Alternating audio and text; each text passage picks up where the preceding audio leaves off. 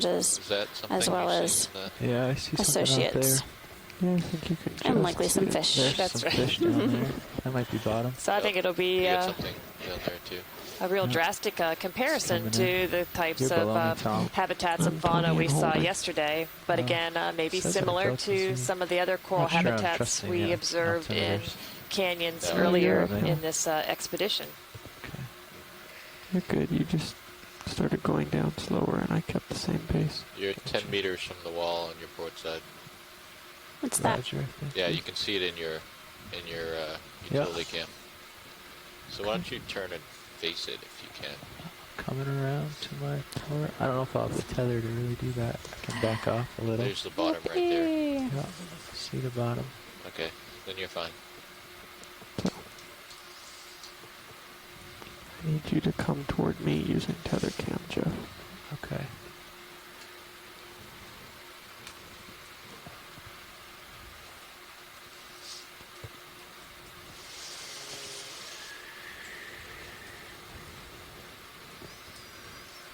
Delta is 7-8 right now.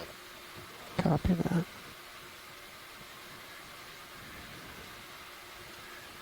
Alright, the now hold that bottom position is in for a second. I'm gonna sight. spin around. Okay. We can see some of those midwater organisms in the water column, including some jellyfish, You get the and it wall looks right like to your some of port. those suggested Very shrimps close. that we noticed yesterday. Those pink-bodied 10 shrimp, meters out, right? translucent legs.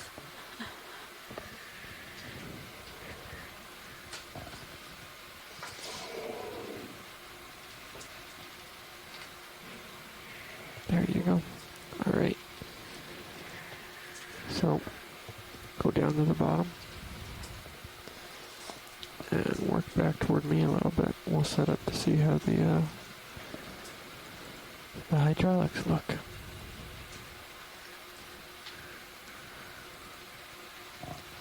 Yeah. Sedimented slope down here. Not very dangerous. Ooh.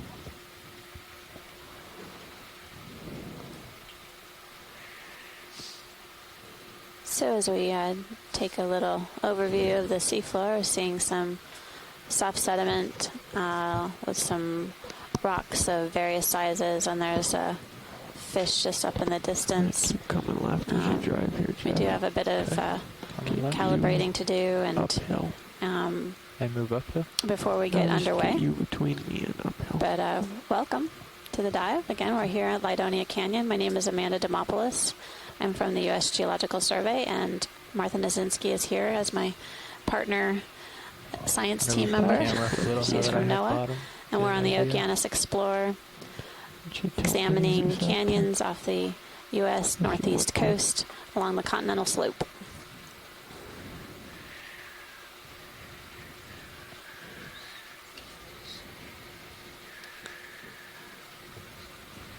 Oh, one of the long snouts. Okay. Looks like we're seeing several eels. And the rock is light in color with the sediment drape.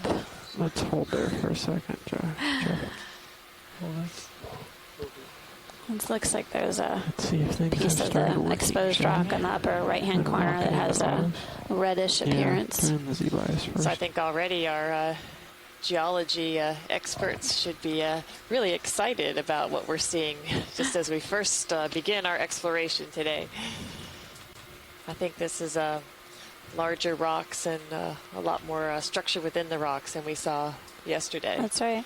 Yesterday was highly characterized by soft sediment substrate with scattered rocks of various sizes, variation in the types of rocks, and but on every single rock there was something to look at.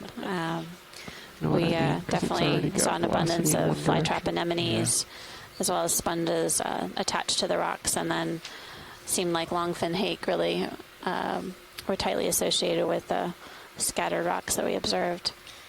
As well as some of the crustacean members of the assemblage. Some of the cancer crabs and red crabs and squat lobsters were also using those rocks somehow tied to that structure. That looks pretty good, right? Holding the depth. Just Yeah, it does look good. It's interesting, the rock on the left-hand side has a light-colored exposed area, whereas the one on the far right is a dark perimeter. I wonder if That's right. yeah. All right. that one has been exposed You want to try possibly longer. hydraulics? Yeah, That let's is start that with manganese HPU. coating that we observed in the other canyons. That's I'm right. gonna bring these up Okay. real quick.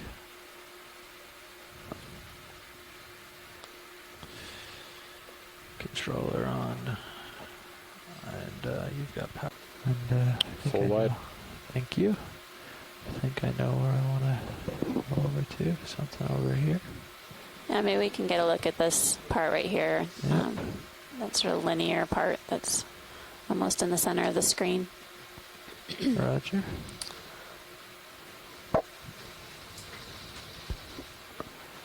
All right, video. If you want to come in on that.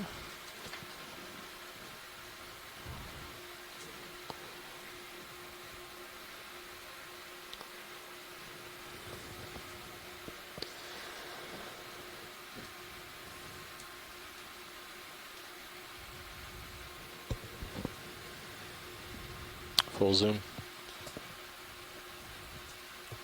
So we're starting a out little, today getting a better look at the geology of the area. It's always good to know what the something in the middle foundation there. is of the substrates that It's a little insect be, right in the middle. observing the Insect-looking attached fauna today. organism. What is Going that on. animal What is there? that? This is full zoom. It is full zoom? Alright, Yeah. come on out and I'll come on out please video and I'll get in to a point where I can get a better view. It's full wide. It's just the rocks that we're getting a closer look at, similar to some of the other canyons that we've been diving at throughout the course of this expedition. Age of the rocks are on the order of Eocene or Upper Cretaceous periods, and then primarily composed of chalks and allogenic limestones. That's information from Jason Chater from the U.S. Geological Survey, and Jamie Austin, who's at the ISC today visiting and assisting with the dives.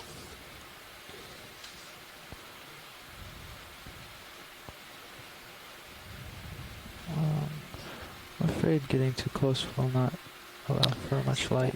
Well, you're close enough here. You can see a lot more than you could. Alright, video, come on in. Red stick. It's partial. Now is my video camera will go. Oh, there it is down at the Jamie, was bottom. that you're going to compete? Yeah, I with see the it. geology is Just a going to matter of compete for the getting to it. biology's attention today.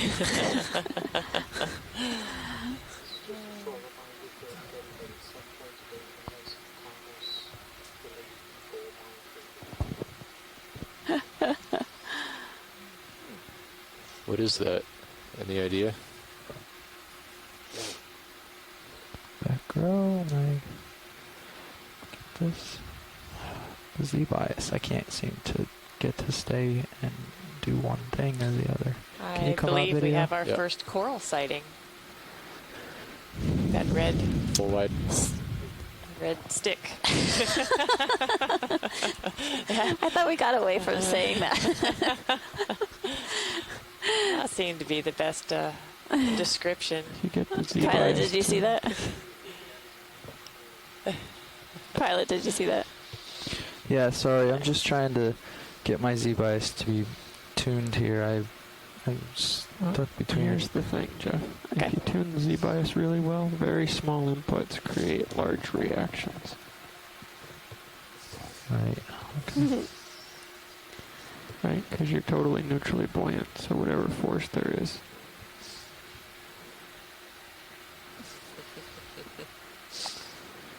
Yeah, well, I'm trying to move.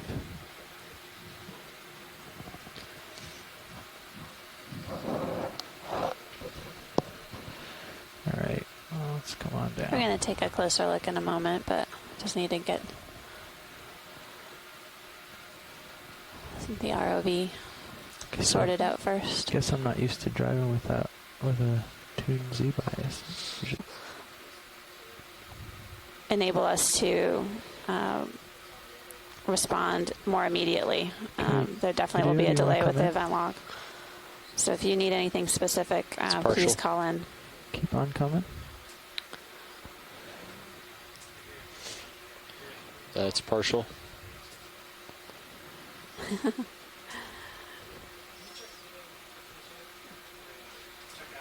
It's like a few pteropod shells there on the sediments. And we're currently working at a depth of 1,236 meters.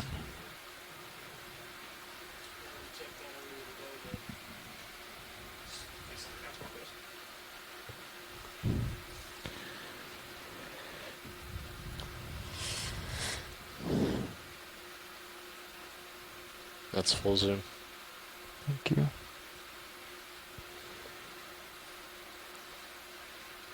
So we're getting a closer look at this red coral. It's the first coral that we've seen thus far on the dive. We just started. That's right. Bodes well for things to come, I believe. Exactly. And I believe, at least based on the information in the event log, that this may be a Swiftia. It's a type of octocoral. Again, really would appreciate it if scientists on shoreside would stay in. I'm trying to get come in on closer board and join us so on the conference call line. We appreciate hearing your voices, and would love to start the conversation with you while we dive Lydonia Canyon. Sorry. We certainly appreciate the expertise of all our shoreside scientists to help us with identifications and observations. Jeff, one thing to be aware of that I just noticed, explore today. You probably already noticed, is the starboard upper light bar is slightly deployed. Getting up right on. closely on that cliff. I agree. You got to be careful not to. There you go. Yeah. You're coming in light. Round, spongy-like object that we're seeing in front of us. Pilots, if you look at brown in HD2, color, there's a is large fish xenophyophore. It's just up actually ahead of us unicellular to organism. starboard. Creates that large Can you come in on mass. the ball mass in the middle of the screen? We didn't see any of these on the dive yesterday, but they definitely have been present throughout the dives within the canyons, in particular on our deeper dives. That's right. Mostly on the soft sediment surface, but we do see them also on these more rugged, rockier substrates. And I believe we saw these on our other shallow water dive. Come on out. Do you remember the first shallow dive we did? Well, it might have been. I just don't remember us observing them yesterday. No, That's the forefront of my memory at the moment. There's a fish ahead of us as we ascend up slope. It's like a chimera.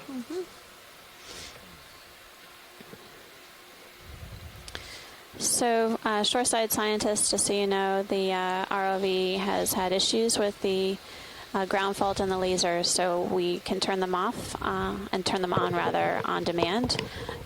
We haven't been leaving them on as a matter of course, but of course we can put them on upon request. So just let us know, specifically on the conference call line, let us know, or through the event log. Looks like there was a shark in Sirius's camera view, possibly.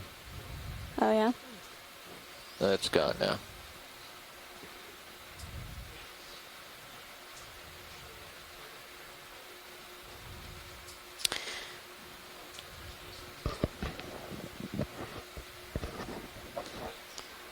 So this is a chimera.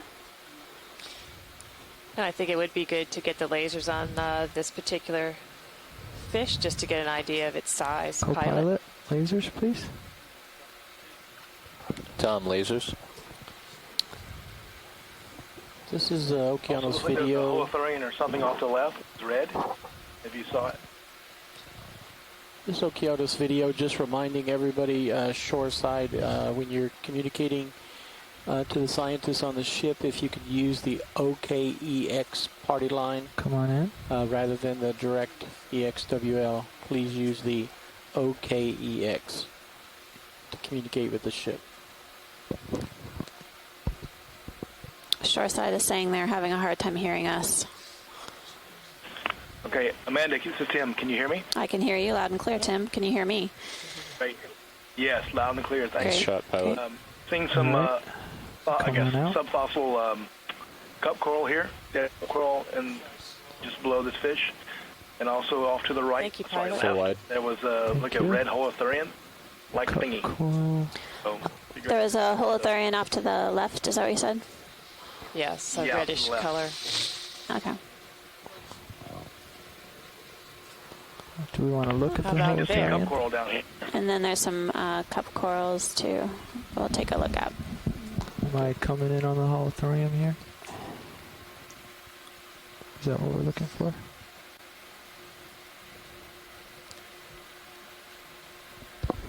You gotta speak up, you're whispering.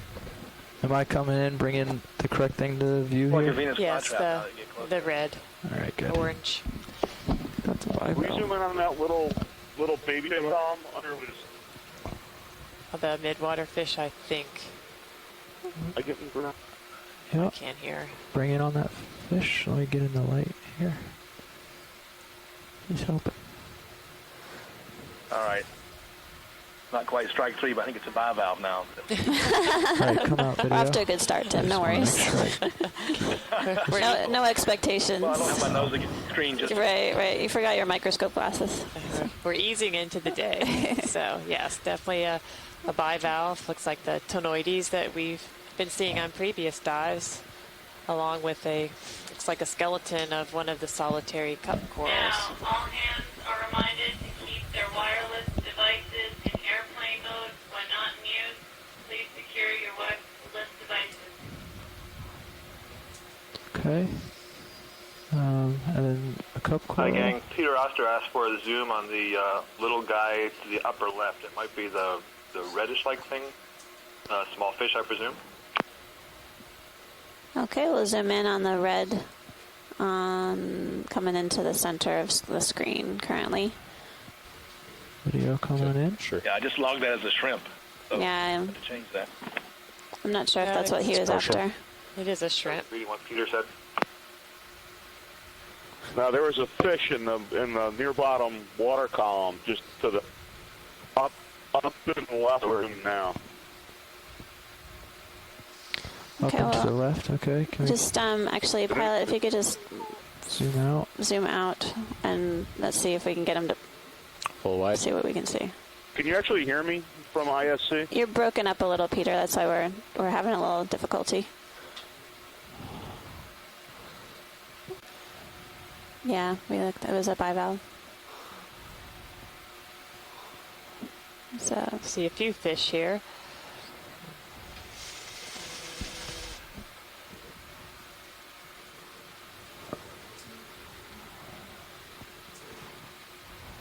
Okay.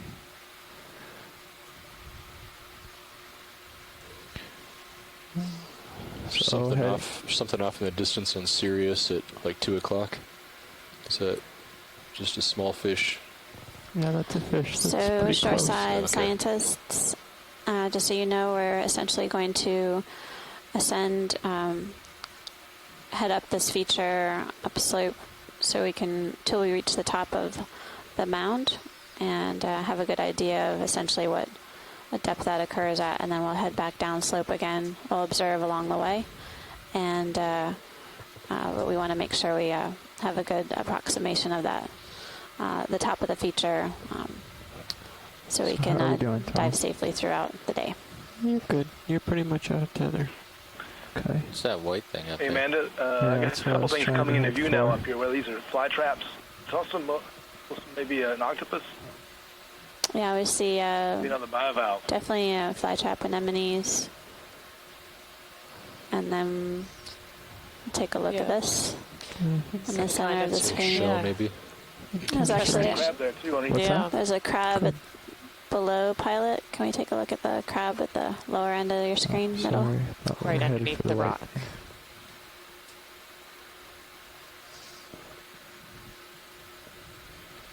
We're currently working at a depth of 1232 meters.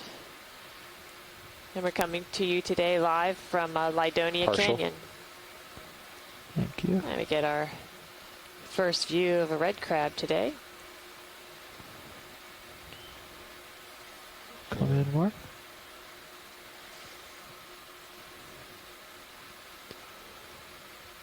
Oh, camera. We're still at partial. Oh, looks like an empty bivalve shell just ahead of it. So. Can you come out, video? Yep. Sorry, my camera ran away. Full wide. Is that an Anthomastus on that rock to the lower left? Yeah, can we take a look at the pink on the left? Yeah.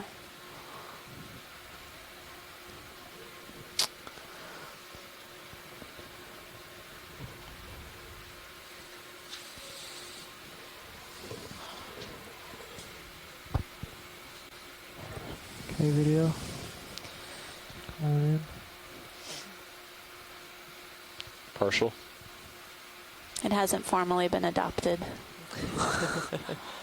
Oh, good job, Martha. Anthomastus. So that's our second coral for today, another octocoral. It looks like there's an orangish coral right laying on the sediments. Full zoom. Thank you. And the orangish coral down below. Looks like it's partially buried. Yeah.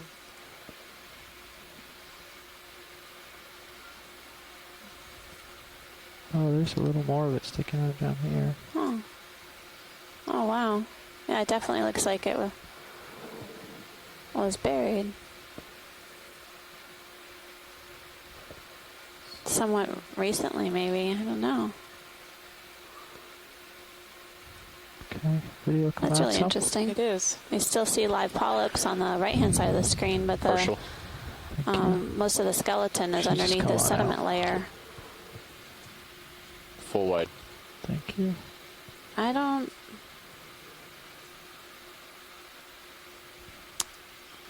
know if it was a stoloniferous. Do you need another look, science? Yeah, can we take a closer look? Yep, hold on. Let me get down. So.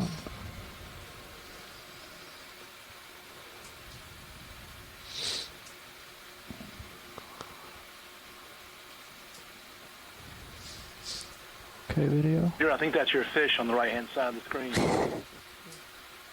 Sorry, man. There's a couple of them, I think, around here. Full zoom. Now, if he doesn't have a lot of leash, think we can do something about that? I mean, based on what I'm seeing, it looks like there's a coral skeleton underneath the sediment layer. He doesn't have a lot of leash here. Okay. Well, we want to head sort with of some polyps west, sticking up. But yeah, I you're agree. facing.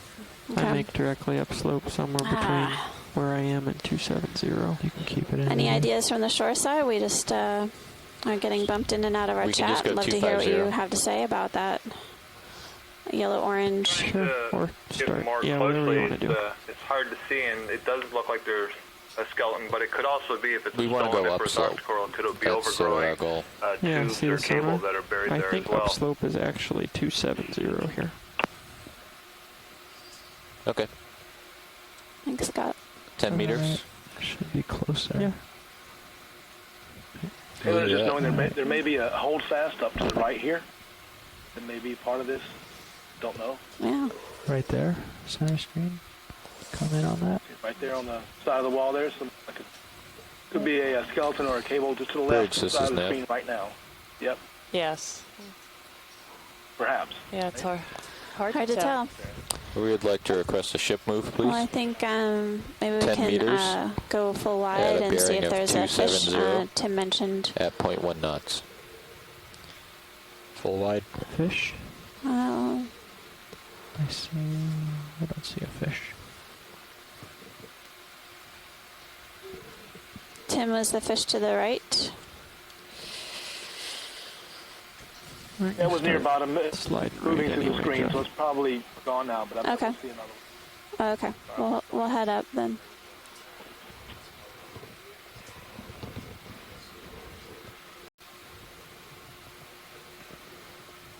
Seems to be a real steep part here. That is steep. Come out here and get a light on it so you can characterize it. So we're moving gradually upslope and seeing these really dramatic vertical rock features, thin sediment layer, looks like a exposed lighter rock, which has been identified as a chalk, and possibly limestone material. That's a fracture, I think, that's been widened, sediment down slope. Shoot. So we're currently in view as a sediment chute. So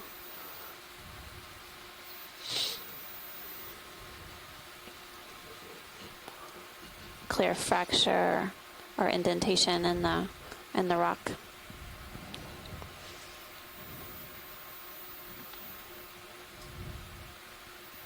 Amanda, there are really two of them. There are two in view now. Bigger one on the right and smaller one on the left. Yeah. The smaller one's almost full of sediment.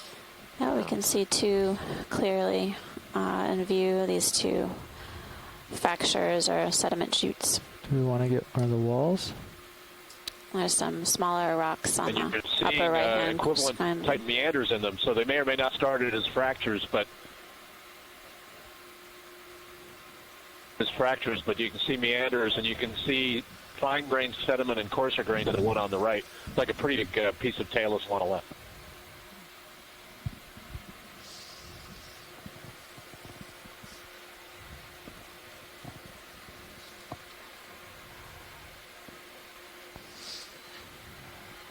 Hey, video, do you want to hit this fish on the way by? Keep going in.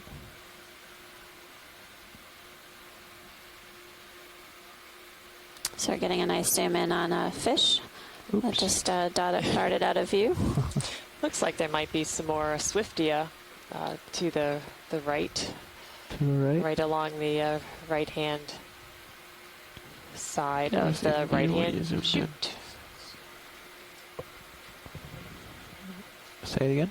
I think if you just zoom in, Pilot. Come on in. Sorry.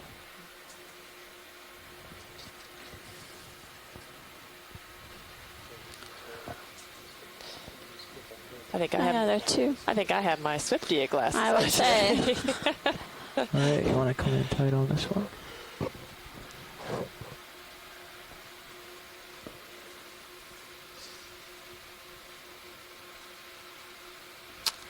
So this is a Swiftia type of octocoral. It's clearly this bright red color, and the polyps appear to be retracted within.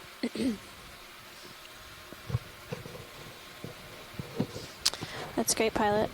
Can you look out to your right, Pilot, when you get a chance? There's something coming in sonar, but might be nothing. Yeah. Full wide. I'll take another peek. Yeah, the fractures within the rock wall appear really deep. Yes, they do. There's sediment chutes. So.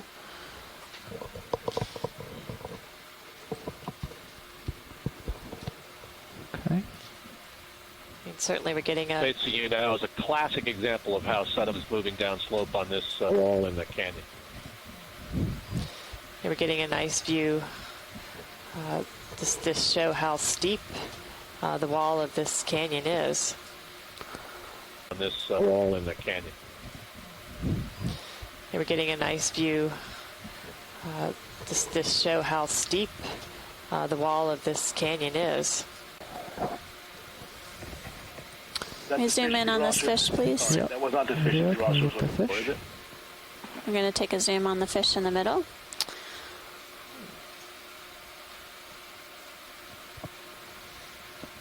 It's partial, by the way. And if we can do one with the lasers too, please, that'd be great. Okay. Lasers coming on. Thank you. Try to get them at least close by here. Another ophidiid.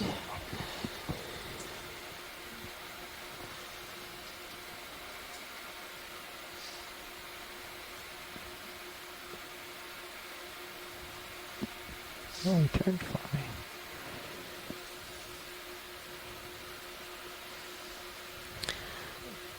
That's great, pilot. Okay.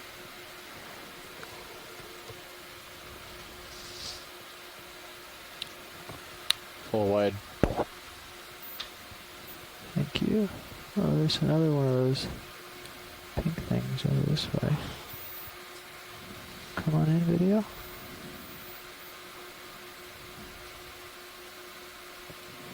Partial. Thank you. It's like a few more colonies of Swiftia. Is that a shrimp covered in sediment right there? It See might a be. live Could shrimp we are dead. Yeah, come zoom on in a little tighter. bit more?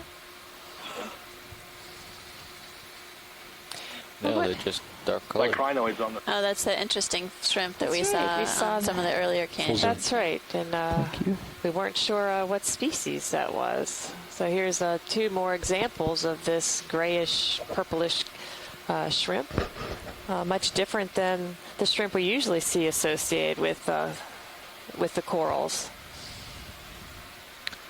And there's a white crinoid attached to the red Swiftia. And I think the Swiftia is some polyps exposed or extended. There's another shrimp just to left. You get a zoom in on that. That would be great. Okay. Take a look at the shrimp on the left side. Maybe we can take a look at its rostrum and get a good. Yeah, it's in a better image. position for imaging, I think. I'm at full zoom right now. Yeah, I'm bringing it in Thank you. manually.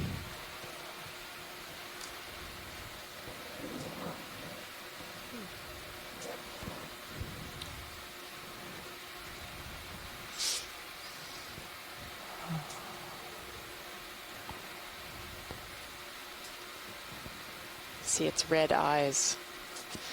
Oh. I don't know if we were able to get a tentative identification on this shrimp the last time we saw it. No, I don't Video, think we it's did. coming back.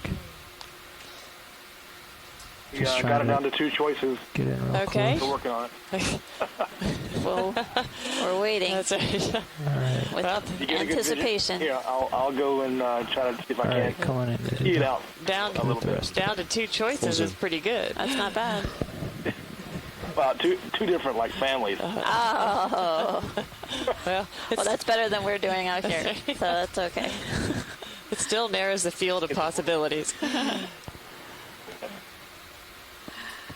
Yeah, I think it's important to be somewhat conservative on calls here when we give with just visual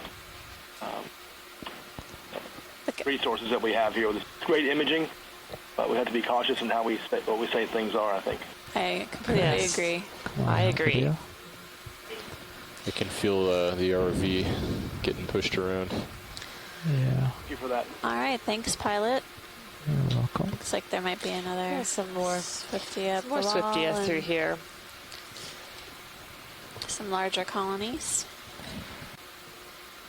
You can explore in Looks that like the direction. chute on the right got a little plugged up. Yeah. with the So looking at larger the ship, rocks. it looks like we're going to come off the wall 10 meters. They've gone back and What's forth a that? significant amount. It's I see that. coarser grain material that clogs Hey, the snaps channel, down and you're here, seeing just see steps what in that the is. chute on the That right red? that suggest a process that we call headward erosion. As you get successive So erosion What is it? Crab leg. episodes Yeah. through those chutes, you actually eat Yeah, okay. the chute, Crab leg. the bottom of Coming the chute, deeper from bottom to top. Full wide. Thank you. Okay. Hey, fish. Oh, Get this fish. another fish. Oh, so He wasn't having it. Something orange popping up. Hello?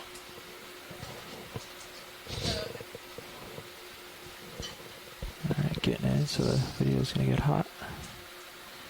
Yeah, if we wanna zoom the orange.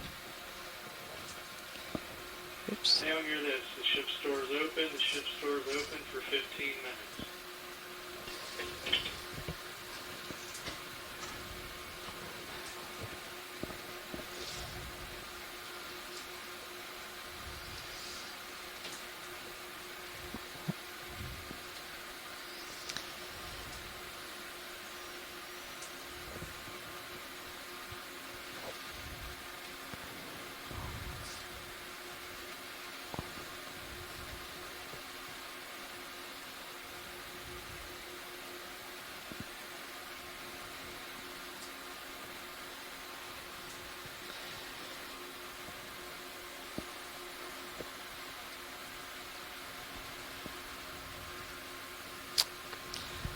Oh, you see the brittle star arms extending out from the sediment on the upper right-hand side of the screen. Okay, video. Getting a nice view of that anemone. Come on out. The orange.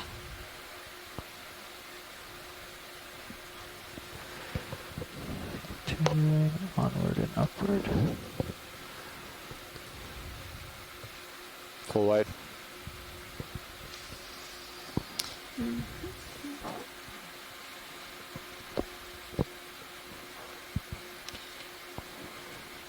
Certainly not many organisms attached to this wall. Something's coming center screen. You want to bring in the zoom video? Try to bring it in closer. Oh, it just looks like some sponge or something. Appears to be mainly just a few small colonies of Swiftia and maybe a few sponges.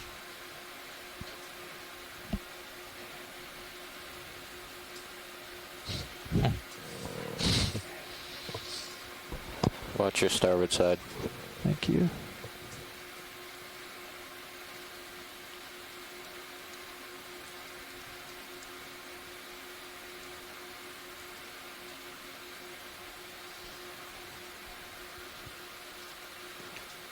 Yeah. There's something poking its head out right there. Yeah. Is that a squat lobster? Yeah, I think it claw. is. Well, it had to happen at some point. Oh, a squat lobster peeking out of the hole. It's interesting that it's here on in the holes in this wall here. That well camouflaged I'll for the say. most part. And let's continue on up. You're, This wall you're on head. the wall. Yeah, thank you. I don't think that I am, but maybe. You might have bumped your lower right corner.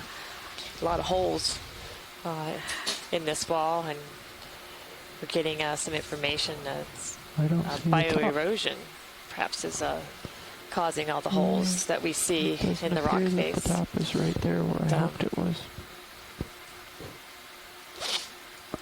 There is more rock there. And we're currently working at a depth of 12-25 meters. You found coral. Bridge, this is Nav. There's some coral here and a little more off to my right. Science? Just another chute to on your touch left. base on an egress plan because we're working in a canyon again today. There's another if we lose chute on the DP, left-hand side of the the- ideal A chute direction on of the left? travel is to Sorry, the I We're east. good, but we could take a look at the corals. Okay. Don't be distracted by And the if I chute. zoom out on The high geology. Nothing. Yeah, if we start going north, Okay, video, then we're come on in on gonna it. want to try to go east. Yeah. Okay. Yeah, So and we there's, should be fine once we start yellow hitting around this. zoanthids have here. colonized this Okay. what looks like a Thank you. coral skeleton. And we see the red Swiftia, an octocoral on the left-hand side of the screen. I've been seeing that coral throughout the dive thus far. This is a larger colony. Is that full zoom? My camera is not cooperating today at all.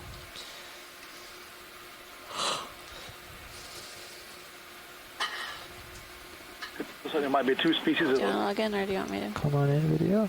Go ahead, because you have the keyboard. Not sure if you guys can image a central disk or not. What are you pointing at me for? Okay.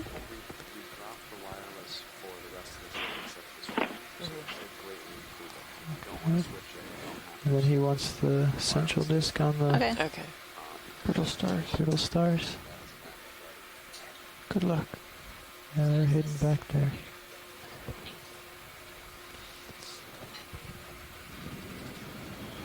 I didn't catch Tim's request. The disc of the ophiuroid, if we could get it.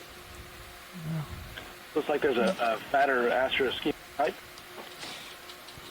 Yeah, I think that's true. Like Okeanos variety. I think on the upper part of the colony that's yellow that has all the zoanthids on it, you can see some live octocoral polyps.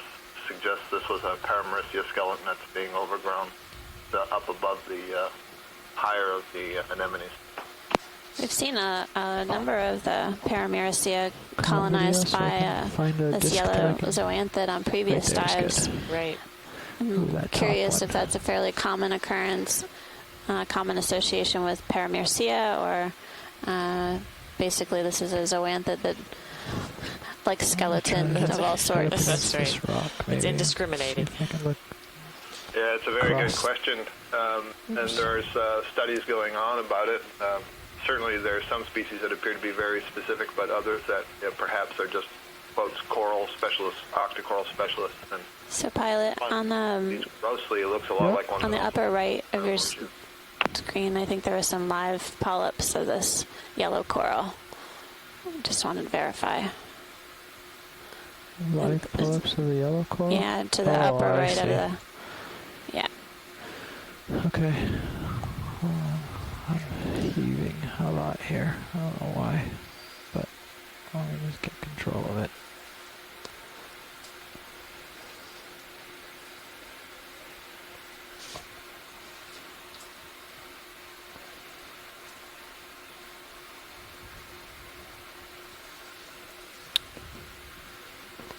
It's coming. Alright, video. Can you come on in?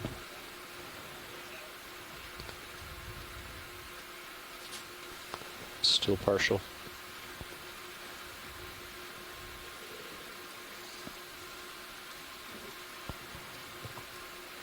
Yeah, it looks like there's some live. This really resembles the coral that we saw that was partially buried.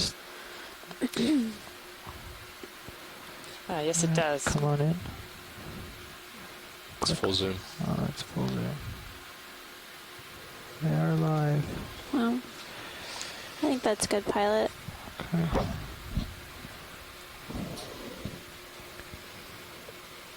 Full wide.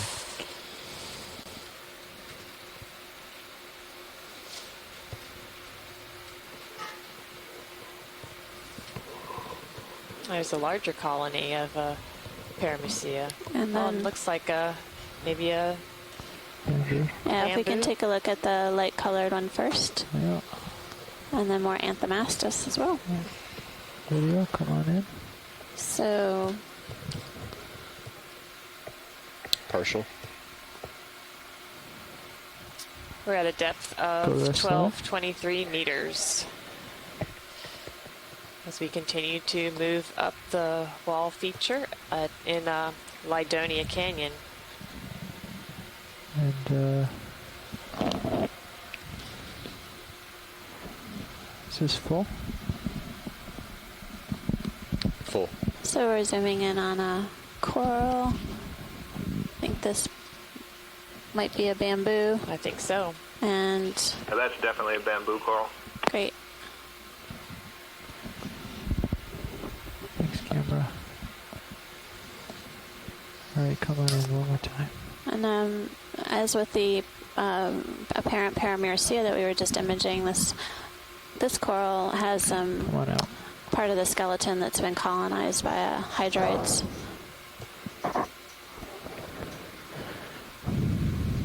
Is this all the way out? Nope. Full wide? Just full wide. Thank you. And let's go on up. Unless there's something else here, video, I'm going to go up. I'll just take a look at the yellow. So on our way up. Okay. Thanks, pilot. You're welcome.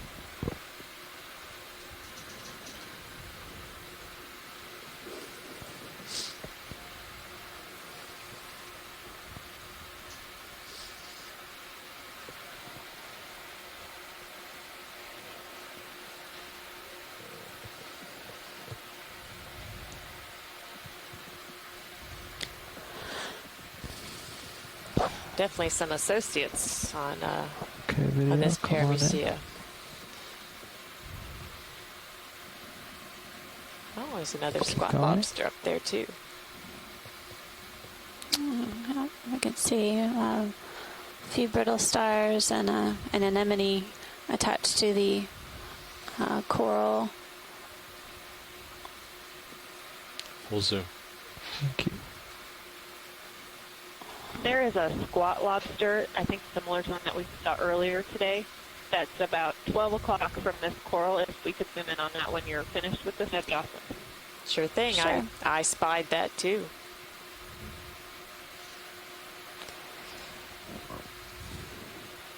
Good news, Jeff. There's a squat lobster.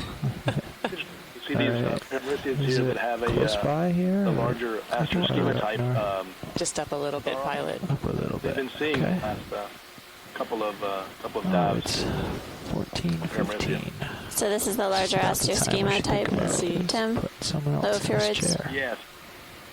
We've seen the other kind that has the arms are not nearly as fat and has a lot of spines come off of the arms, down the length of the arms. It's coming into the center of the screen.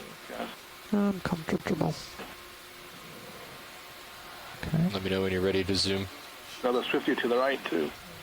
A lot of Swiftia here. Swiftia seems quite abundant, for sure. It does. Does Swiftia not get associates, or is it just unusual for here that there doesn't seem to be associates on these smaller colonies? It's a good question. Typically Swiftia has less or oftentimes no associates on it, but we do see various things on Swiftia. From anemones to sometimes we see brittle stars on them too, but it's rather more rare, certainly.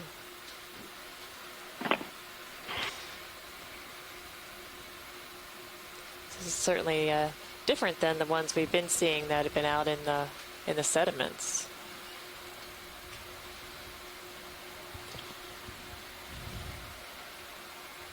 Much heavier and furrier arms. Robust. Yes. Squat lobster. Could we get lasers on that too, pilot, before we leave? Yep. Video, zoom out a little so we can catch the lasers. Oh, looks like another small Paramyrcia and possibly a small bamboo. Sure. Sorry, camera's running off. That's great. Thank you. Thanks, pilot. Full zoom. Can we snap zoom on the small yellow and white coral that were kitty cornered to the squat lobster? Lobster.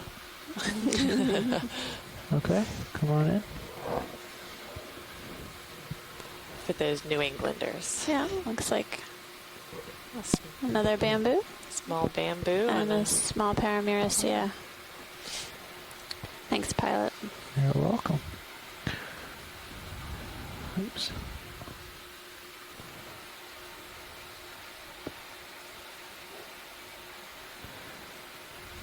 Okay, come on out, video. It looks like that Paramyrcia had Full two wide. distinct branches at least. Well, onward and upward.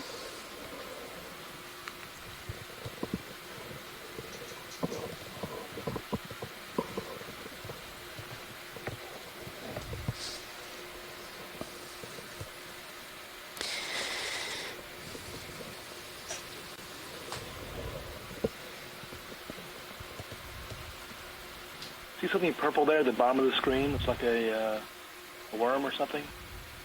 To the left of the, below the Paramecium?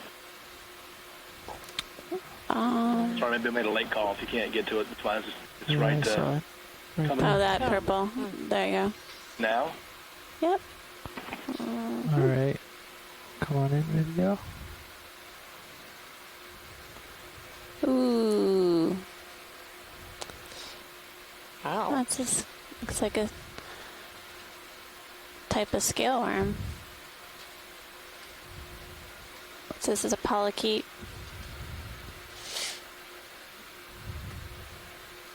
Nice.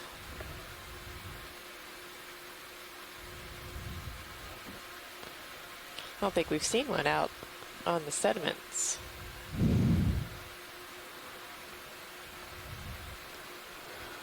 We saw something like it on one of the early dives. It was like the last thing we imaged, but I'm not sure if this was the same type. But definitely another one up for grabs for identification. Vertical wobble. Well, you are against a cliff. Okay.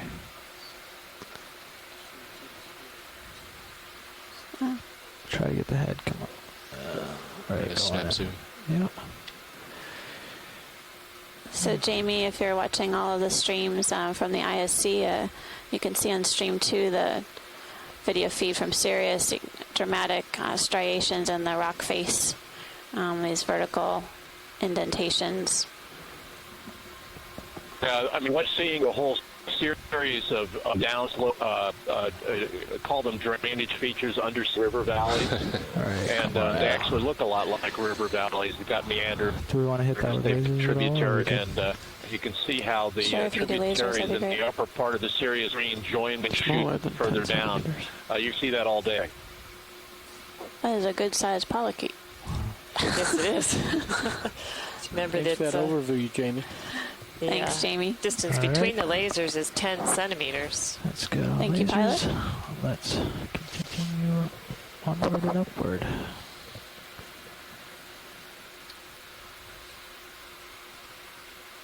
On a white sponge coming into view. It looks like a few more Swiftia colonies.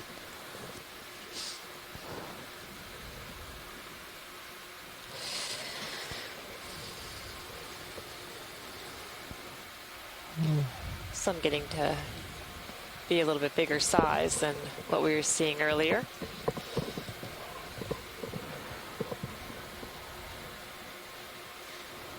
Let's make way here. Go ahead. No.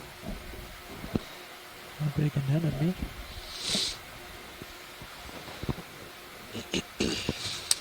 Come up to another sediment-laden rock area with an anemone on the lower left-hand side of the screen.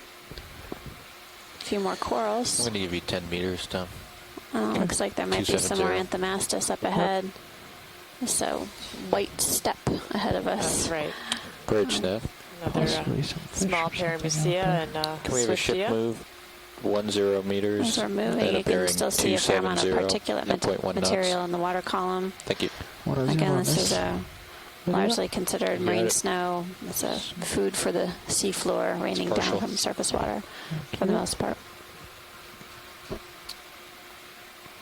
I'm zooming in on Anthomastus. Full zoom.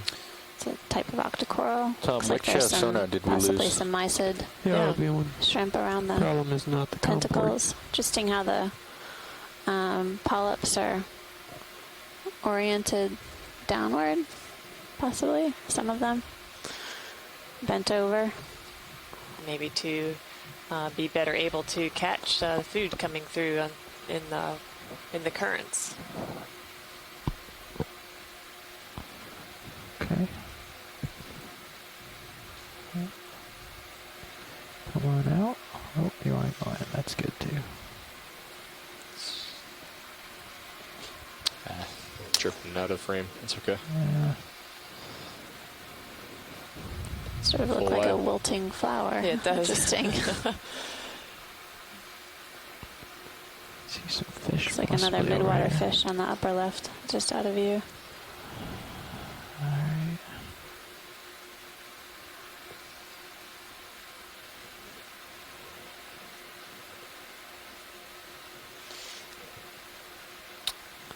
Yeah.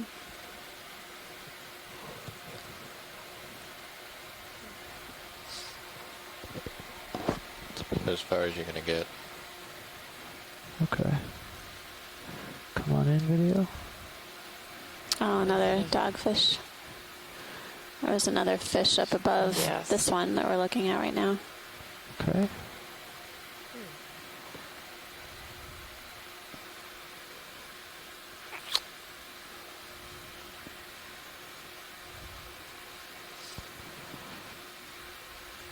Can we do one with the lasers too, please, pilot?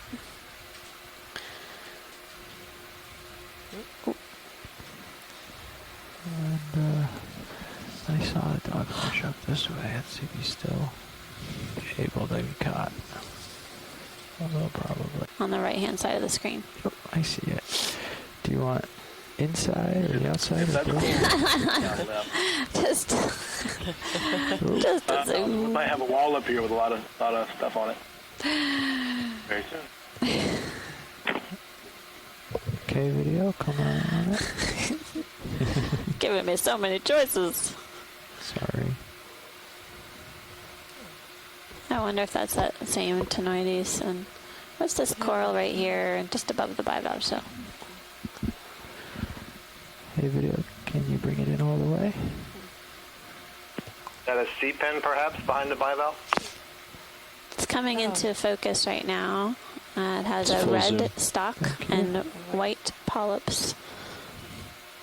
I think it is. And it's blowing around.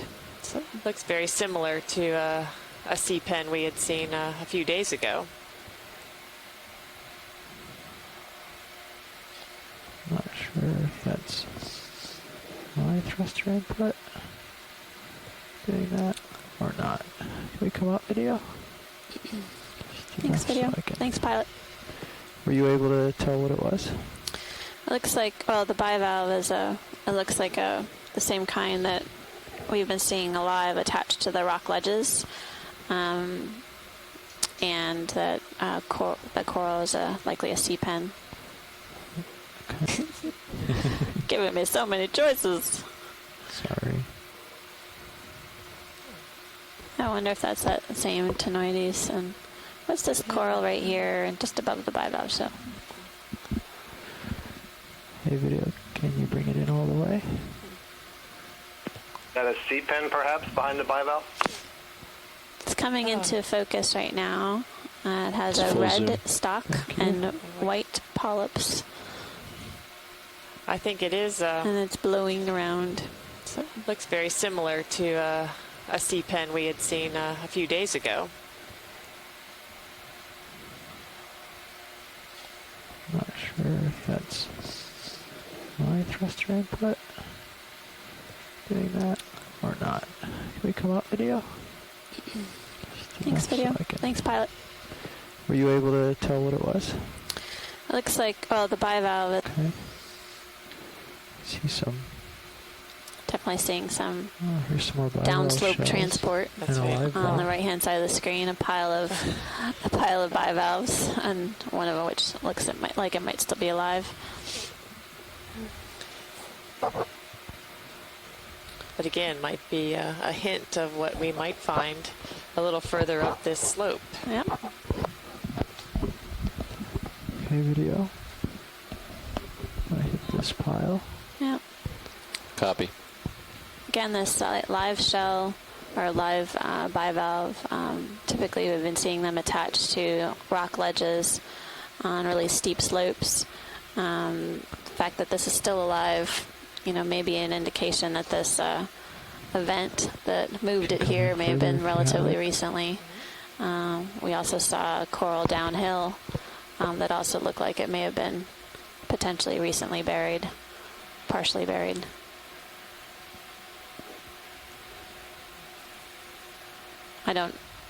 I do need to be cautious. I don't know how long the bivalves can live like this. They're not typically found within the sediment. They're usually growing out on the edges of ledges where they can feed on organic matter being moved past them through currents.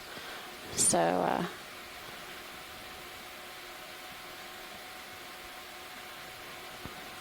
all right. So yeah, there may be a few different types of bivalves. It would be important to take a closer look based on the input we're getting from the shoreside event log. So that was good? Yeah, that's great. All right.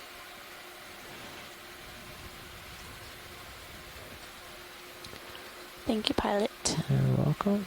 Is that a fish, maybe, or something up there? Although, how am I doing with tether? I have a little. It's like a larger anemone to the right-hand side of bridge snap. Zoom anemone? Anemone? Can we have another 10 meters at 270 at 0.1 knots, please? Thank you. And a small bamboo on the lower left-hand side of the screen. Some glass sponge.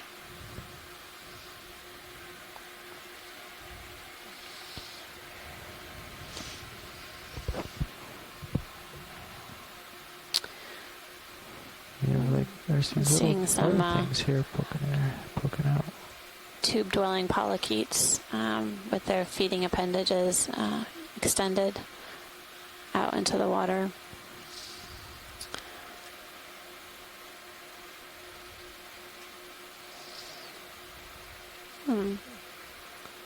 And that looks like maybe a small anemone or something. Coming out video. That looks like a small corallimorpharium. Okay.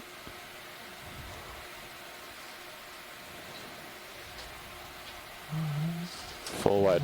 There you go. What's this? So we get a good look at this debris flow that's moving down the slope.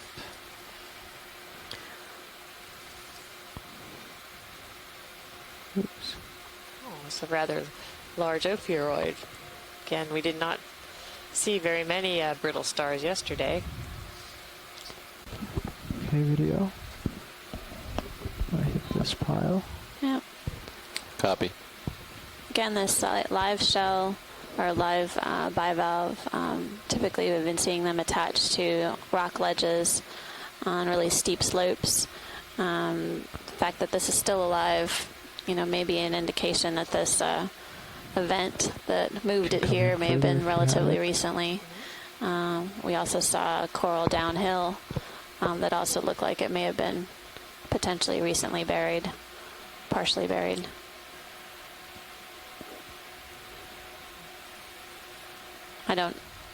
I do need to be cautious. I don't know how long the bivalves can live like this. They're not typically found within the sediment. They're usually growing out on the edges of ledges where they can feed on organic matter being moved past them through currents. So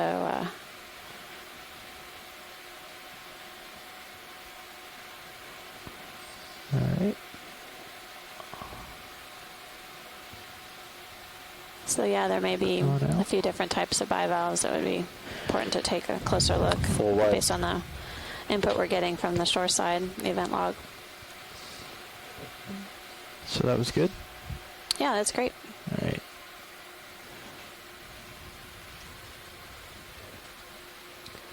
Thank you, pilot. You're welcome. Is that a fish, maybe, or something up there? Although, how am I doing with tether? I have a little. It's like a larger anemone to the right-hand side of bridge snap. Zoom anemone? Anemone? Can we have another 10 meters at 270 at 0.1 knots, please? Thank you. And a small bamboo on the lower left-hand side of the screen. Some glass sponge.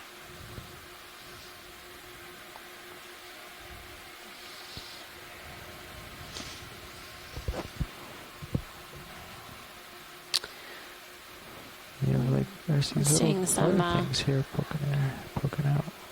Tube-dwelling polychaetes with their feeding appendages extended out into the water.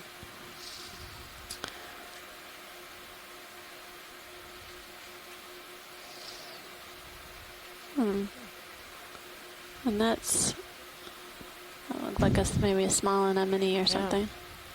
Come on out, video. That looks like a small corallimorpharium. Okay.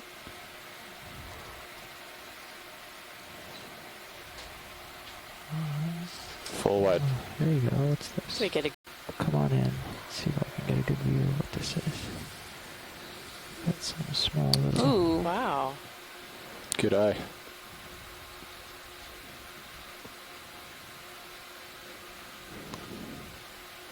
Full zoom.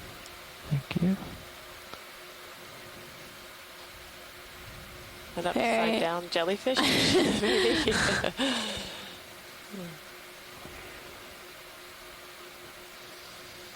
Oh, sorry, delay in the control. That would be my guess.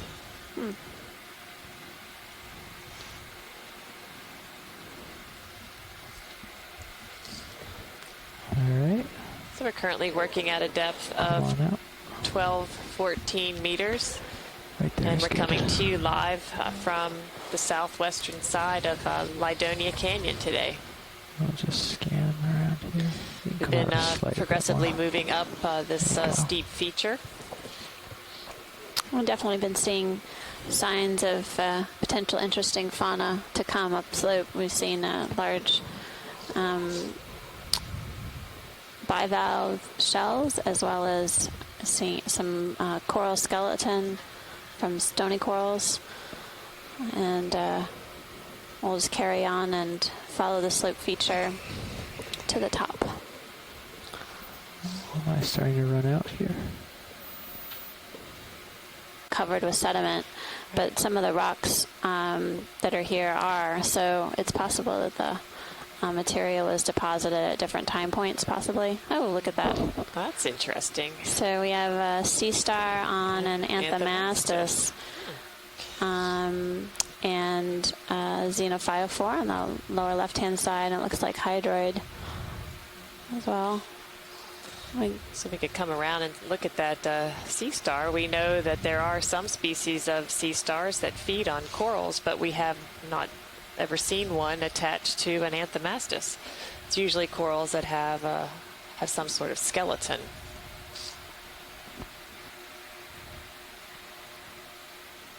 I don't think I've ever seen this on any dive anywhere, not just on this cruise. Keep coming to my star. Maybe another new discovery. What's that? You want me to zoom out? Oh, you're okay. Looks like there's also an ophiuroid associate on there too.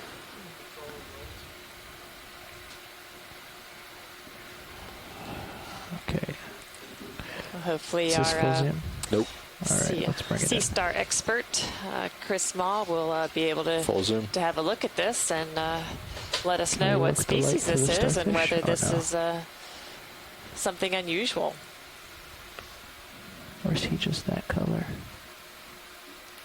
Yeah, it's pretty bright. I'm not sure we've seen this sea star It before. has really spiky legs, arms, I guess, and it's definitely a different morphology than I think what we're we've drifting away been from it looking as at well. previous I was dives. hoping to make it a little seems cooler, different. but if you want to come out, then I can judge and That's- scoot in if needed. That's Full wide or no? It's really interesting. No. Okay. Sorry. So ophiuroids on the right-hand side of the screen, Yeah, sediment actually, come on surface, out. I don't know and what's going on here. My heading is going and doing its own. Partial. Thank you.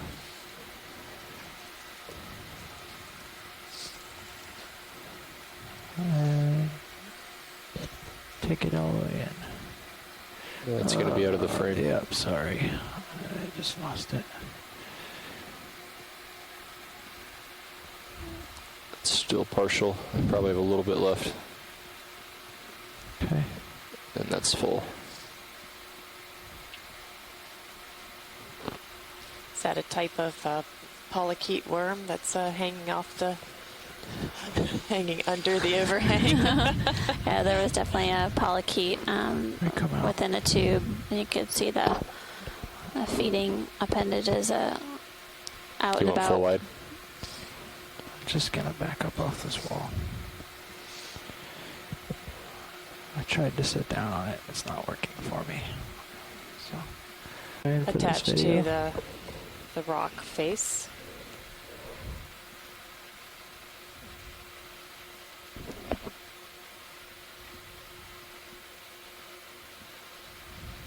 And this gives you a view of how eroded this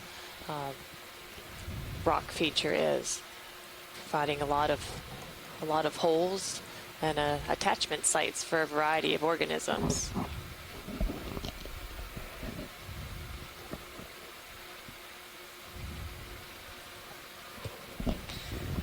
I think we've seen this anemone before in a few of the other canyons, the Actiniris nobilis. Come on out.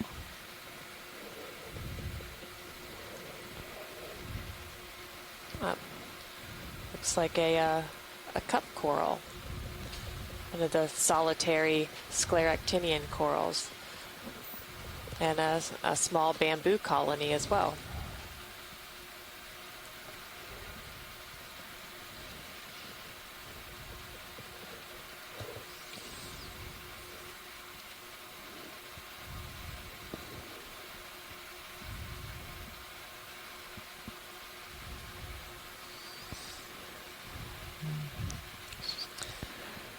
So, pilot, maybe we could zoom in on the white bamboo. Okay.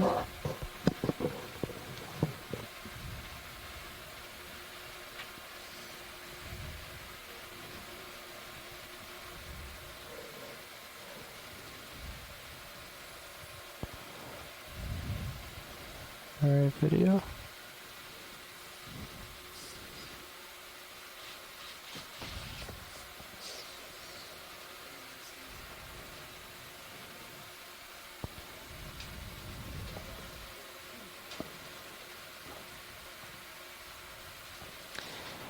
We're currently working at a depth of 1,208 meters as we continue to work up this steep feature in Lydonia Canyon. Keep on it. Going farther. It's full. Thank you.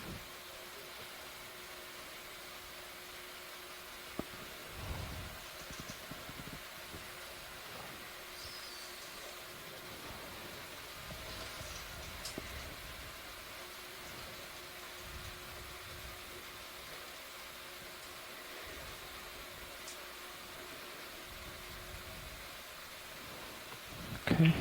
A really nice image. I can see the needle-like sclerites protruding between the tentacles, which is something we use to identify species. Oh, that's great. Any chance we might know what species this one is? No. Well, it's interesting to note how that particular colony was attached to the wall and then trapping particles in eddies, I would imagine. Yeah. I'd also say that appeared to be unbranched, and so, a best guess right now, as best educated guesses, we would classify that as a lepidisis. Oh, the white thing? I'm not sure. We'd need a lot more information to know for certain. Sure. Video, can we zoom in more? Here we're getting a look at an Antipitherian or a black coral. Eggs? Eggs of some kind, maybe, yeah. Like an egg mass there. Kind of a ratty-looking bathypathes. Yeah. Like there's an egg mass, is that what Tim just said? Yeah, I think maybe. Yeah. Can we zoom in any closer on that white ball? It could be an egg mass attached to this bathypathes or an Antipitherian or black coral. Pilot, you think you can move in? Yeah, okay, come on out. I'll pull out. Yep, I'm in pretty close. But I can get in. Full wide. I can try to get in closer here. Scott, would this be the bathypathes like, given the branching pattern of this particular colony? Yeah, I haven't had a good look because I keep turning away to make notes, talk to you. But as I look at it now on the screen, yeah, that's kind of unusual branching pattern for Bathypathes. But it's a lot smaller than the ones we've seen in wireless branching, isn't it? Yes. Thank you, Bridge. It's kind of in this corner, so I'm trying to get centered up on the corner. All right. Try that video. I'll work the camera to keep you on it. Centered on it. Oops. So, yeah. So yes, this is a first black coral that we've seen today, and we're trying to get a look at what appears to be an egg mass. We have some Andrea Quattrini saying perhaps these are fish eggs. And again, noticing that there are no other associates on this particular coral colony. Does it look like the holdfast was you can buried? see something inside. We'll have to take a... Right, Tim, I just noticed on that egg mass on the left side, upper left side, just above the branch, it looks like there might be some eyes in that leg. I think Scott put on his microscope glasses today. I think so. I'm telling you, the one right above the branch. Black's pretty far down. I don't doubt that you see it. Camera's running around me now. Trying to get a look at the base of this colony. Pilot, if you could... The base? Okay, yes. how fast it is. See a few shrimp. Yeah, I think I was actually seeing the lights from the ROV, the reflection. These were dark, Tim, not the white. I see the white blobs in there, but these were black. Wow. Of course, I'm bending over and looking sideways to get to the phone and look at the screen. So. Doesn't appear you can see the holdfast from here. Maybe. Oh, yeah, there it is. That is the holdfast down there. Nice eye, Tim. A nice black holdfast. I thought it was part of the rock because it was black. Good. It's a black coral. It's true. Now I know why they call it black coral, because it always looked orange to me.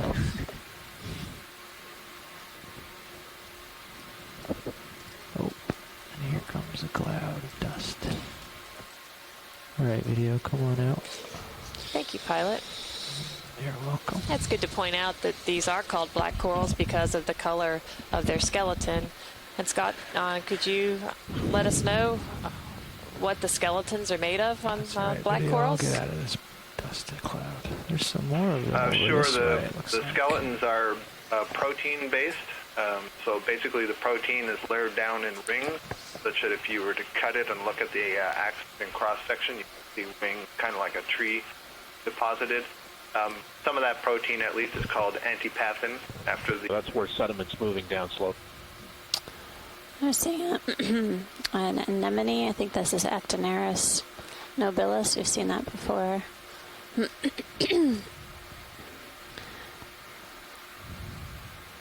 And this exposed rock here is a darker color in contrast to the recently exposed, relatively exposed white chalk layer. So there's got to be some other kind of coating on this rock. That's right. Yeah, it looks like iron staining, and again, I've said a number of times that associated with these canyon walls are fluid escape of pressure or fresh water. I'm not seeing any actual escape of fluid here, but that might explain the iron staining here. All right. Let's get in tight on this anemone.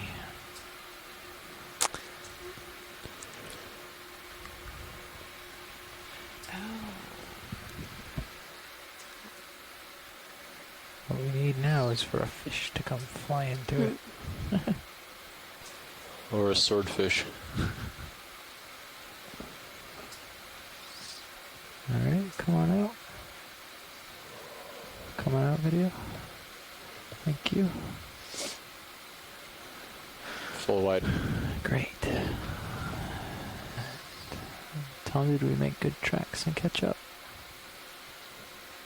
That staining was really associated behind. with We're what not looks to be a behind. fracture okay. in the bedded white rock, which I think personally is chalk, and so that might be an obvious place where fluids from within the rocks would be escaping to the Oh, that's to the an sea. interesting feature there, huh? Can we get a quick zoom on this red coral Swiftia on the right-hand side? Just to see what that associate is. We talked about associates and Swiftia. So Swiftia with an anemone attached. And you can see the Swiftia, the polyps are extended. Backing off. Can't tell what's going on here. Sorry, video. It's alright. I was looking elsewhere. We've seen scattered ophiurids on the sediment surface as well. Come on it.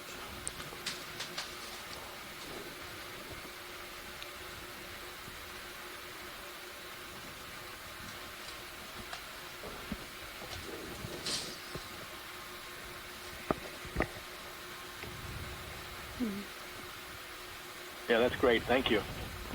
Thanks, pilot. You're welcome. Come on out, video. Can you just get a zoom in on that? Just go right, zoom in where you were, real quick. Zoom in a second more. Sorry.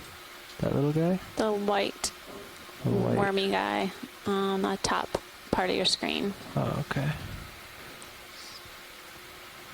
Come in as I go up, video. Right there. And that's on the right. Nope. Well, I guess I don't see what you're talking about. It's down off the bottom of the screen now. It's those white worms just to the left of the red coral. Got it. Okay. Alright, video.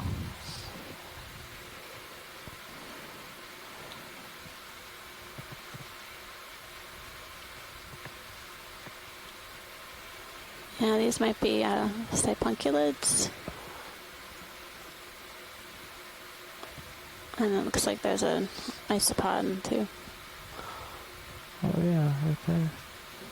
And you can see them moving around Video. It's alright. a little bit. I know this is hard focus to track with the heave and Thank doing a you, good job. pilot. That's great. Oh, look at that. And you have another one of those bug-looking guys. Oh, yeah.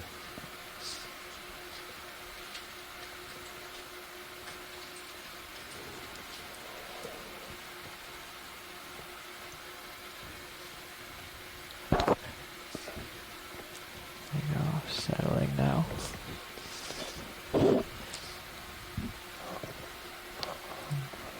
Alright. Come on out. Alright, we're gonna switch video out real quick. Go for it. Okay. Thanks. You're welcome. Hand side of the screen.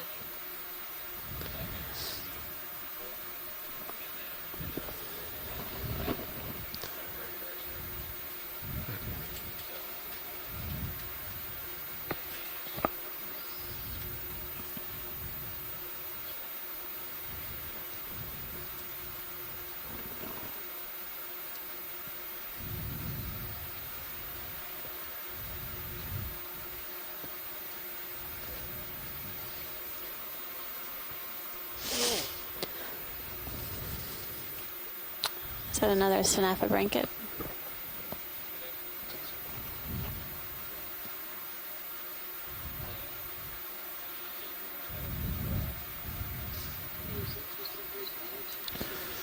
Okay, co-pilot, I'm just pushing along.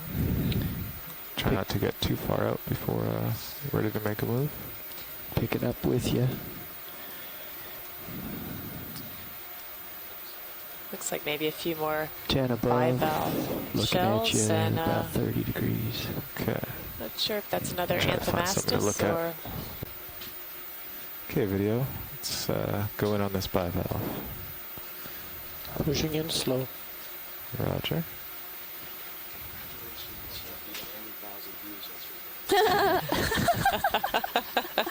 Sweet.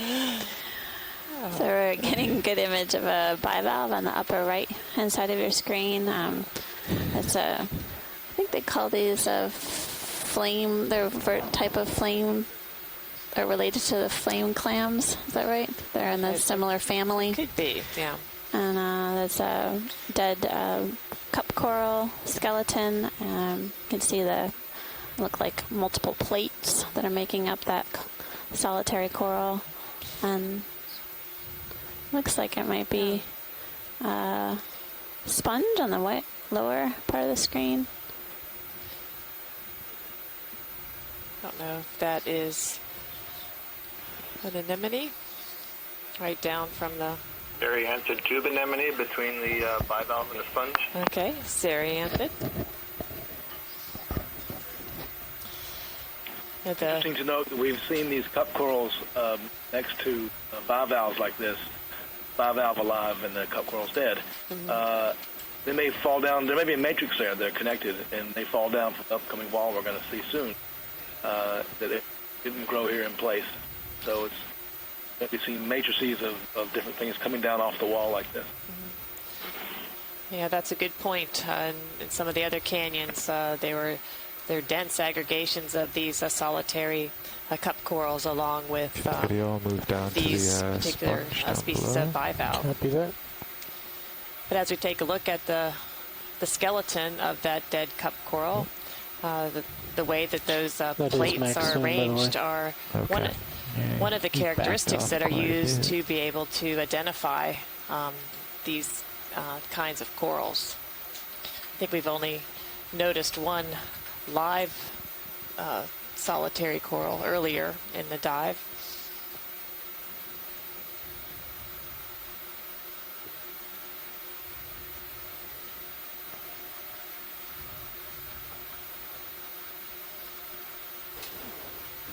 So, pilots, would you be ready for, say, a 10-meter move?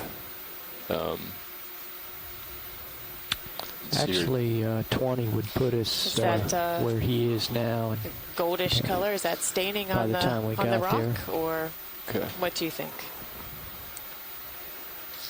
Video, I'll just bring us up to the goldish color.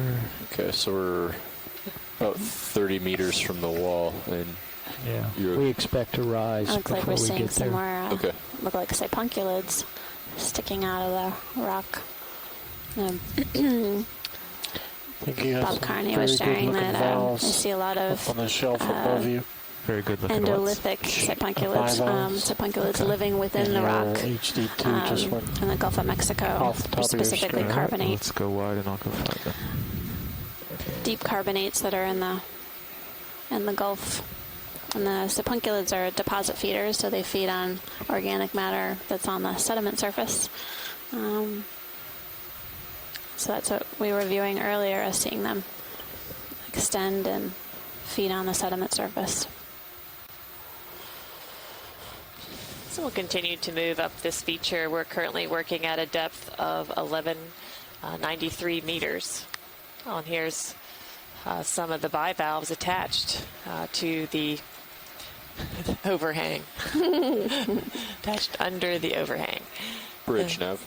Looks like maybe a few more colonies of the Anthomastus. And I think some of our cup corals, solitary cup corals. 270.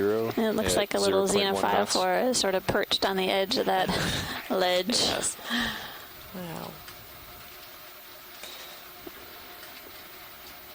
So possibly the bivalve and the coral skeleton we were just looking at didn't fall from very far. Yeah. Sorry, Bridge, did you copy that? Well, look, we see some smaller bivalves up there. Thank you. Looks like possibly a retracted Anthomastus on the bivalve shell. And then pilots, when we zoom out, I would like to get the lasers on. Okay. Pilots, we're beginning a 20-meter move at bearing 270. It's like a fairly small Anthomastus, just a couple polyps showing.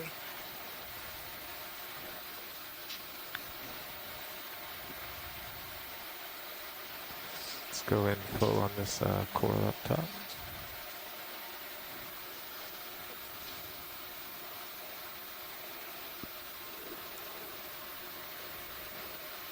Okay, we're going back down to the shells. They're drifting back.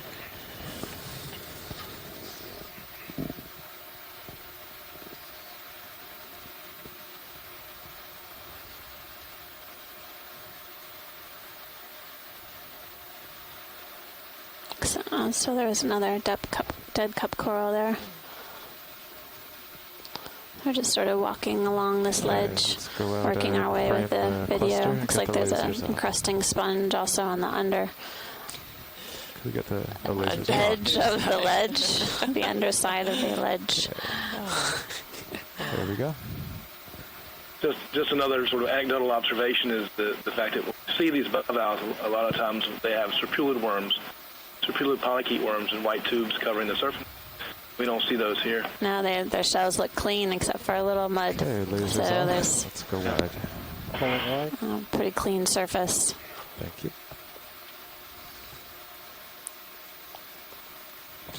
There's some rusting if That's a good thing to point out that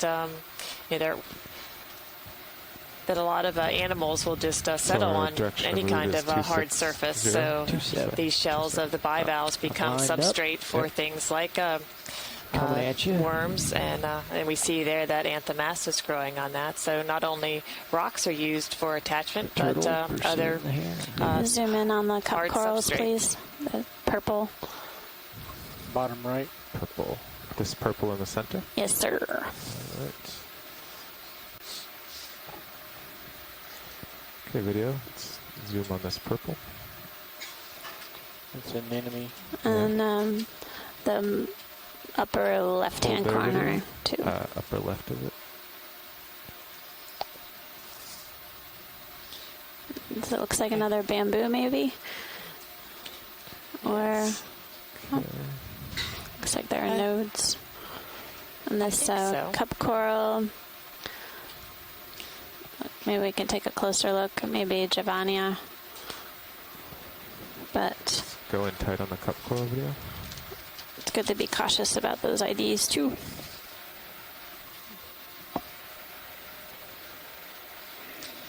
Yeah, we've been seeing, I think, two different species, Javania and Desmophyllum. Okay, that's good.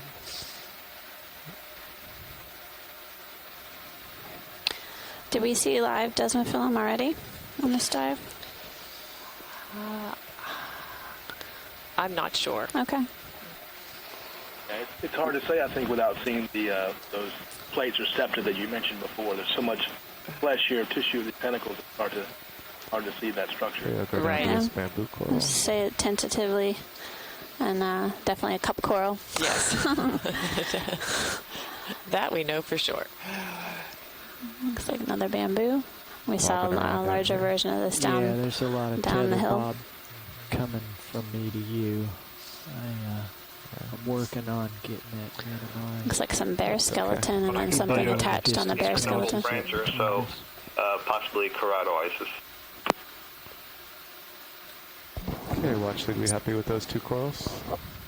Yeah, thanks, pilot. So, Scott, you said it might be keratoisis. What was before? I had the audio muted. I didn't realize you were talking at the same time.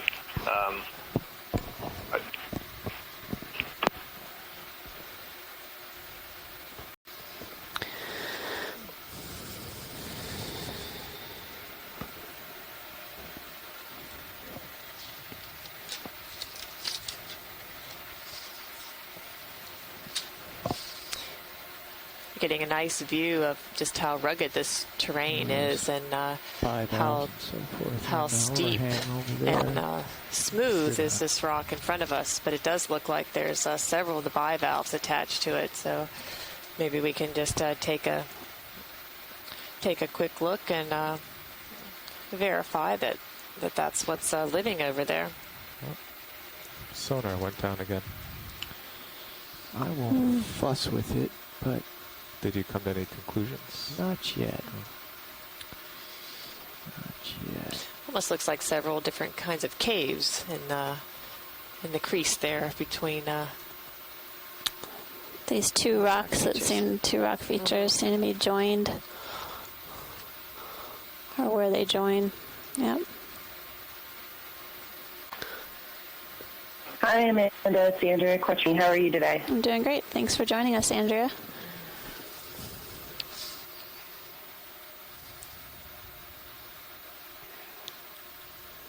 So we also have some of those solitary scleractinian or hard corals attached to the wall, along with several of these bivalves.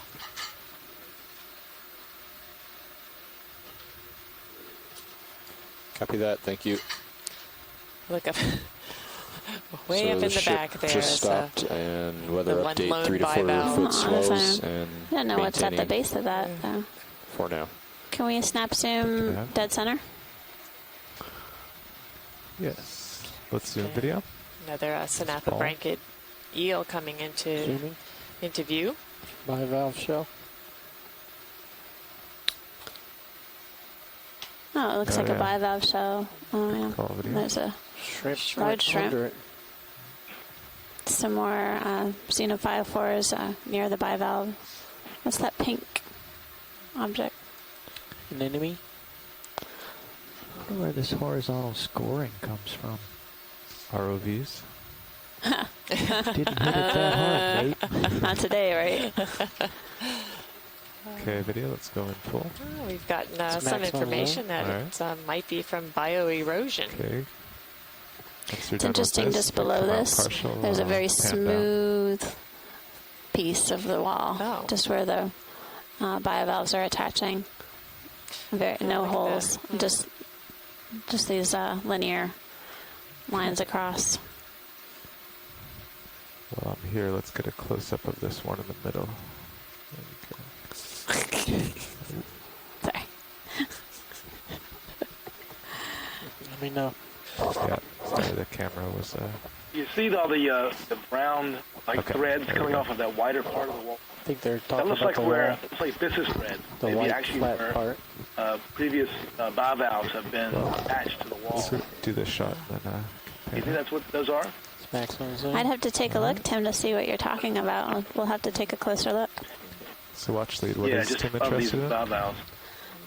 And you can start to see some citrulid worms here, the white tubes. There's he said there appear to be some byssal threads on the wall itself. So brown fibers. Let's go find what they're interested in. Come out partial.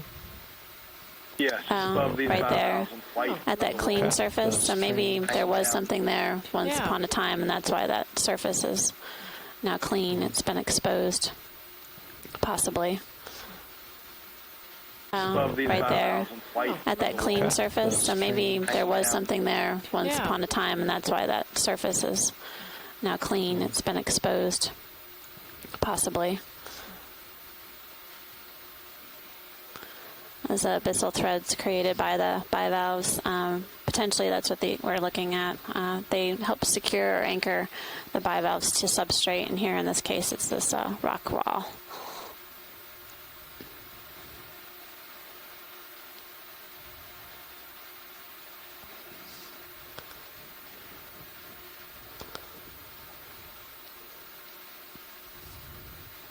Now you can definitely see the cleaner surface, or what appears to be cleaner, fewer holes, smoother, light-colored rock, and then above, clearly more holes in the surface, possibly due to bioerosion. That's my understanding. It's that small pink object, maybe is a single octocoral. Octocoral. Yeah.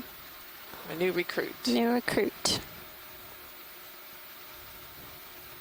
Are we full zoom video? We are. Okay. All right, let's go wide. So again, co-pilot, what's going on with the high pack? We keep reminding everyone out there that Yeah, we know so I think little so. about we've some of these gotten deep into sea this corner organisms, here? including how they disperse and where they recruit. difficult- So being able to see some of these smaller individuals gives us a few clues about how some species are distributed the way that they are. Pilot, can we look at the white coral below the bivalves? It's a white stalk with sure. several polyps. Just taking off, but... In that zoom, they give us a good chance to see that cup coral there and look at the septa, or maybe a species, tentative species ID. Okay. Since the tentacles are retracted. How's our move doing, co-pilot? Ship is stopped. This is another bamboo. Looks like I am pretty stopped as well. you can see the nodes. I've chased you along into the the stalk. corner. And we're about 20 meters from the wall. And then here's a cup coral in the upper right-hand corner. There's another The delay tentacles in are the, retracted. You can see a shading better view of the controls. septa, or those right. plates. We see that clearly in view. Also That get looks more like Juvenia than it does Methilla. yeah. We also get a good view of how that coral is attached to the wall. And they create their own cement, for lack of a better word, sort of glued to the wall. And this rock wall seems very smooth in texture. I'm guessing it would probably be fairly easy to knock things off. Yeah.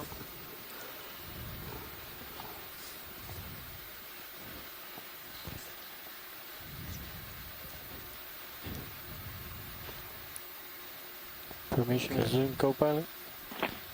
Yeah, stay up for a second. Okay, science. Anything else here before I take off? Move up. I think we're good, pilot. Thank you. Okay. Video. Could you come wide on the ROV? So having one minor septa between two major septa is being somewhat diagnostic of Juvenia. ROV. Thank you, video. Opposed to desmophyllum that might have three. So you have to look for those highs and lows in the septa, and it's hard to see those with the tentacles extended. Yeah? Yes. Okay. Maybe we could take a look at the fish quickly first, since I don't think the rock's going anywhere. That's right. Video, let's go partial on Unless the there's a fish landslide. before he runs away. Is that the Nice black upper dogfish, maybe? Maybe we could get the lasers on too when you get a chance to. Please. There we go. You can see his mouth. That looks like a black dogfish, Martha. Thanks, Andrea. Is it a boy or a girl? Are those claspers? I have to ask it to turn over again. Look at his mouth. There you go. Oh. Oh. Look up, Carl. There we go. Not that much. Sorry. That's what the camera wants. Very nice.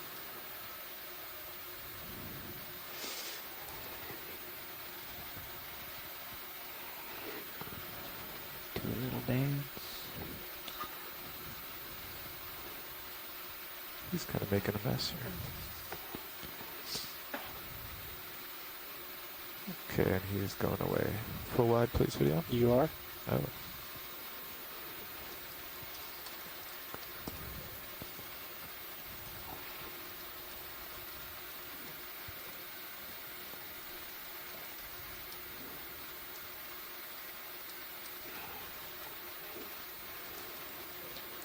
Okay, we'll take a look at this underhang.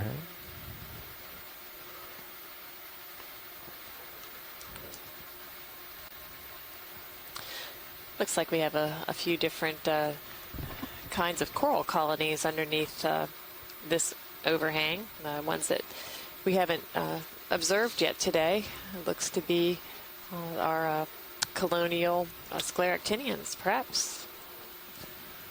And it looks like there's a bracingid in the back. Coral in the center.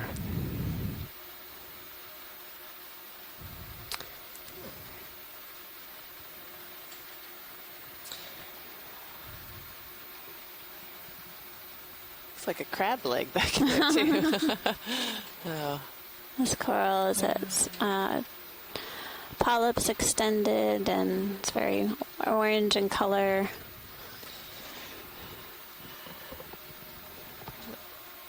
So you think Solanismilia, perhaps?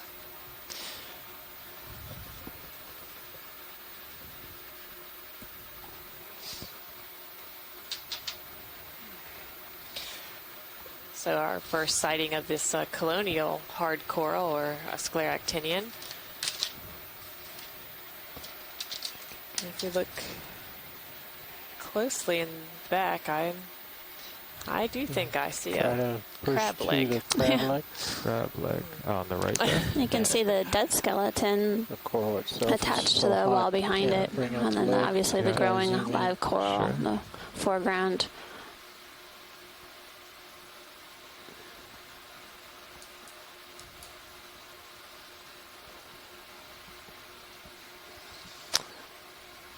You can see both arms. You might be able to see the rostrum. Yep. Oh, look at that. It's a squat lobster. Very nice. Back in the coral matrix. There's several different kinds of squat lobsters that use this coral matrix as a substrate, as a place for protection, for shelter. And find the next thing. Okay, what else would you like to zoom in on here, Science? You can look at the Brisingid. There's the orange to the left of the coral you were just imaging. Yes. So lateral left. And that's the Brisingid? With the fuzzy legs. Yeah.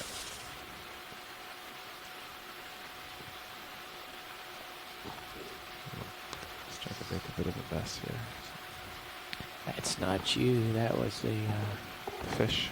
Dancing dogfish. Thanks, Dave. Created that mess there. You are innocent. Okay, video. Let's go in on the Brisingid. It looks like there might be a fish swimming around in there. Oh, maybe stuck to the Brisingid sea star. Looks like maybe a midwater fish.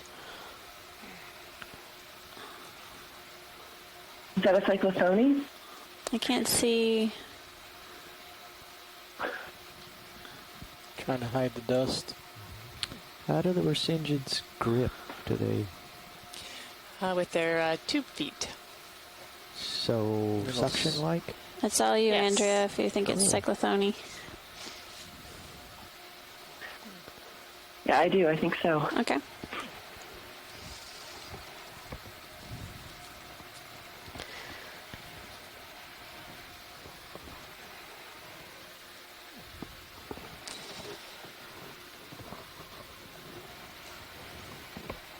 Now, will that Brisingid be able to digest the fish, or is it used to smaller prey?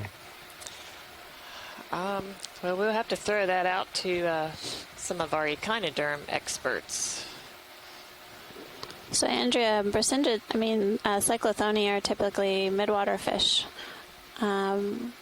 How did this Brisingid come upon it? Must be really close because I got no light. A lot of midwater fish do make daily vertical migrations. They move to the surface at night and come back to the bottom during the day. And oftentimes large aggregations of midwater fish will occur close to the bottom. Have you seen several midwater fish during this dive? I wouldn't say we've seen several, but we've definitely seen a few, definitely at the beginning of the dive. Some of them look like myctophids, but we didn't get a close view of them. Shadowed, go down a little bit maybe if you want more. So it's another sighting of a animal predation. That's right. Possibly. So. What's going on this? And another sighting of linking, surface to benthos. That's right. Since it's a midwater species. That make these. Mm-hmm. Is that an urchin? If that is predation or just accidental. It's our first sea urchin of the day as well.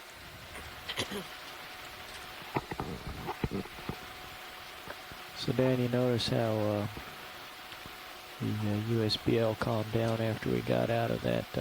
So that we were in basically a corner reflector, acoustic corner reflector. So what it was? Getting multipath. Okay.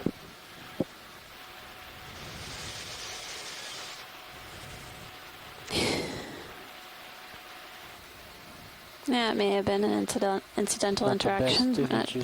We get to find out if Brisingids are known to eat on or consume Just dust. Okay. Let's go these fish. partial. See if there's anything else. And move on out of the dust. I was trying to hide your dust. Just makes it kind of washed out. Yep. It's not his dust, bro. That's what I meant. The dust the fish left for you. Okay, Science. Ready to move on, or is there anything else you'd like to take a look at? Shoreside, is there anything else you'd like to image before we head out? Some pink corals upper right on the edge. See them? I do. Well, I think we can wander up slope, I think. Okay. you can look right at the edge of the ledge there to the more to the right of the screen as we move up and out. That would be great. Sure. That would be Sector 3 in the new paradigm. Right now I'm at Sector 2. And in Martha, I joined in a little late today, but it doesn't seem to be highly abundant attached fauna at the site. Has that been throughout the whole dive or just at this particular depth? No, we've just progressively been seeing more attached fauna as we've traversed upslope. So this is the most, I guess, abundant patch that we've seen thus far. It's yeah, pretty patchy. Oh, looks like some new recruits. Maybe you have an Anthomastus.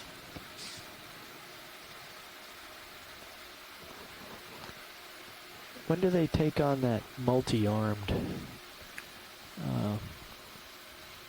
kind of fireworks look?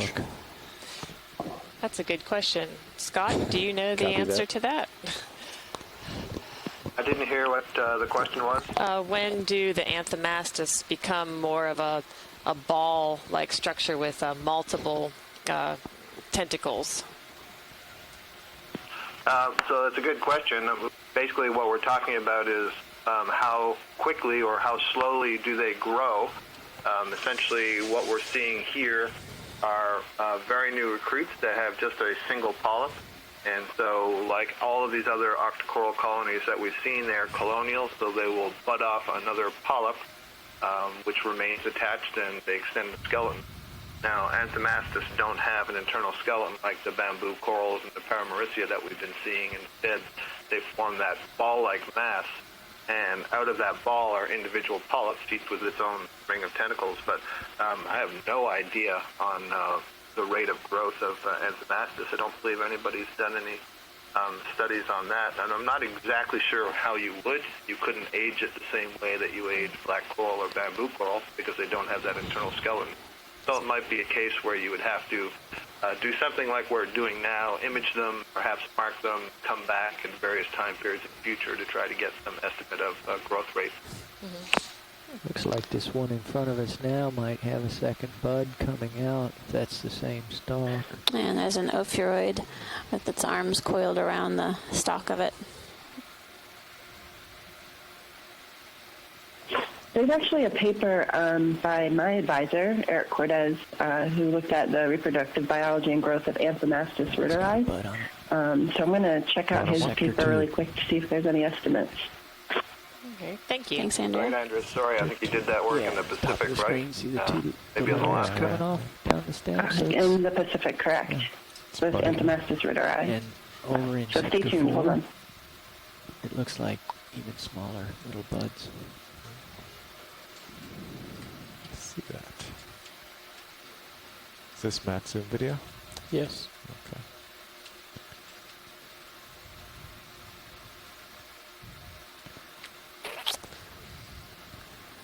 Okay, let's go out video. So I think we're all set here, pilot. Looks like we have moving up. Okay, watch lead. I'll just pan along this ledge. Let me know if you see anything good to go in on. Thank you. So there's a flytrap anemone. Looks like there might be something on top of that anemone on the left. Actually. Oh, yeah, there's a coral. Yeah. Let's check that out. Take a look at that. Seen a phaeophore lodged in the top of the crack. Yeah, there. there's one in the crack. That's a big one.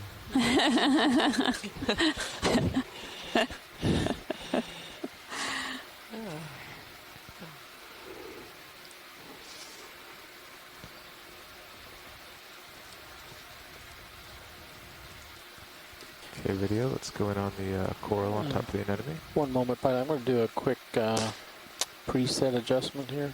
Okay.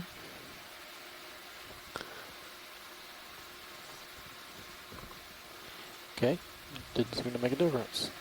Zooming in. Oh. Good eye. Thanks. It's a nice find for today. My controls are delayed again. Is this a black coral? Parentipathes is black coral, but there's something going on at the top of that colony. So you said parentipathes? Yes. Yes, that's what I said. Thanks, Scott. Yeah, it's interesting. Right. This is a species we normally see crabs on, maybe 2 or 3. There's a strong Right now, I think we're just seeing here polyps. it's not you, Carl. Come out a bit, video. Something funky going on with the polyp, Scott? Well, I thought there was, but it turns out it was just the angle, the way it's twisting, and it made it look thicker at the top, but it looks fairly normal. Okay, back in video. So that's our second black coral species that we've seen on this dive thus far. That's right. Yeah, science, you can see all the particles moving upwards. Yep. That's not from your thrusters. I don't think so. I'm really not doing much. I'll have to keep watching that, the dive. And I keep floating upwards, as you can see. And we're currently working at a depth of 1180 meters. So pilot's Sirius is about 25 meters from the wall. Yeah, I'm going to let him get up over the top of this and see how far back the next bench goes. He's still got some slack to work with. Understood. Because if it's, we may be able to take a bigger jump. Got it. I'll continue along to the right and see what I can find.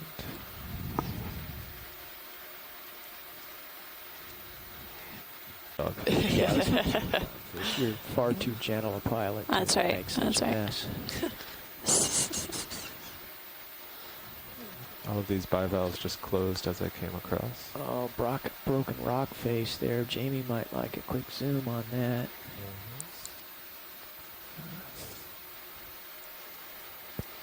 Video, go in on this rock face in the center. Got some more of that pink thing.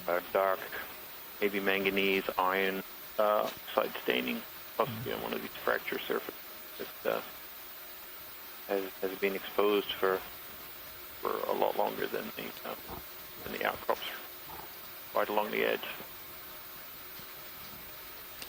It's like another urchin there underneath the rock on top of the bivalve shell. Is that a little holothurian on the rock? Which sector? It's actually mid. That would be 5. Oh dear. Is this max zoom video? No. It might have a shrimp on it, but I can't tell. We liked it better now when you read our minds. Yeah. Let the current take me up to it. Oh. Wow, that's great. There you go, Bob Carney. Nice holothurian for you. Several, actually. Look at all their very strange their feeding apparatus out in the water column. Oh, there's another one right there.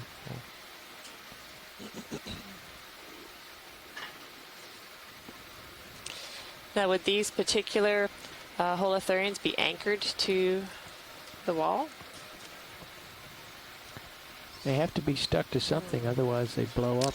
No. But I meant like permanently. Oh, I see. There's a number of the holothurians that we observe on the sediment surface obviously move along and feed and deposit feed on the sediment surface. What was it you're pointing out, Martha? The pink up in the upper right corner. That is full wide. Thank you. Yeah, as I saw you were slipping back, I kept pulling. Yeah, the current twisted me up and around.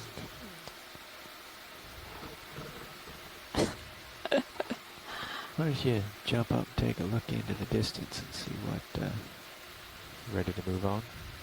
Well, we can make a ship, get a ship move started of some magnitude. I just want to know how far to go. We can go back to... All right.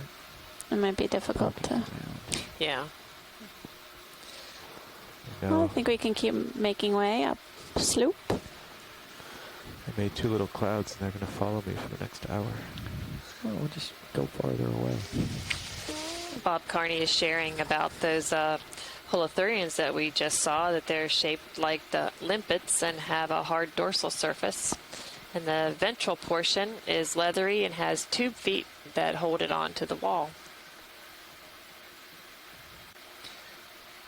just as a reminder for those of you on the shore side, I'm Martha Nazinski with NOAA, here with Amanda Demopoulos from USGS, and we're coming to you live today from Lydonia Canyon.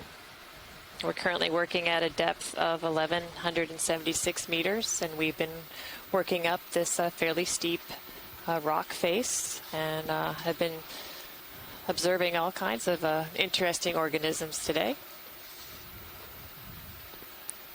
And the geological features have been anything but homogeneous. That's right. There's these little steps, so it is receding a bit. But. Yeah, you can see a nice quality change there right on the screen. Bedding surface from kind of wider surface 27 meters, yellowy colored one. One of his possibly more fire eroded than the one below it. We call in a 15-meter move. It might be conservative.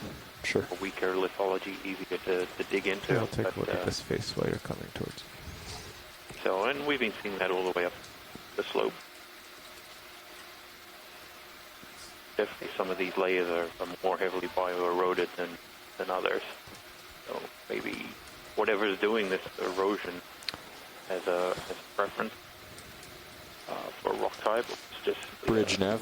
Strength. Pilot, after we image this and we pull back off, I'd like to take a second to request a 15-meter move. That's 15 meters high, 270 at 0.1 knots. You got it. Thanks. Pilot, can we take a snap zoom on the coral on the far left, the one that's just on the edge of the screen? The black coral there? Yep. Looks like there might be some more Swiftia on here, a few more cup corals, and Anthomastus. And bamboo, maybe? Then we're coming into video. Start going viewing the black coral. See if there are any associates on board. Partial. Okay. Thank you. And to get back to our discussion we were having earlier about whether that Brisingid sea star could eat the fish that seem to be caught in amongst its arms. Bob Carney is sharing that he thinks that the Brisingid could eventually pass the dead fish to its mouth on the ventral surface. Full zoom. Now, does it use digestive enzymes, or does it chew, or hear that? I'll work my way up. I don't think it chews. I think it would use some kind of enzymes. That tube at the bottom is dropping some stuff off. Can we drop back down? Just at the top, going back down.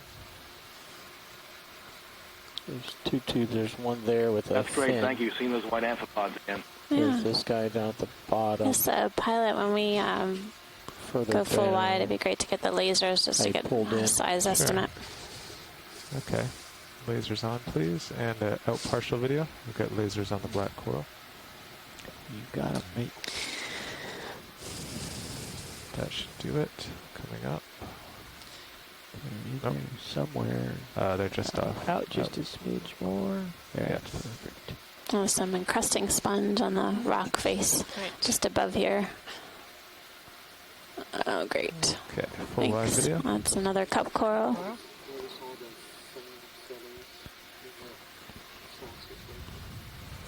Amanda and Martha,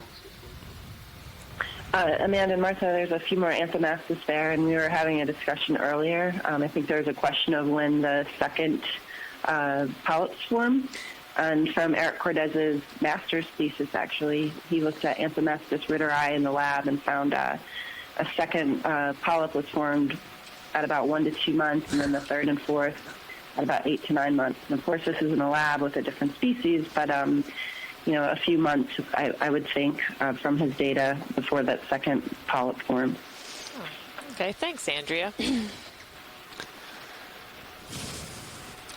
The other interesting thing about that information, Andrea, is that if the two species and the lab conditions versus the deep sea conditions are somewhat comparable anyway, it suggests that these recruits that we're seeing are actually really young, just less than a month or two.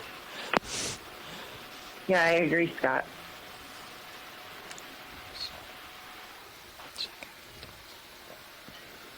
All right. We can hear you whispering.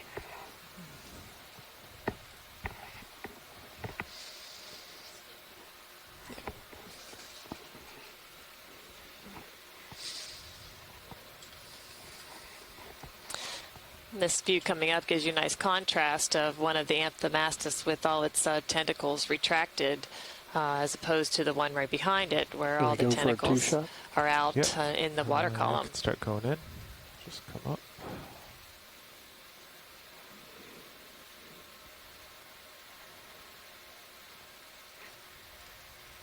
I think there's another squat lobster in one of those holes to the right as well.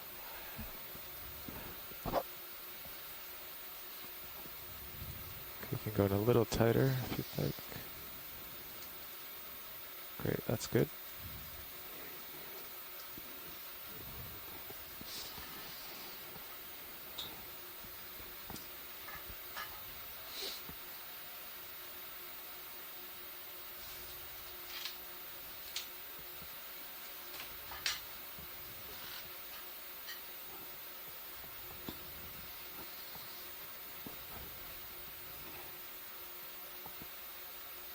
It's interesting. There's one partially extended Freud's coming into the image on the right. Looks like he's not sure. Grappling with something. He didn't get the message.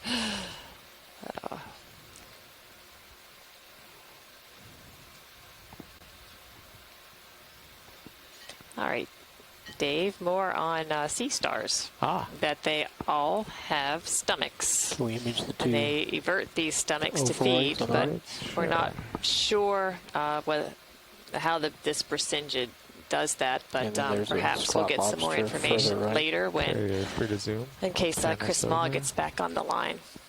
Okay. So it just has to wait till the fish breaks down into a pieces small enough to be enveloped by the stomach. Maximum zoom, drifting back. We got looks like a couple different kinds of ophiuroids here. You could just sort of rock right into the squat lobster. And squat lobster in its little cave.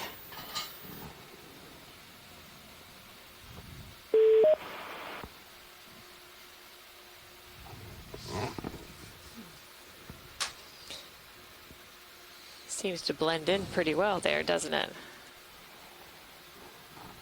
You seem to come in two varieties, the dirty-armed and legged variety and the shiny clean, orange and white striped variety. And I wonder if that's environmental or well, some of these can be kind of hairy, and if they are hairy, then the sediments that are in the water column can I hear there was a question about Brisingids. Yes, Chris. This is Chris Maw. Welcome. We are interested in Brisingids feeding because we saw a midwater fish stuck to, I guess, the tube feet of Novidinia. So could you? No kidding. Could you tell us about feeding in Brisingids, please? Sure. Typically, Brisingids feed using pedicelaria, which are these tiny ratchet or claw-like structures which cover the spines, which present the fringe around the animal and sometimes even on the surface of the animal. So they're kind of like a living Velcro trap. And typically, that only works on small crustaceans and flocculent matter in the water. So,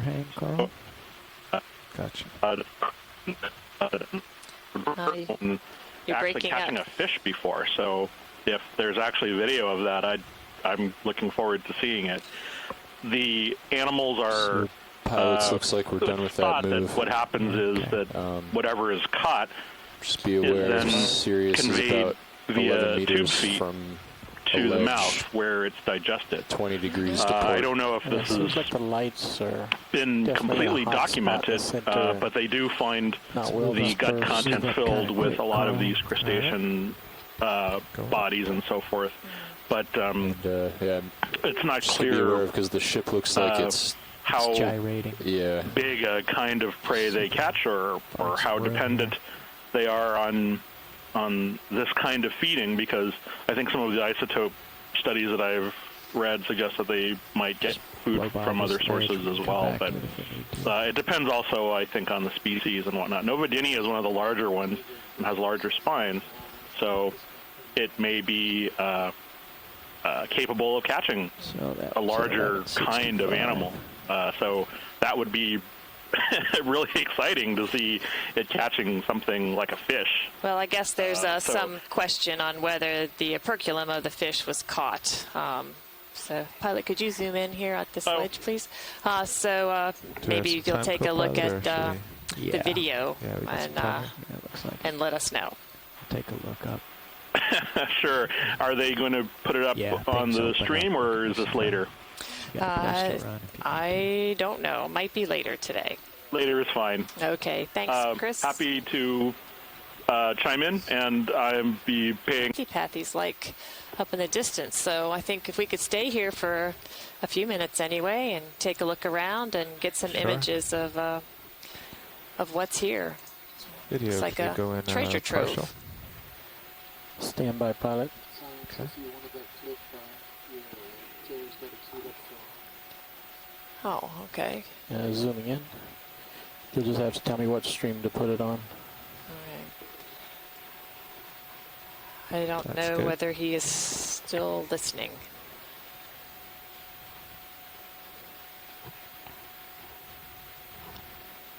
We're also seeing some purple clavillaria, that stoloniferous coral. It looks like Solanasmilia, several colonies here, and I think there's a squat lobster on top of that colony to the left.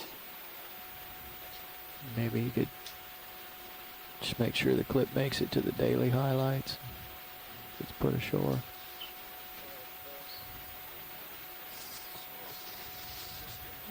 Pilots, I'm not sure what we can do, and I know we got the hydraulics down. It's just the lighting, it's real hot in the center today.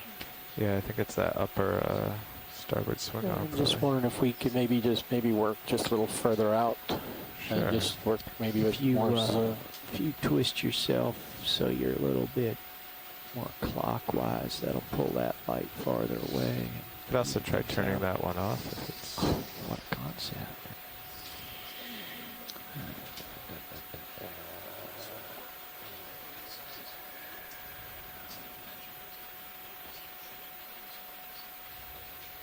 Starboard upward swing arm. Let us know how that is, video. We just turned it off. Looks like several squat lobsters. Like a couple on top of those solitary cup corals to the right of the screen. I will find a squat lobster. Okay, I've gone all the way right and all the way left.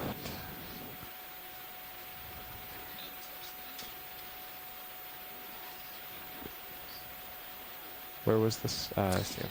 Let's see. Looks to be right at the top of that coral colony, but there's also one on that little cup Video coral. that's going on the squat lobster. I think I see 3 in the screen right now. 2 of them, actually. Oh, there's 4. Oh. This is good squat lobster habitat. Hanging out in the coral matrix. There's 2. There, one on the dead coral, one right under the ledge, and then down below a little, there looked to be one up. Let me center on it better before you zoom more. a solitary cup coral.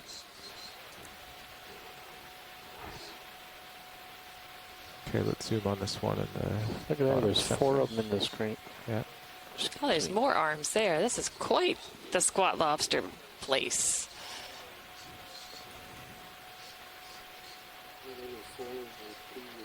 Yeah. Ah.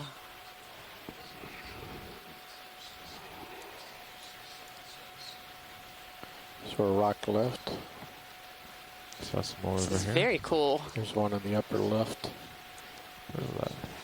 Yep. There's 4 of them right now on the screen. It's the first time during this expedition that we've seen so many squat lobsters using this coral matrix as structure.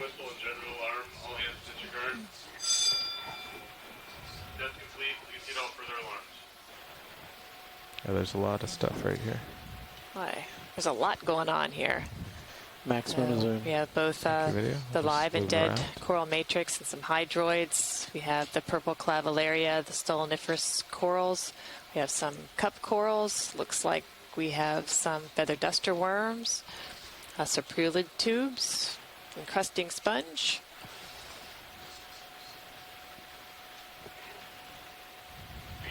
Hey, Martha, it's Andrea. I have a question. Sure. Regarding these squat lobsters, because I know we've seen other species of squat lobsters on the sediment and in little burrows and on the wall and on the soft substrate, but these species in particular appear to be only seen on hard corals on Sclerotinia. Do you have a sense for that? Is that true? Yeah. From what I can tell, these belong to the genus Munidopsis, and Munidopsis species in that genus are frequently associated with deep-sea corals. And the ones that we've been seeing on the soft sediments belong to the genus Munida. Again, those tend to be associated with those kinds of habitats. So there does seem to be some relationship with Munidopsis and deep-sea corals. But we're still trying to sort out whether these squat lobsters are found just with one particular coral or whether they use a variety. And based on observations I've been making in other areas, it seems that they're not so picky that that they'll use several different species of corals as a substrate. Okay, you can come in video on these. Yes, there is. Very large pycnogonid or sea spider there. Looks like these pair Anthopathes have their squat lobster associates. Again, this is another kind of squat lobster, a chirostylid in the genus Eurotychus, and we have seen this association before during our expedition, and most of the time it's a family group that we see on these particular corals. So maybe do we want to look at that? Or the one on the left, I think had these guys 3 first, individuals. But she did get excited when she heard that the other one was there. Okay. Tim, wouldn't it be nice to know how closely related are the crabs on the one coral versus the crabs on the other coral, and how those relate to the Parantopathes that were several tens of meters away? Port to starboard current, but that's not what I'm feeling. That sounds like a splendid idea there, Scott. I do wonder about that exactly as we're sitting here looking at these. Come in video. If there are family units, they might have some relationships that would be really interesting to know about as we see these out on the seamounts as well. Right. So how far does that third one travel, the juveniles, if it does leave, or do one or both of the adults die and so on? Is that other coral the equivalent of the mother-in-law house there for this colony? I'm going to take control of that camera for me. Quarter meter, look at your bubble cam. Yeah, thanks. You think it might be a little separate coral somewhere else if it was a mother-in-law, wouldn't you think? I'm not going there, Tim. It's great imaging of this squat lobster on this Parantopathes black coral. Just above this Parantopathes, there might be a Corallomorpharian on the surface, and the reason I'm calling Corallomorpharians is the tip of the tentacles have a different color. You see they're white-tipped. Oh, yes. Talking about the white thing in the background. The question is, are they also knobbed with a raised oral cone? But I'll have some experts look at the images later. Okay. This is one of the largest lobsters I've ever seen on the Parantopathes, by the way. This is enormous in comparison to what we normally see, which is like on the left coral there. Oh, okay. Well, that's interesting. It's actually very large. It could be a different species. Yeah, your right side was in.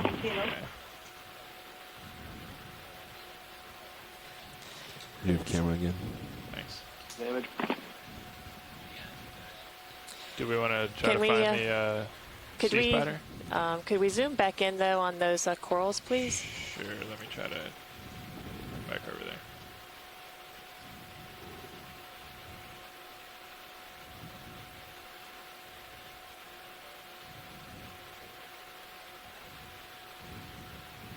And if it is a different species, that larger one, that may explain why there's only one on that right-hand Predatory, perhaps. But based on the collections that you've made of this particular species with squat lobsters, have they always been the same? The same species? They have always been, well, yes, I believe they've always been the same. You've seen some of that material, Martha. So yeah. back. I got it. Comment on that too. Yes, I have. Yes, they're the same. The larger coral to the right. Well, the here, one on the right. We want to look at. Start here. I will keep my excitement to. Okay, come back in, Roland.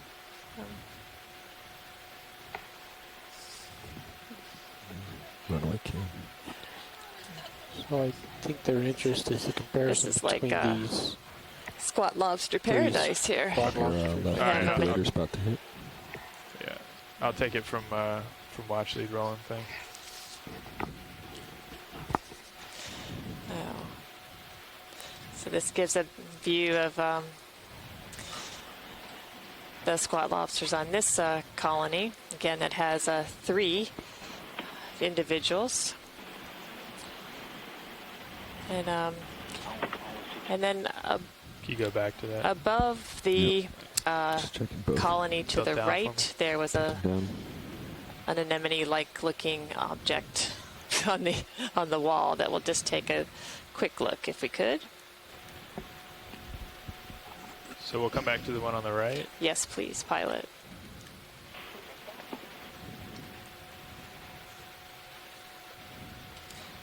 Then we'll look up behind it. Okay. Looking. It's behind the squat lobster below. Scott, do you see the corallomorph? Potential corallomorph? I'm sorry, I don't see it right now in my slight delay here. What color was it? It was, so if you zoom right to the left of that coral, there's like a clearish thing on the wall. Yeah. I think that's it. Come back down for you, Bobby. Getting sucked into the wall. Yeah, that might be it. In between the two, you mean? Yes. Just to the left of the, yeah. Yes. You can see in the the middle of the screen. It was easier to see before. You see those white tentacles and with the white tips on the end. Okay, I'm hands off. Wait, you stabilize first. I'll try to. I keep getting pulled in. Sure. It's partial. You can tilt down. Okay. Thanks.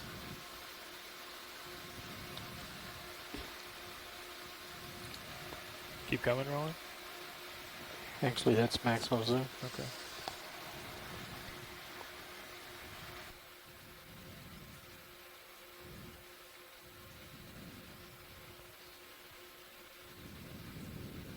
Okay, come wide for me, Roland.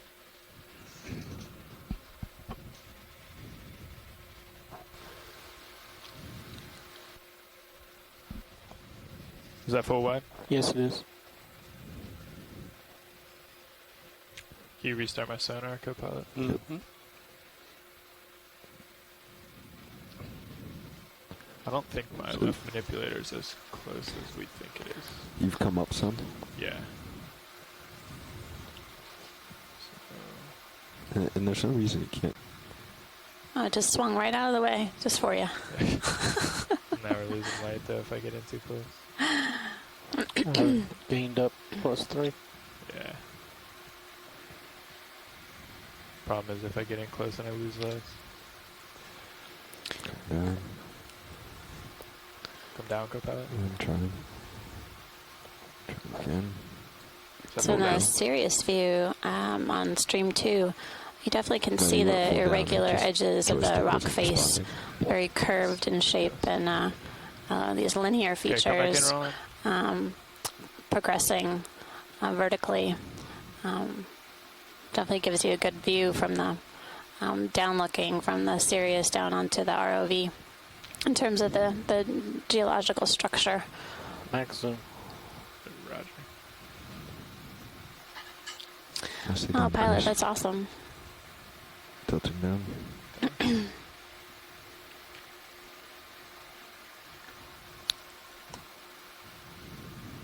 Beautiful white tips on the tentacles.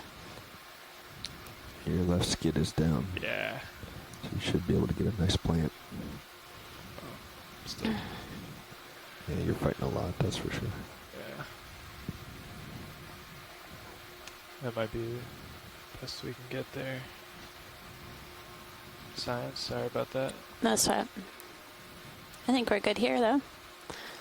Okay. Let's come wide, Roland. I think there was another Bathypathes up on the ledge above us, so. What, I think you have to come wide. I was at lunch. She said it was up on the upper right. Okay. Black coral? Yeah, there you go. Black coral? Is Yep. that the translation? You got it. I was all co-pilot. Thanks for your help. Give you a camera. Yeah, thanks.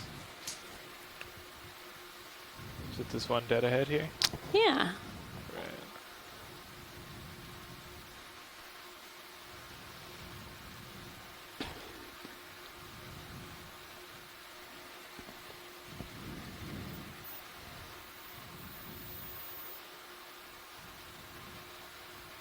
Yeah, Roland, that light pool is kind of weird today, huh? Yeah. It's like a very hot spot. Yeah. Everything's pointed where it usually is. I don't know about the starboard upper. I think it's come out some. Yeah, it's actually pointed away from us. Yeah. The light pool should be the same as we've had. It's definitely not. My blacks are darker, whites are hotter.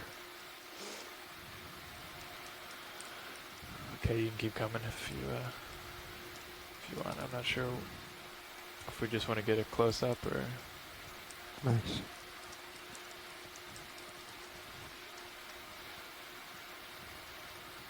I'll just see a few of the polyps and then yeah, I'll try to get look to at the base and then full shot. So we're getting There's a close-up an view of this right, black coral that's in something front of pink us. in the top of the screen. This is let's do base first, Roland. considered a typical Bathypathes.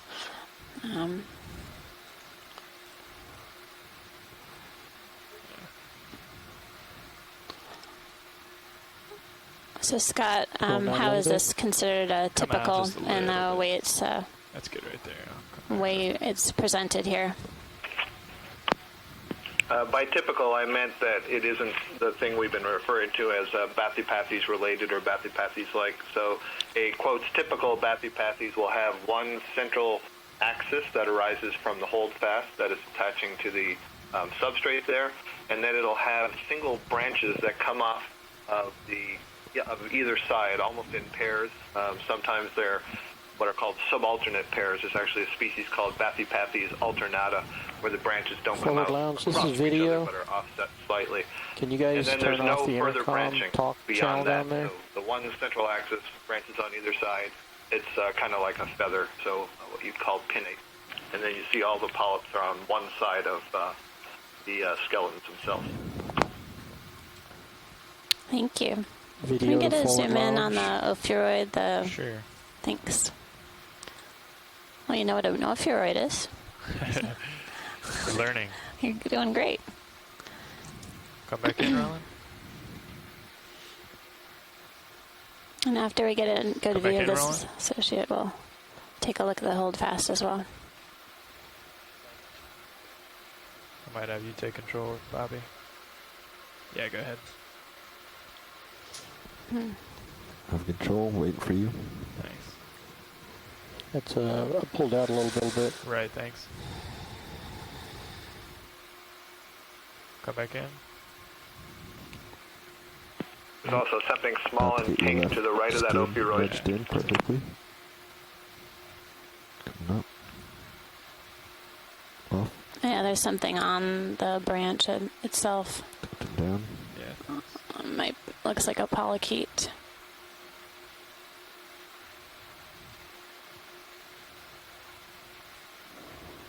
It's all you.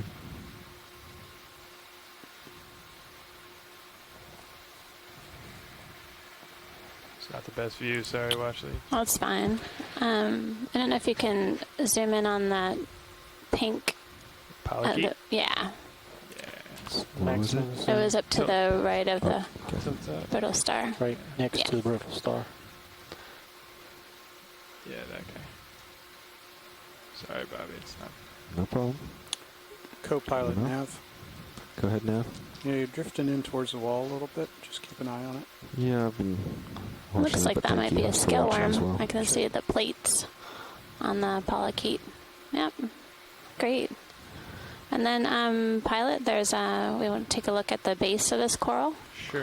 And then it'd be great to get the lasers on so we can check the size, estimate the size. Two, please. Go ahead, co-pilot. You can throw the lasers on so we pull out. Bringing your camera down. It was beautiful close up Right of there. the ophiuroid as well as the polychaete that's on the branch. And lasers coming up.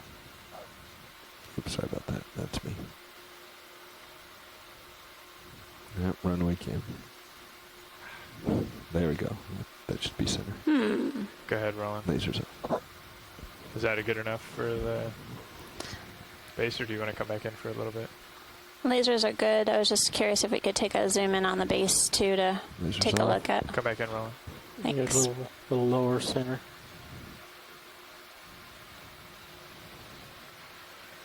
Tilted down a little bit. Hands off.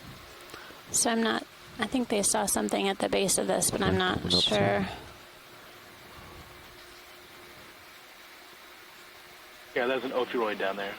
There's an ophiuroid. I thought there was something else. Okay to tilt? Or do you Yeah, want come it? down just a little bit. Thanks. Thanks. Just wanted a quick zoom to see if there was polychaete. Okay. Polychaete down there. It's maximum zoom. Copy, thank you. Focus is really. Well, thank you very much, all over the pilot and place. video Yeah. and co-pilot. Sure. Come wide, Roland. Camera's yours. Looks like there are a few more of these look like Yeah, bamboo I've been, corals. I've just been watching my 12.5 ring on sonars, but if you see other things, let me know, please. Thanks for your help, Bobby. You bet, pilot. Focus is really. Well, thank you very much, all over the pilot and place. video Yeah. and co-pilot. Sure. Come wide, Roland. Camera's yours. Looks like there.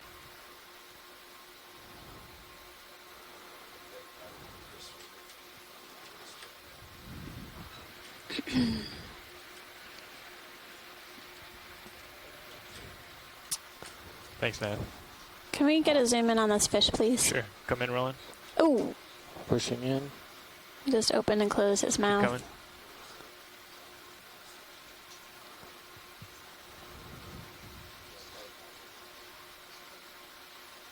I think this is a midwater fish. Was this a type of dragonfish? I think it's a midwater fish too. I'm gonna watch me as I come up, Bobby. You can see the photophores down the dorsum. Looking fine. No overhangs. Nice. Looks like maybe If Paliotis. we can get his face, that would be amazing. Because he has got Quick with the lasers, maybe. one of those Lasers. top 40 faces. Awesome. Oh, You're clear to keep coming up okay. and chasing him. So that was another Lasers midwater off. fish species that we just observed.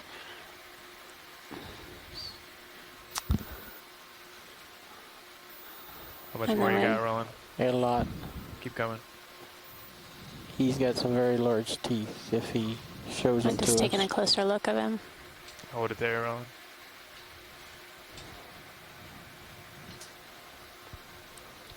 Full. He's on the run. Some more Swiftia. Your left. Nice, fine.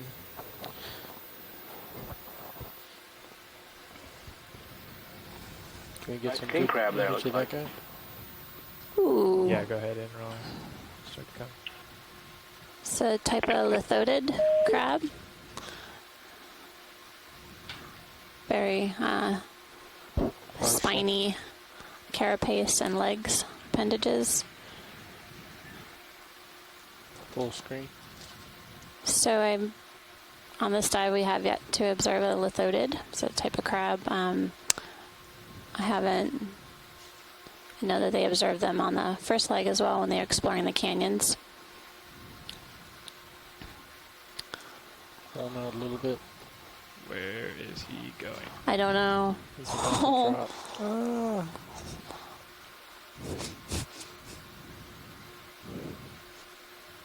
He's a brave soul. Wow.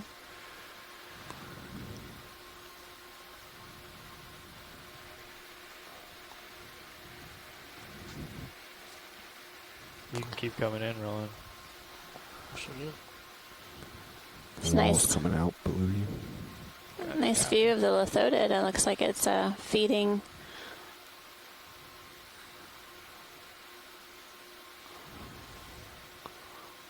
Come back out, Roland. See if we can just follow him down.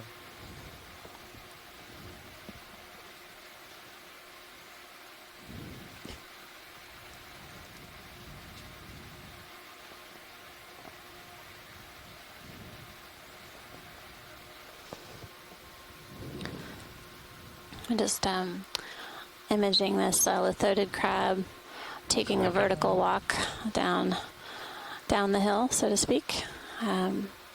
Seems to be scooping up material from the seafloor and moving it towards its mouth.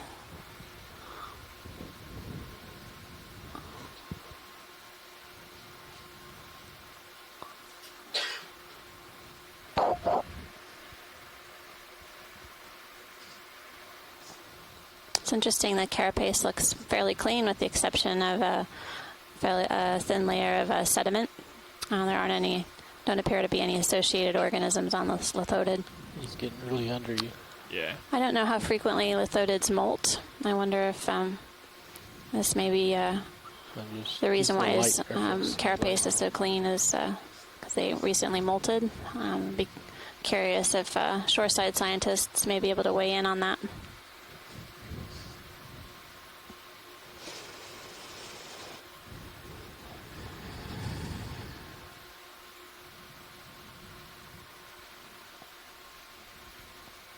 How much more do we want of this?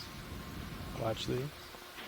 Oh, I think that's perfect. As long as we can get some lasers on to get a good size, and then we can take off. I was thinking Morgan may know. She's the URI.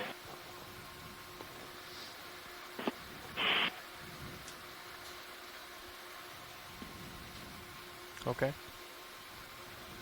Let's let him do his thing. Thank you very much, pilot. Video, that was great. I have no idea how often these guys molt. Sorry. Still got the wall to your right. So Right, I'm get gonna lateral left. Lateral left. Come off a bit. We're done with the fish. We can take a look at the top of this next ridge.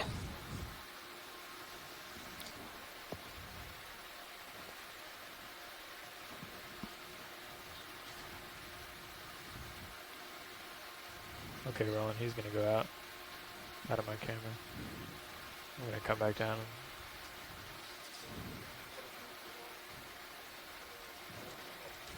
Come back in on him.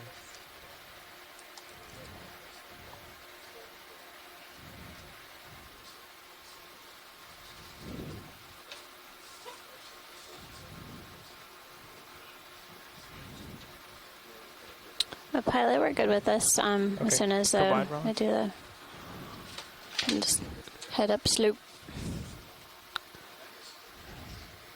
Hello, Martha. Hello. So that lithodid crab that we saw earlier was a Neolithodes. Neolithodes, yeah. It's also known as a porcupine crab. When we I wonder approached why they this, call it that. approached this section, we shot up past the ledge below us, clamoring for safety.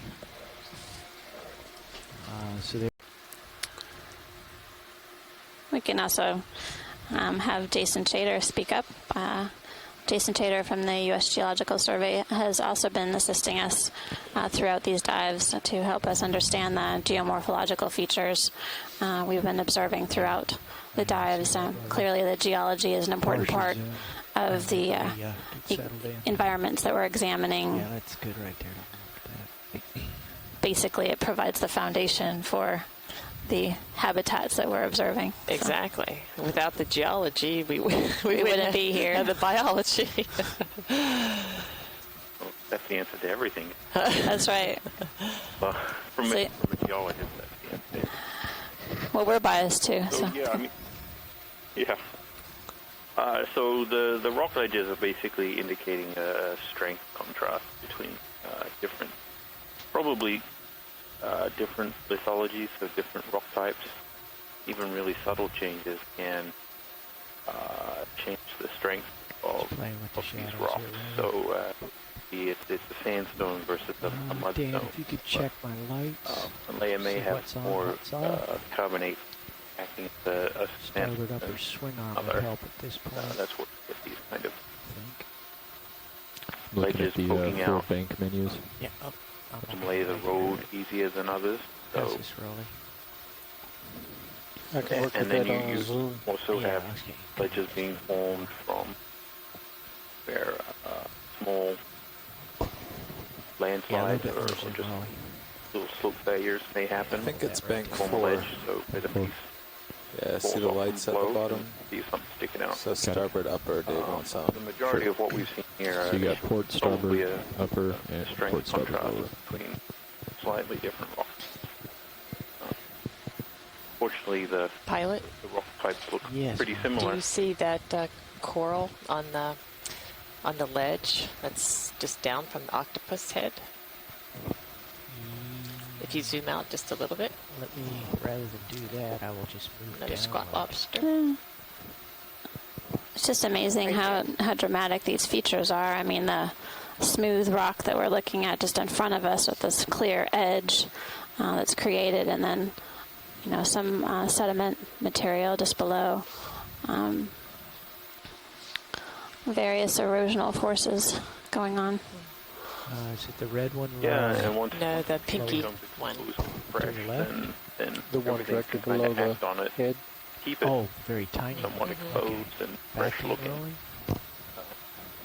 Sorry, hold on. So it's really a very long-term set of process. Okay, a little bit more. Erosion, colonization, slope failure, more sedimentation, bioerosion, chemical erosion. Yep. Okay. All acting together to make it up. See, I think I may have just topped out. Covered rock here, which is probably a manganese or iron oxide coating that precipitated out of the water column, or the function of oxidation of materials in the rocks. So there really is a lot going on. Okay, come out. We're only taking a very small snapshot That's good. of the process. What next, Martha? These canyons are very big, and I think there's some more squat lobsters there. Okay. Per dive, so and we're learning every dive. At the top of the colonial hard coral. Okay. So these first-hand observations give us an understanding on how all of these different processes, these multiple discrete processes, may interact and influence the features that we see in front of us. So, and we're learning every dive. At the top of the colonial hard coral. So these first-hand observations give us an understanding on how all of these different processes, these multiple discrete processes, may interact and influence the features that we see in front of us. Yeah, I mean, normally we don't get to see up close how these things, Probably interact looks like in their your relationships. stream relief cone is pretty close to the rock wall. I'm Working not sure if ships that is an and issue or not. Geophysical tools and mapping, which don't give us this high resolution picture. So interesting. If we could just get rid of some of this coral and stuff out of the way. Excuse me? Did I say that? I can't believe Very learned comment, Jake. I can't believe you just said it. Did we get an ID on the other coral? Was that a bamboo, possibly? Or was it? It's hard to tell. Okay. There were some ophiuroids all over the place, but. Okay. Then I got distracted. I would say the squat lobsters. By the squat lobster. The lure of the squat lobsters. I'm telling you, this is squat lobster paradise here. There's, they're really utilizing this Solanasmilia habitat. We'd also seen one on a cup coral. Looks like there's a fair number of them in the dead coral skeleton, which is essentially what we've been observing throughout and what we've noticed on previous dives and near deep sea corals, that the dead coral skeleton clearly provides an important habitat for a variety of different organisms. Squat lobsters are tightly associated with this particular coral species as well as others. And I think some of the research that's been done, perhaps there's more organisms associated with the dead coral matrix than with the live. So, these definitely are providing a lot of structure and habitat for a variety of organisms. Yeah, the actual dead coral skeleton itself can provide structure for encrusting organisms, and within the little cracks and crevices within the dead skeleton, it's a matrix that provides a habitat for several species. And then, based on what we've read, there's a clearly high diversity of organisms associated with that dead skeleton. Clearly an important habitat. And as these colonial corals grow, you can see that it's the live coral is all around the outside, and then toward the base and maybe in the inside of the matrix. That's where the dead coral is. So, since these corals have to feed themselves, it's important that their polyps are able to be out in the water currents to capture food particles that are passing by.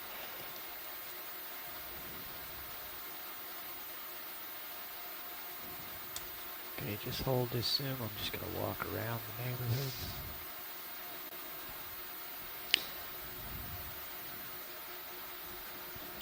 Just like all the other dives that we've had during this expedition, as soon as you start to zoom in and look closely at the rock surface, you find all kinds of things to look at.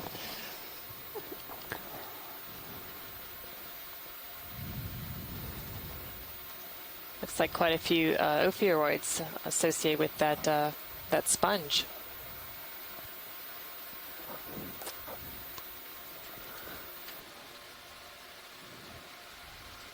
And some clavularia, this purple stoloniferous coral coming up on the left-hand side of your screen, colonizing this ledge feature as we're sort of walking along, taking a slow stroll along the edge of this feature. We're finding more and more organisms, some of the same bivalves we've been observing throughout with these red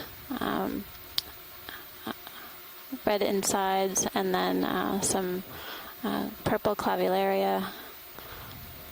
And there's maybe a white stoloniferous coral on one of the bivalves, and looks like one of those retracted bumps of the Anthomastus.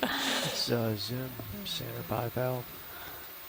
Well, there's definitely the bivalve shell is clearly a habitat for several species as well. We see a brittle star and a white sponge.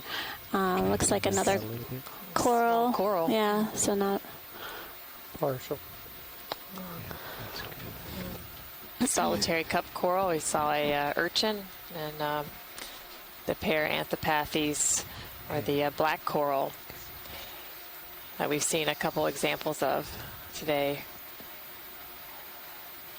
I mean, I just can't get over how many squat lobsters are here using these coral habitats as their shelter. I think this is the highest abundance that we've seen. Just they all look the same, except for the octopus. Looks like some more Selena Similia, a few more urchins. Pick them out just a little bit. And a crinoid at the top, and a couple more cup corals. Partial. And then the retracted Anthomastus with a red ball on the right-hand side of the screen. Here's one that has its polyps extended. Quick zoom roll. That's good. Another small coral there. There's some tiny sponges too. And full wide. So that was the ledge. Did you see the large barnacle below that one bivalve almost at the screen? Oh yeah, pilot, can we take a look at the bivalve with the barnacle hanging down from it? It's on the lower right-hand side of your screen. Got it. Great. Partial roll. Thank you. Did we miss an Acanthogorgia somewhere, folks? I think that was that smaller colony that we that saw that had one. the ophiuroids. Okay. Partial. A little bit more. You can see the feeding appendages. Extended, yeah. They're in that purple color. So again, another animal that's using the bivalve shell as a habitat. It's the barnacle. Just going to come back up and going to get out of here.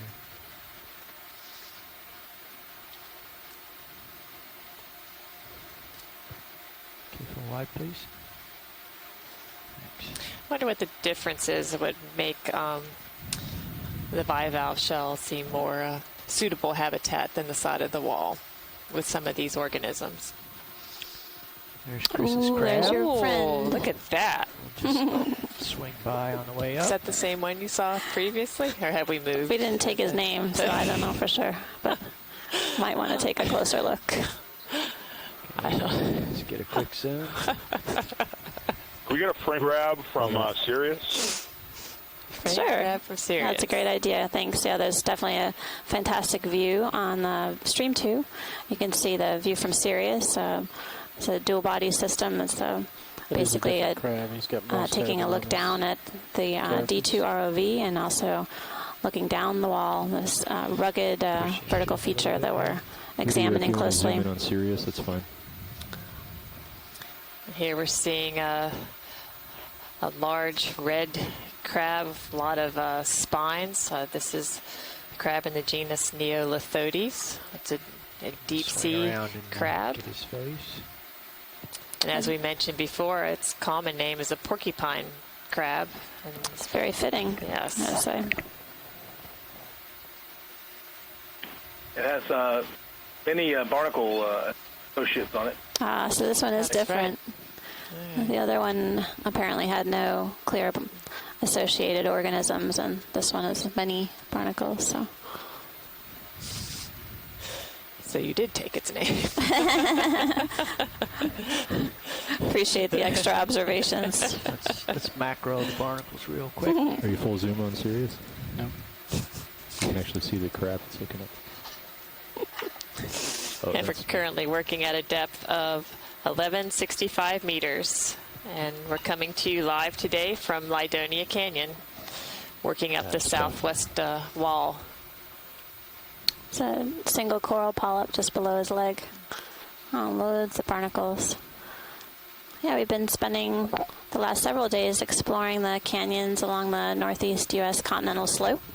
We had a few dives at Middleist Seamount, and we'll be continuing our canyon dives as we head back west, back to port. Today is one of our deeper dives. Okay, wide, please. And it'll be great for us to be able to do some comparisons across the canyons along the depth ranges we've been investigating. Just a few more colonies of Swiftia.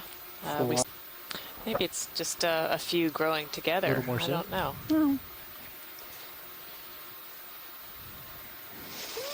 afternoon, everybody on the conference call. This is Brian Kennedy on the ship. I just wanted to give everyone a reminder that between 1 o'clock and 1:30, we're going to have a couple people joining us from the Silver Spring Exploration Command Center.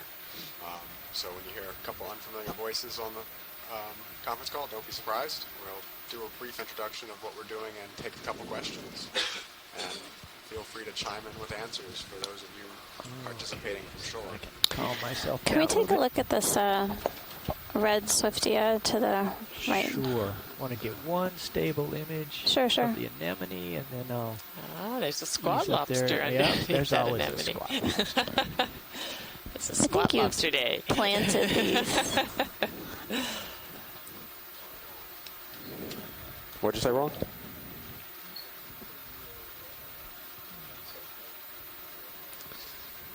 How do I sound now? Coming up. I don't know what it was then because I was on headset. But, yeah. It's interesting, the morphology of that anemone. So it looks like there's some ophiuroids on the Swiftia.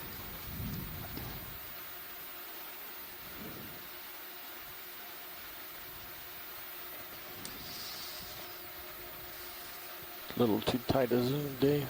For the Yeah. mounts. Come wide. Yeah, Nice. we'll move in with that. Oops.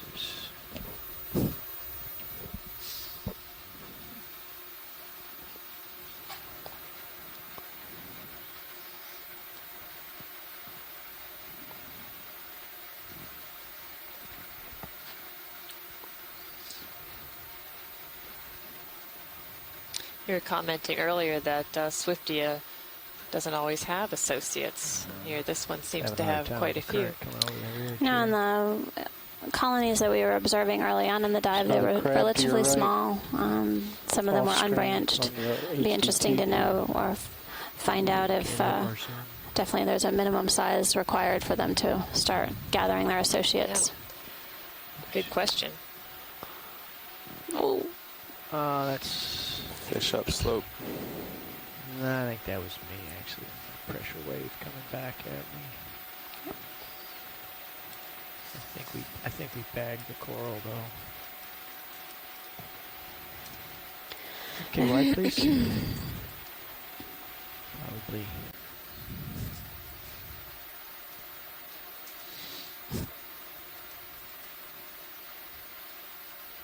Okay, a little more zoom.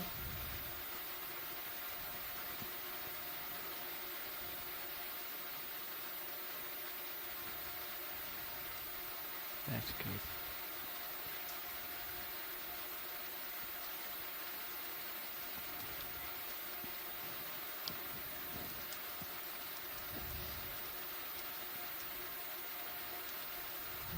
Close here.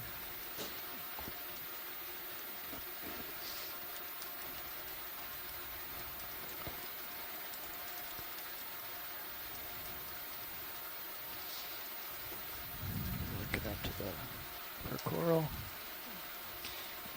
That's interesting that here we have two colonies of Swiftia really close to each other. This one that's in the frame now looks to have no associates, where the smaller colony had an anemone and an ophiuroid, I think. More than one ophiuroid. Yeah.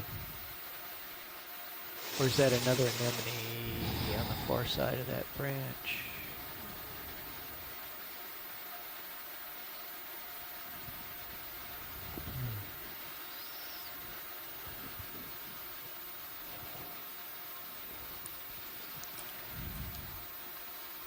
Okay, really wide, please.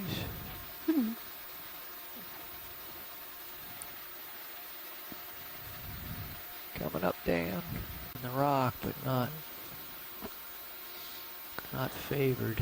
Yeah, they almost look like pillars on the Sirius view, just these vertical columns extending up, and with these clearly eroded layers and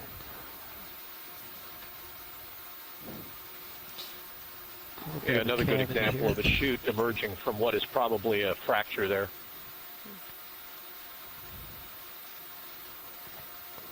So you can see the fine sediment settled within that chute. A few more anthomastus. But there are bigger pieces in there too, so remember that these flows can carry big pieces as well. Pilot, can we zoom in on the light pink below the dark pink at the base of your screen? You in the mean middle? Sector 8? Yeah. Roger.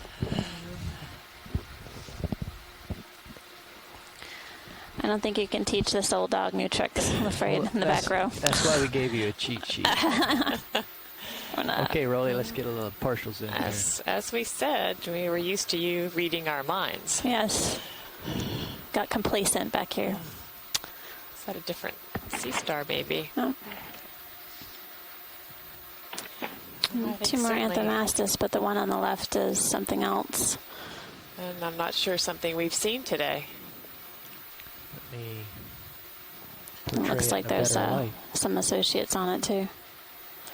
Looks kind of like Acanthogorgia. Okay, let's zoom in on the yellowish one there. Whoa. Looks like Acanthogorgia to me as well. This is a type of octocoral, Acanthogorgia. You can see a really great view of all the polyps extended, and there's several brittle stars hanging out. It's quite a condo for brittle stars. Seems like every available space. Yeah, I think so. Wow. I wonder if you reach 8 on that coral. There's another Parantopathes just here off to the right, a little bit more.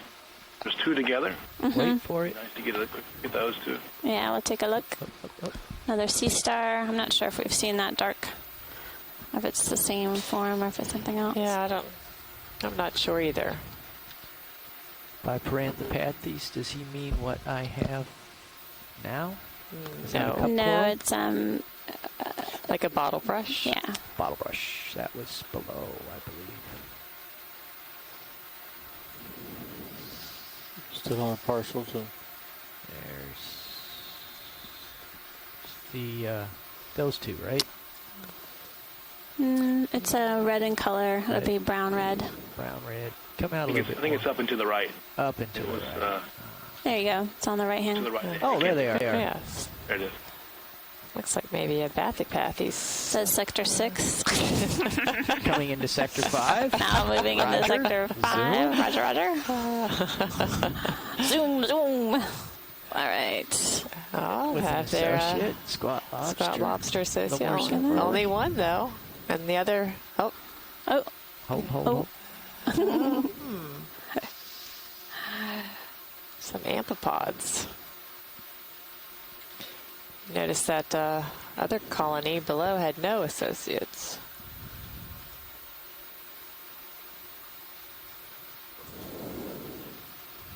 I'll come out a little bit till I calm down. That's good. Thanks. I don't know what that pink was over there in the back.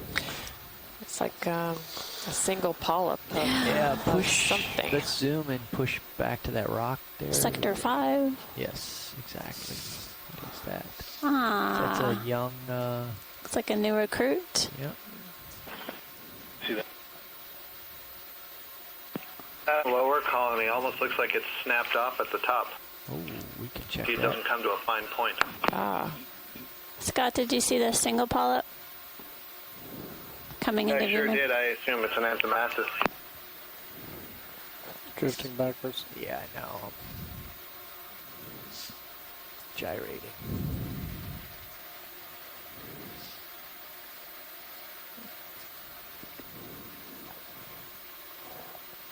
Okay, let's come out. And take a closer look at Parantopathes. It's a type of black coral. Now we're getting a wide view of the rock feature that we're examining here. And we see a variety of different corals, including Anthomastus, Parantopathes, which is a black coral. Looks like there's Paramyristia on the upper left, possibly, and bamboo. Mm-hmm. I think there was a Bathypathes to the left, or maybe one up and to the right. One block over. Yeah, one block over. Think telephone button. More exposed skeleton. Yeah. Okay, partial zoom from here, roll. We'll get to that. That's good. Ooh. a few different things to see here. So as we close in on this Paramusia, as well as a colony of Swiftia in the red and bamboo coral in the pink, we'll remind you that we're coming to you live today from Lydonia Canyon, and we're currently working at a depth of 1144 meters. My name is Amanda Demopoulos. I'm from the U.S. Geological Survey, and I'm here joined with Martha Nazinski from NOAA. And we've been exploring the deep sea canyons off the coast of the east side of the U.S., along the continental slope. And today is one of our deeper dives. We've been definitely excited by the different species of organisms we've seen thus far, and really interesting geological features. We have several shoreside scientists helping us out throughout the dive, including those based at the Inner Space Center, as well as their home institutions. So appreciate their assistance and support throughout, and their dialogue, as well as the questions that are being asked. It's been a fantastic dive so far. Is that another coral overgrowing the skeleton there of the Paramusia? Martha, are you talking about the white? I was just going to ask for a zoom on that. Yes, that's what I was... colony, but that's good. Whitish. Just jockeying for position here. Oh. Is that Anthothela? Or? I don't know.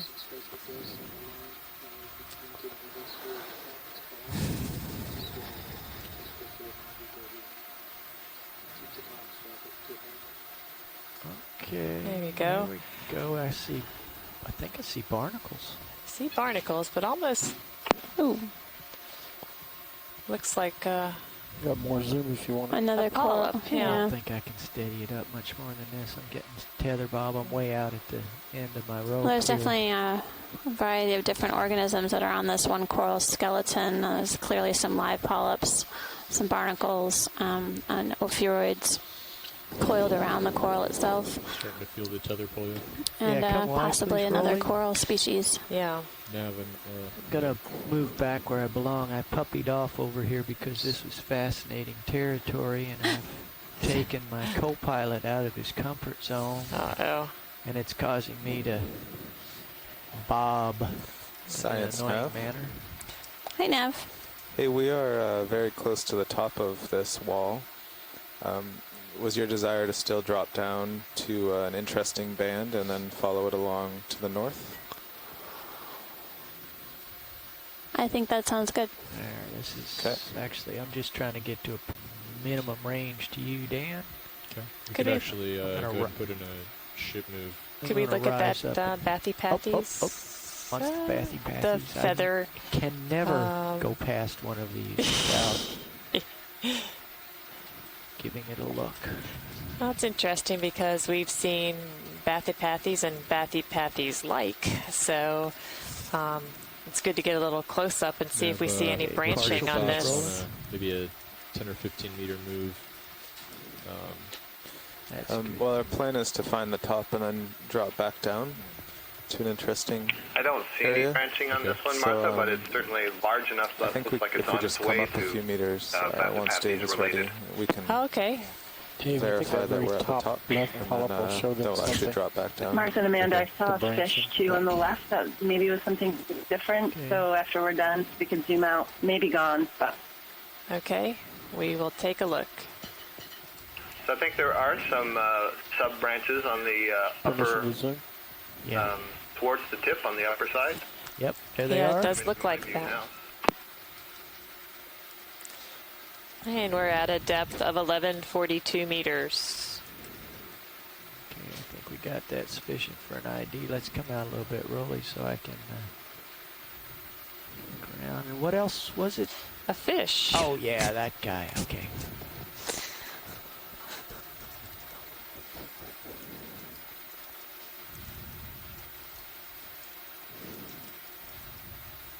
In the middle here. A really good example coming out of a fracture on the right, and that's another sediment-filled example, that inverted V-shaped feature to the right now. Upper LED is the taillight. You can watch it So go we're out. taking a closer look at this fish in front of us. Now we've seen loads of corals today, a variety of different coral species, as well as other invertebrates, but in terms of the fish communities, there have been very few.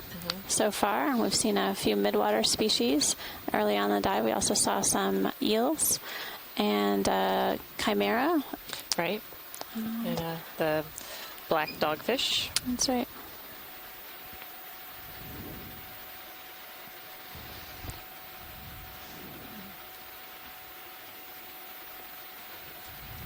Yeah, just so I'm prepared when we start to do that move north.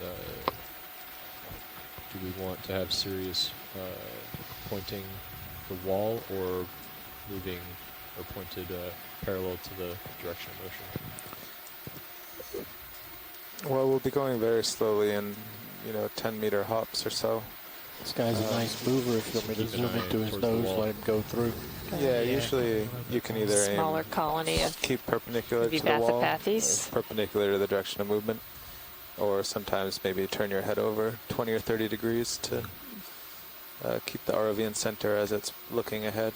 Okay. I think we're annoying him with but the we'll light. keep the ROV ahead in case there's anything sticking out of the, if the wall comes towards us. Sure.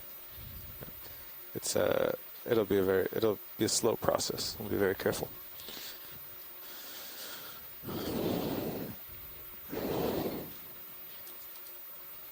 Can you get a zoom on the head? Go for it, Rolly. Oh.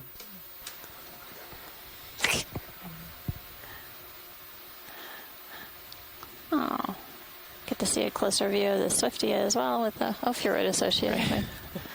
Kill two birds with one stone. That's right. Really clear lateral line.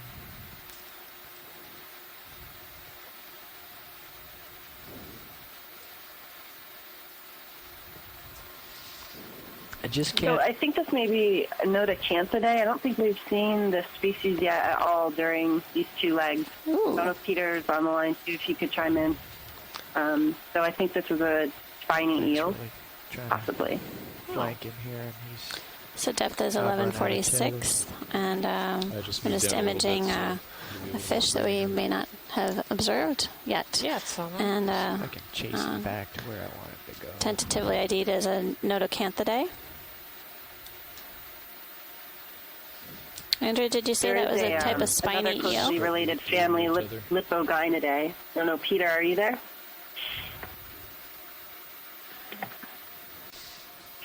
Okay, let's come So Andrea, did you say the common name was something like spiny eel? Wow. Did I hear you right? Okay. Thanks. Before he moves, it'd be a good time to get his nose. Okay, go for it. Another thing that several people have been noticing is some kind of parasites on several of the fish that we see. So far on the dives that we've participated in, we've observed isopod parasites and copepods, so both crustaceans attached to the outside of the fish, clearly visible.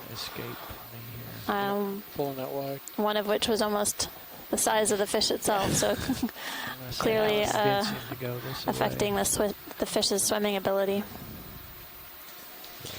This fish is actually cooperating to get a decent look to help with our identification. You're hurting? Yes, I am hurting. Cutting him off at the wall here. Okay, slow zoom, rolling. Hold that. A little more. Hold that.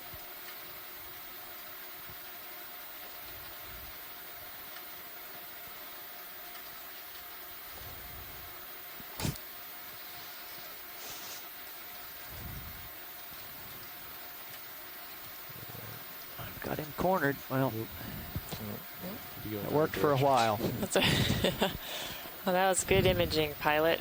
Let's come wide. I think Yeah, that's great. Thank you. Definitely a spiny eel, Nudibranch.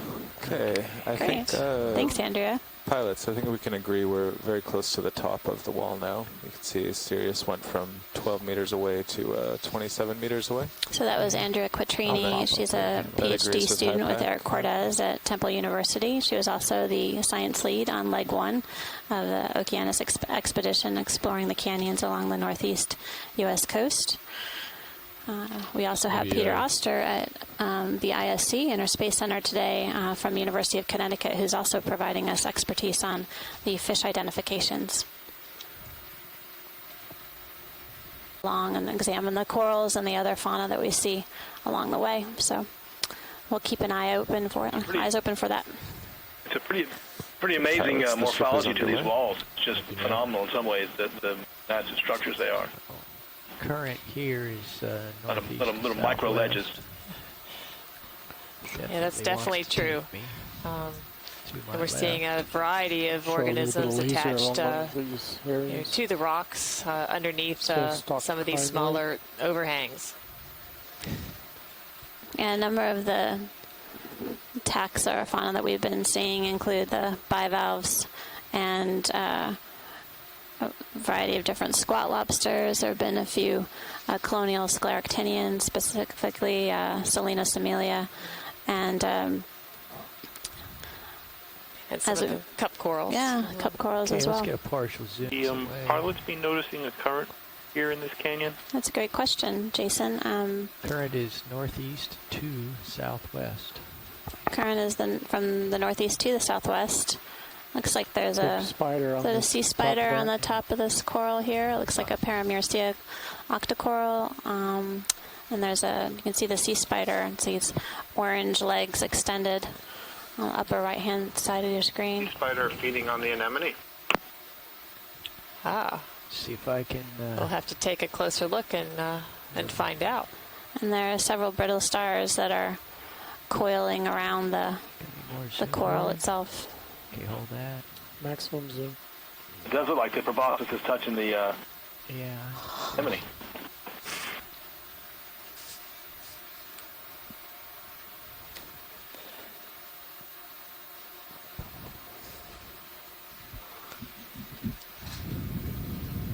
I might have to It's definitely advantageous to have more than our eyes on these corals and associates, just so we can get even more observations. Exactly. It's been tremendously valuable to work with the scientists on the shoreside, helping us examine these features and habitats.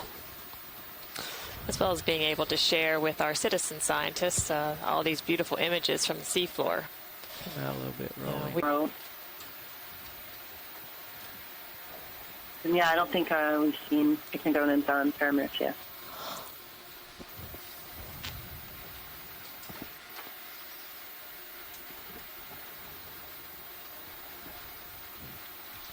Okay, partial zoom, please, rolling.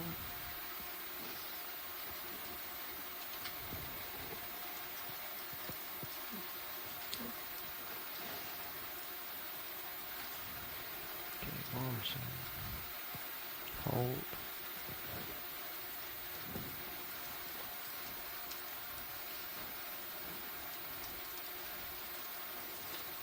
Well, Tim, this might be the closest that we get to a close-up of the disc of the associated ophiuroid.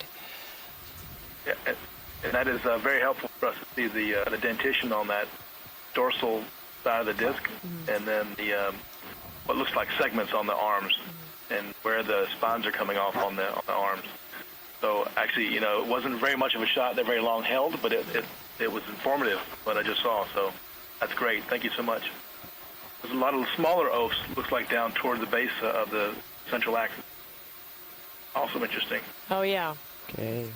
Take a little more zoom. Hold that. And you can certainly see some in the Swiftia in the background. Yeah. Really nice job, pilots and video. That's fantastic imagery.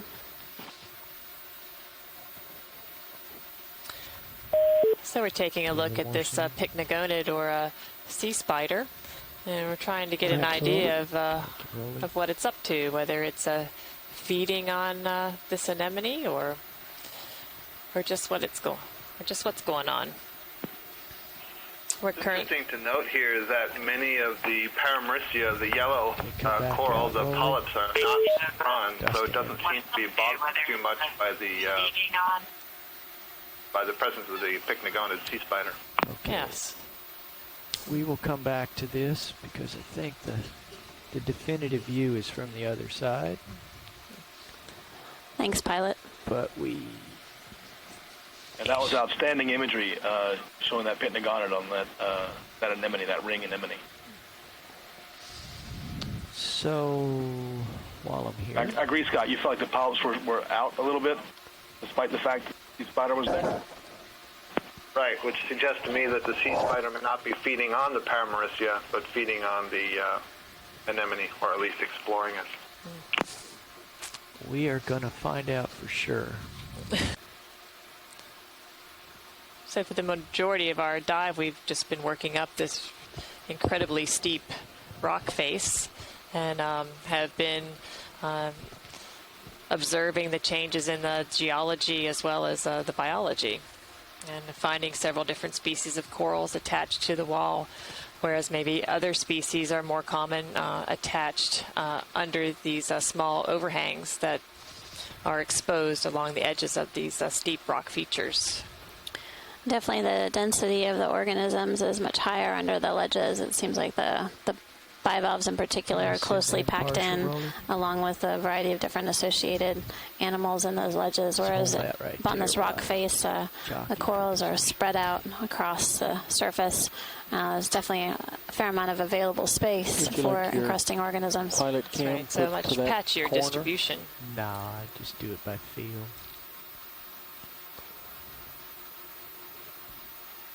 It was a good call, Nav, on the 15-meter move, because we're just about 20 meters from the wall now.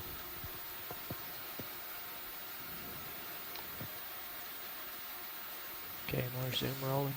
Yeah, we're in a good If spot. nothing else, that sea spider has been holding that position for quite some time. That's right. Very nice maneuvering, Dave. Oh, that was awesome, Dave.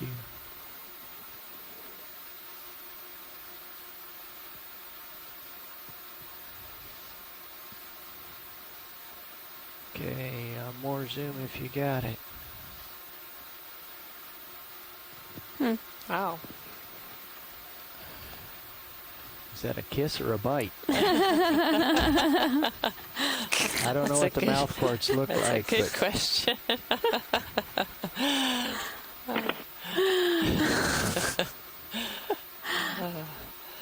That seems a little too up close and personal to be an accident.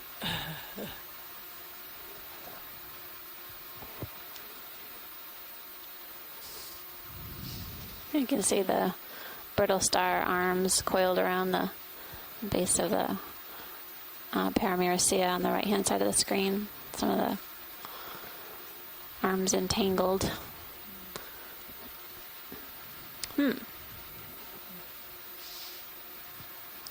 So a good close-up view of a pycnogonid, a sea spider. Proboscis is very closely associated with this anemone. Oh. Let's come out a little bit, Rolly, and get the context here.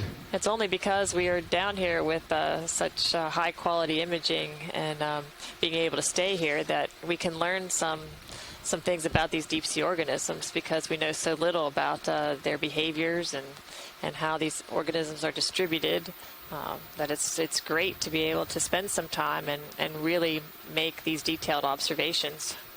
We'll also want to look at the disc again from this side. I was just tilted down for that. Disc again from this side. I was just tilted down for that. Okay. So I would come in and get a closer view of the central disc of this ophiuroid that's coiled around the coral.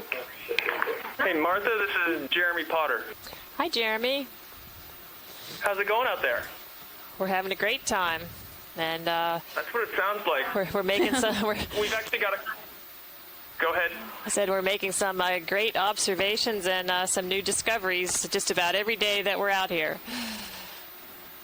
Well, we've got a couple people in Washington, D.C. that would be interested in hearing from you and Amanda about a little bit about what you're doing. I don't think we have time to talk to everybody that's on the shoreside science contingent, but if you could give an overview for us about who's been engaged and what you're accomplishing, that would be great. Okay.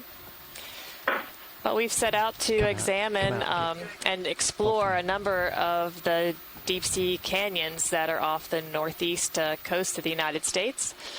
We've visited several of the major canyons and a few minor canyons, as well as made 2 dives at Middle Seamount.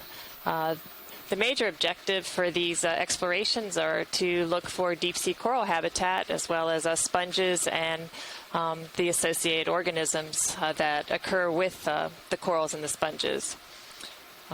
Amanda, maybe you could go over who's been with us on the phone. You've been keeping track. In addition, we also have some objectives advanced by the U.S. Geological Survey in terms of understanding submarine landslides and assessing potentially the association between submarine landslides and the risk of tsunami hazards in the future. We've had a variety of different individuals from different institutions from the U.S. Geological Survey. We've had Jason Chater and Carolyn Ripple involved, as well as today we've been fortunate to have scientists from around the country, including Andrea Quattrini from Temple University, Scott France from University of Louisiana Lafayette, Peter Oster and Morgan Kilgore from University of Connecticut are currently at the Inner Space Center, and along with Jamie Austin from UT. In addition, we have folks from Woods Hole Oceanographic Institution. Tim Shank and his lab have been supporting this mission throughout Leg 1 and Leg 2. And we really appreciate the assistance and guidance that we've had from these scientists thus far. In addition, we've had Amy Bacco-Taylor from Florida State University has been involved. And Scott France from University of Louisiana Lafayette, along with his graduate student Esprit Saucier, has been involved throughout. So thanks so much for the shoreside scientists. We really have benefited from their involvement throughout this mission, and their scientific expertise, their guidance, and also their questions have really inspired Martha and I throughout these dives to be enthusiastic and interested in the observations we've made throughout. So it's nice to have such a variety of folks that are helping from the shore. Everyone brings their own expertise to the expedition, and we're able to work with each other to get much better idea of the organisms that we're seeing and some of the behaviors of the organisms that we're seeing. So it's a great collaboration between shoreside scientists and Amanda and I as the science leads here on the ship.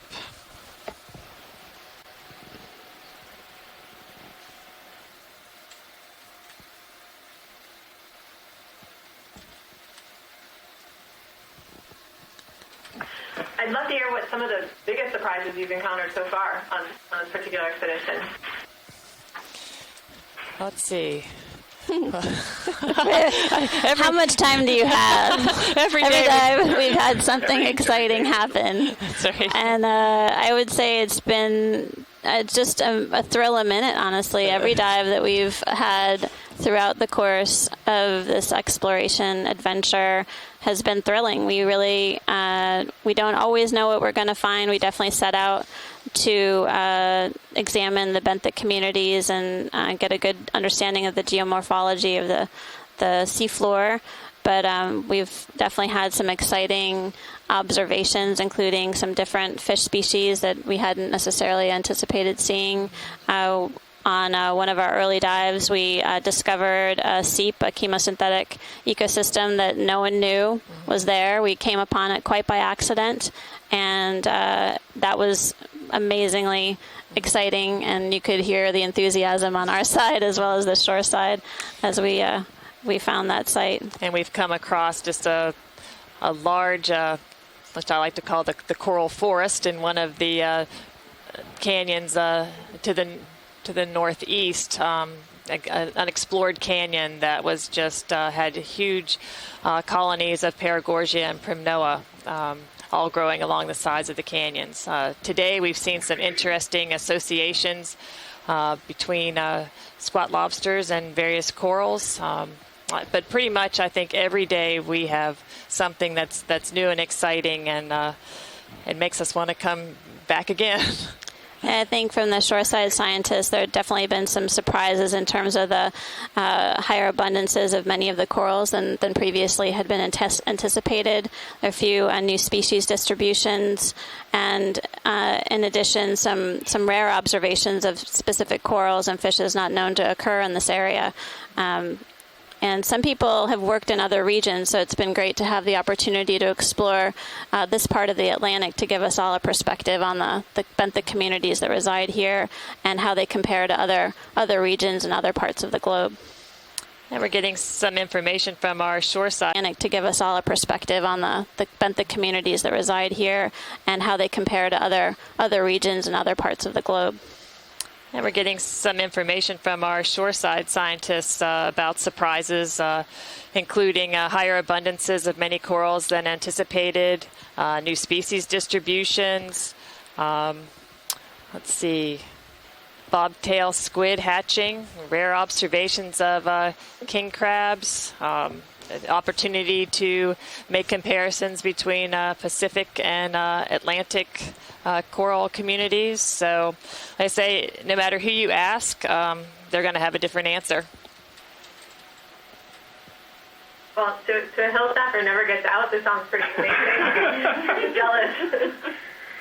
Could you all comment maybe a little bit on the importance of these types of observations? I mean, it seems like every day you're saying you're finding new things. It's really neat. It's beautiful. But why is doing this important? Well, since NOAA is the primary federal agency to be stewards of our marine resources, we really need to understand what all those resources are, and that includes these deep sea coral communities. Until we know where they are, the diversity of the corals and how they're distributed, we're certainly working in the dark without being able to know what's out there and the benefits of these. Some of these corals provide a habitat for recreationally and commercially important fishery species. And one of the reasons that we're out here, too, is to learn more about coral distributions. So the fishery management councils are beginning to come up with alternatives to have some closure areas to protect these kinds of habitats. It's really a thrill to hear you say that you found some higher abundance of corals in some areas than you expected. Are you noticing some evidence of impacts, either temperature or acidity, or are you seeing that in any of the coral species that you've looked at on the expedition? I couldn't catch that question, sorry. I think the question was impacts. Have we noticed impacts on corals?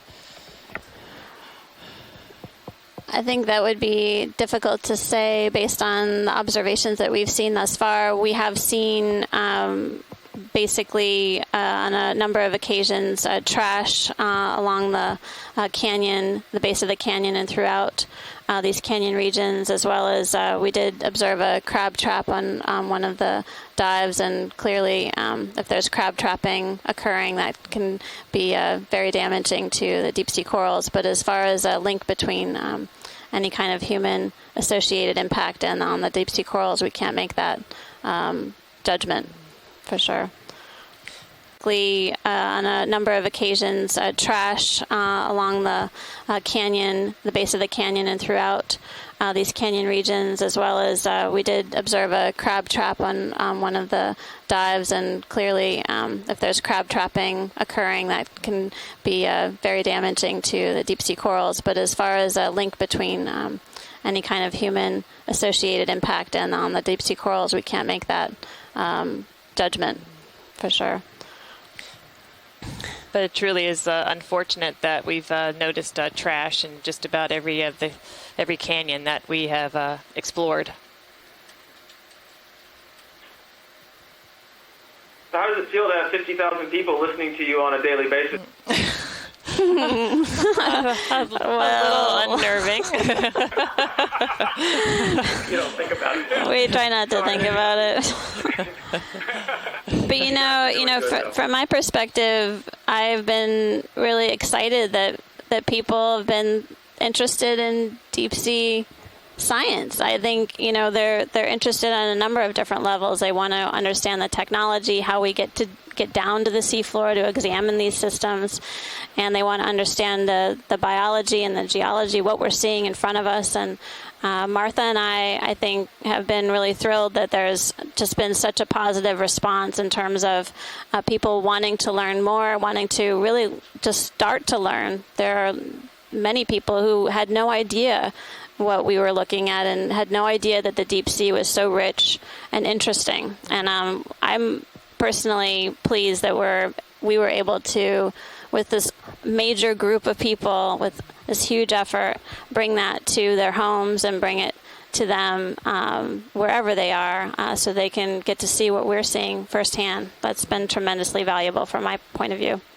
Because Amanda and I have talked about, when we come back from doing field work in habitats like this, that you can, try to describe to, people back on the shore what we saw, but it's certainly, as they say, a picture paints, it's worth 1,000 words. And so to be able to show these types of images to anyone who is interested and wants to learn more is certainly a real treat.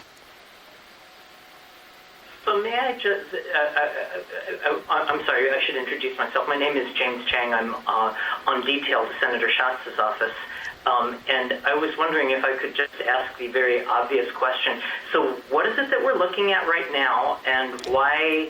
I get the sense that people are panning back and going back in and wanting to look at something a little bit closer or a little bit different. What is the community of users right now focused on, and why is it interesting to them, and what are they seeing that those of us who see mud with yellow and orange things, a white blob on it, what is different? Sorry to be so very, very juvenile in my questions, but I don't know what I'm looking at.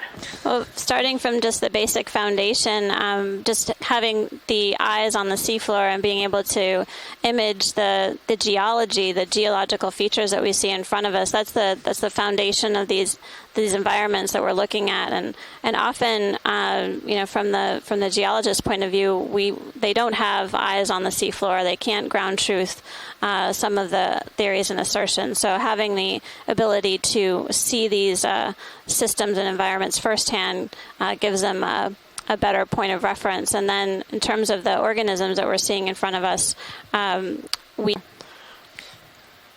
But it truly is unfortunate that we've noticed trash in just about every canyon that we have explored.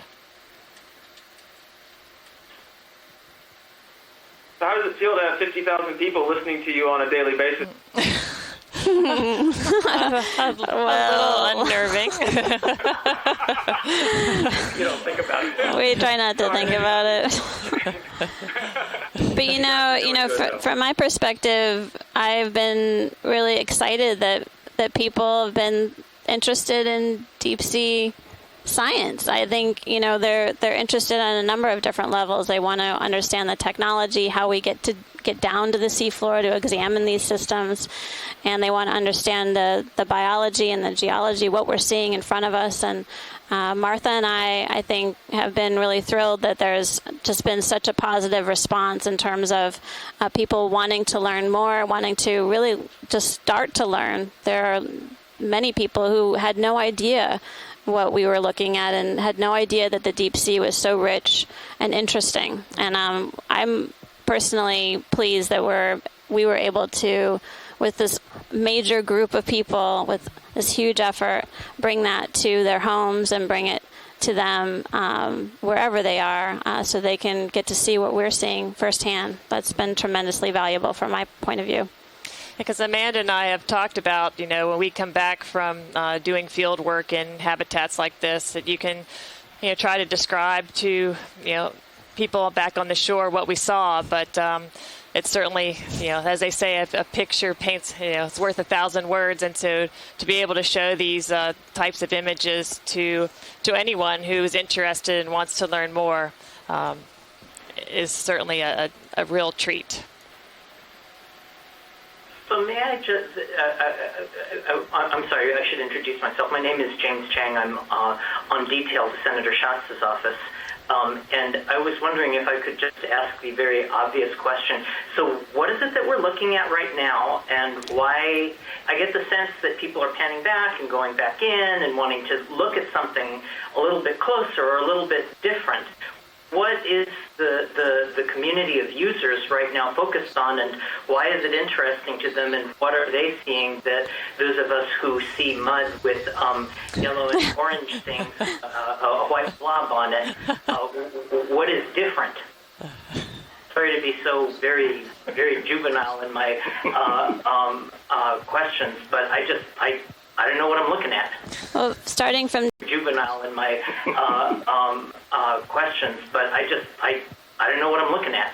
Well, starting from just the basic foundation, just having the eyes on the seafloor and being able to image the geology, the geological features that we see in front of us. That's the foundation of these environments that we're looking at, and often, from the geologist's point of view, they don't have eyes on the seafloor. They can't ground truth some of the theories and assertions. So having the ability to see these systems and environments firsthand gives them a better point of reference. And then in terms of the organisms that we're seeing in front of us, we can see corals dotting the seascape, if you will, dotting along the rock face. And as we close in on it, we obviously notice that there's a wide variety of different fauna that are capitalizing on this rock face seascape, if you will. And we wouldn't know that unless we had eyes on the floor, eyes on the seafloor with this ROV. So this is a vertical that we're looking at. Yep, and there's a flounder, a flatfish on it. So, there's several scientists on the shore side, as well as Amanda and I. We all have, particular areas of interest, and it's very rare that we get the opportunity to look at the organisms in such detail in their natural habitat.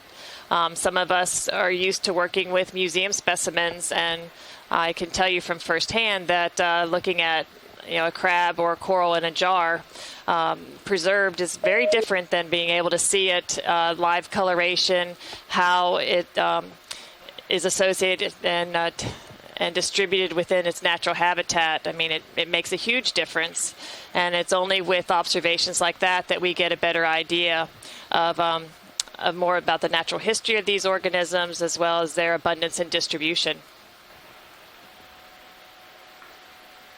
So it looks like a brittle star wrapped around that coral. Is that a coral? I don't know. Yeah, that's correct. Is that normal? See, you've already learned something. That's great. Very good. So we're seeing Is that normal for them to be wrapped around like that? Oh, okay. Yeah, we have scientists on the shore side that study the associations of animals that live with deep sea corals in particular. Tim Shank from Woods Hole Oceanographic Institution is on the line, and he's been studying these associates in extensive detail. And we're seeing a brittle star that's got its arms entangled around this coral, this octocoral Paramyricea. And then the bright yellow that you're seeing is a zoanthid that's come in and colonized the skeleton of the coral. So we don't want to take up too much more of your time because you guys need to get back to doing your work. But this certainly does take a village to make a success, and I know you've been able to comment a lot on the science side. Maybe a couple comments about how the team on board the ship is operating. You've got a whole bunch of diversity of people out there that are all contributing to making this a success. Absolutely. If we didn't have such a fine team of people that can maintain and run this ROV. We have a group of people that make sure the ship is staying on course, is operating correctly. I mean, we couldn't be out here without the support of everyone on this ship.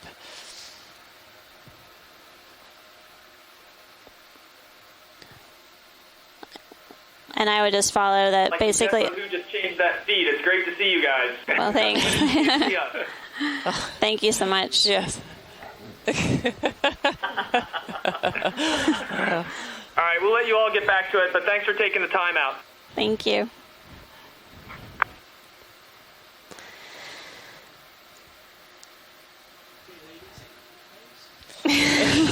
You went by so much stuff. I know. Yeah, let's zoom It's a in. little far Halfway up. between the yellow coral at the top and the Swiftia. Yellow Just to the, yeah, that's it. Top of the screen right now. Top of the screen. To the right. Up, Dave. Okay, we're looking for something tiny, aren't we? Yeah, How I saw big a it. thing are There you it is, looking very for? top of the screen. Very top of the screen. It's Coming Yeah, up. it's Oh, I got it. Void. I got it. We're on the edge of the screen right Yeah, now. here I we think go. there was about a 10-second delay. Yeah, I was totally off in the scale of what we were looking for. Sorry about that. I should have said smaller than a bread box. It's well, it's 10 centimeters tip to tip is what I'm saying. Partial zoom. I failed to mention that I had my nose to the screen. But there it is. I think that's something different we've been in all these dives. I wanted to get a close-up of it. Okay, a little Thanks more so much. rolling. Nice job. Hang on, it gets better. From what I understand, we don't want to leave the lasers on too long today. Correct. We had enough laser. We've got a if you watch the ground fault over there, it'll clear. And if it doesn't clear, then we don't know if there's another ground fault.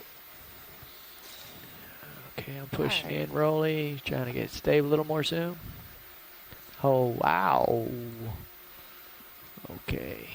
So zooming in on an ophiuroid on the sediment. Red one. And this rock wall covered with sediment. Okay. Just bouncing around a little bit much, but there it was, full wide. Mm-hmm. No, just if you got it. I was just going to mention that to understand what's on these corals and how specialized the relationships are, we have to know what's on the floor as well, right, in other places. So it's actually important for us once in a while to be able to look on the floor and see what's there for the comparison. So thanks for doing that. I appreciate it. Sure. Looks like there's another Xena 504 has something on it. Yeah. On it. Did you release Wow. your OKEX, Dave?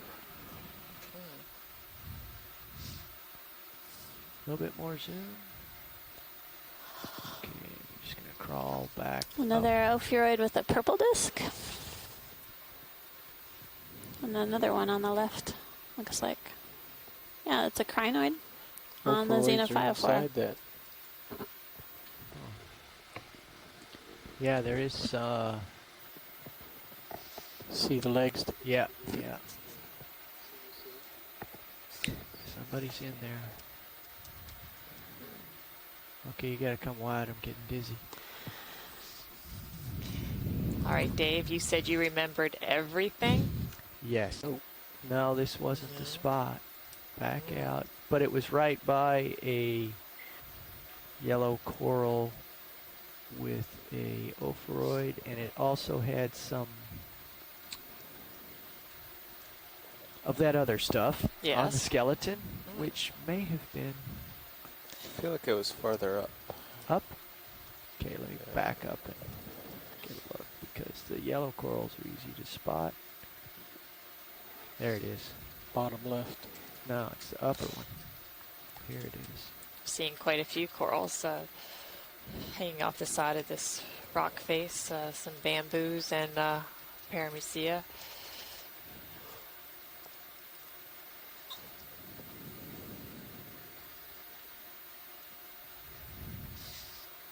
There is your solitary hydroid. Wow, you are good. It's my yob. You knew exactly where. Hang on, let me get I have a braced. question about these solitary hydroids. I know, Scott, Tim, you have all seen this on the seamounts in the region, correct? Come on, a little bit. Yes, that is correct. We've seen these on the seamounts. Do you have a sense of Scott, your work in the Bahamas or anybody else in other areas, how common these are? Our work in the Gulf of Mexico, I don't recall ever seeing one of these solitary hydroids. And we work to a depth of about 2,500 meters. So I'm just curious how common they are throughout the world's oceans. Yeah, my memory isn't as good as it used to be, but I don't recall seeing any in the Bahamas, but, I'd have to go back and have a look at that. The seamounts, we certainly didn't see them as often as I feel like we've been seeing them in these canyons, but we did see them with some regularity, at least on the outer seamounts, and maybe Tim might have more of a recollection of that.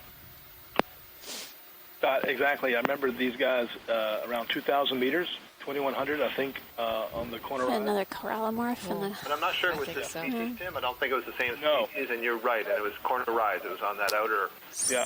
So pilot, I think we can keep moving I'm looking along. at a picture right now. The ones we were looking at then, and After it's not the same species. Close up of this hydrate. It's a fantastic group, and a lot of the reproductive organs are right here we're looking at. But do you know that some of the individuals or species in this family get to be 2 meters long? They can be enormous. So you think these are big for hydroids? They even get a lot bigger. So that's crazy. Yeah, I think the one that we saw on the seamount was bigger, and we were calling it like a ray gun. It had this sort of radar dish. It did. That's exactly right. It's amazing. You got it. I wonder how common they are in museum collections as well.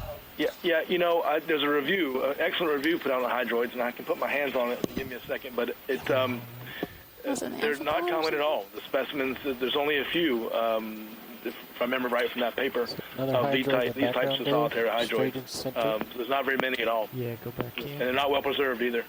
If you had a look at this thing, I imagine it'd be a very hard thing to collect. I mean, there's no skeleton associated. We haven't normally seen more than one. That's right.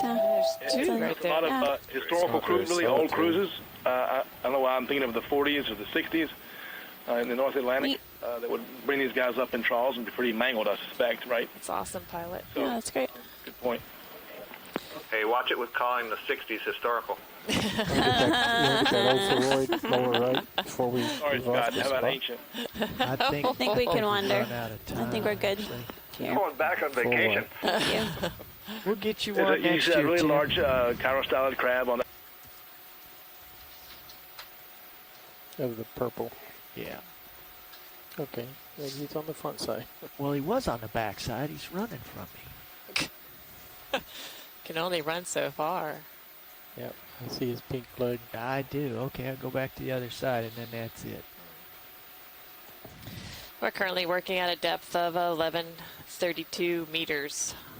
Today coming to you live from Lydonia Canyon.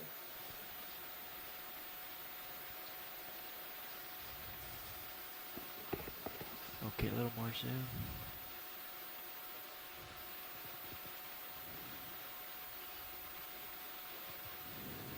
And more.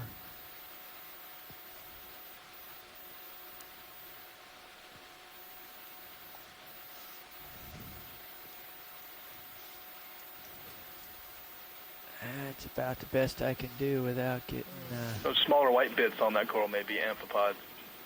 I'll just crank it in, rolling.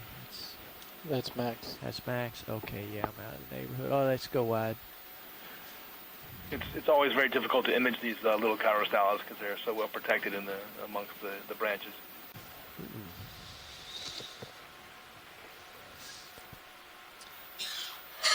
Quite a few things living under there, underneath the rock. Well, on the underside of the overhang. And there's a brachyndid on the upper right. That's got it. Bright colored snakes. Skeleton. Go for it. And it looks like there's some more cup corals and there's some skeleton on the seafloor. Please roll land. So, So science, we have to leave the bottom at 3:50 local. So we have about an hour and 50 minutes left. Hour 50 or hour 15, yeah. sorry. Hour 50, so almost 2 hours. Oh, my relief is here. Can you zoom out on HIPAC? Sure. And full wide on ROV, please, Rolly. Quite a assemblage of organisms. Just checking out where waypoint 3 is. Several. Take a moment here. Fine. We'll just look at all this beautiful stuff. We can take a peek underneath that sure. fan because I do see colonial coral and maybe something different that we haven't seen. Short is going to be putting tar in the chair. That's what I'm wondering. Yeah, we got to get a closer look at that. And watch leads. Nav is standing by here whenever you're ready to talk. Okay, Nav. So we do also need to consider the possibility of doing the midwater transects. So previous Nav told me we have about an hour and 50 minutes left, but I think we need to allow for 50 minutes to do the midwater transects. Is that correct? Yeah, stand by one. Thanks.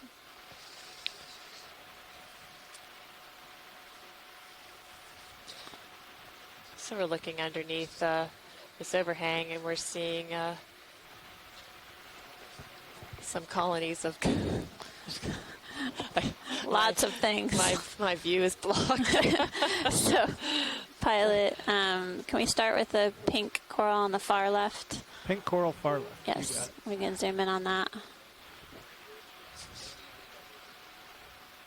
Got some excited scientists on the shore side, really waiting to see what we have. Okay, Rolly, let's start to go in, and I'll keep pushing in while you're doing that. I can't see.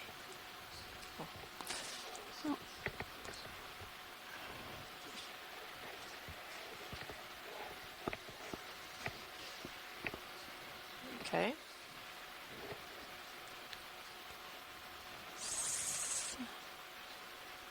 So Anthethelia.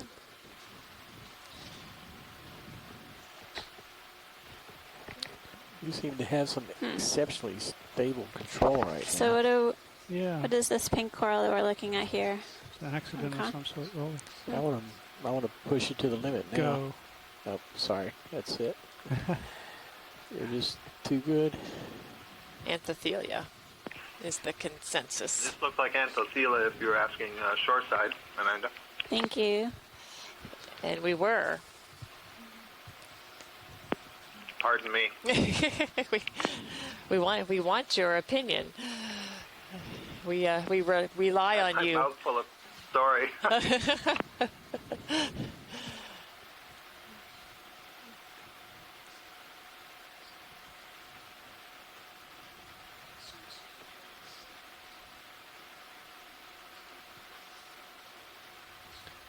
Watch lead, this is Nav. Thank you, pilot. All right. Hey, to answer your question about the midwater transects, yeah, we'd probably looks like to leave about an hour to do them. We were unaware that we were planning for midwater transects today, so it was not on our schedule. So the front row here can't decide that, but let's talk to Dive Super to if I can push back in, I can check on that. He'll probably be coming and talking to you shortly. Okay. Thank you very much, Nav. So, We're reminded that this was something that was a priority to do, and appreciate the ROV group's flexibility with trying to make it happen. Roger that. We'll see if we can. Thank you. Looks like a small colony of Paragorgia. And see it to the right. That's top center. Stop. The base of the shell. Bivalve. To the right. Right edge of the screen. Maybe I'm seeing things. Oh, actually, squat lobster. Now the bottom of the screen just went off. Jeez, I really don't know what you're looking for. Right? The very bottom edge of the screen. Down below the shell. Yep. There's a. Now it's just right of center. 3 pink balls. Nope. I'm You're looking to the way right. out there, Jeff. No, they're both directly. Just restarted your sonar. They're looking you're at the looking pink at balls, 5 meters and I'm away. looking at the thing that's in the bottom right corner now. That thing. Yeah, that's a bivalve. Nope. Actually, it's coming into center right now. 3 bumps of the coral. Previous co-pilot, we were moving in Science, can you see my finger over here? northward direction. We're trying to take a look and see if this is a Paragorgia. Pull up straight in the center of the screen. We need to get the pilot moving. Okay.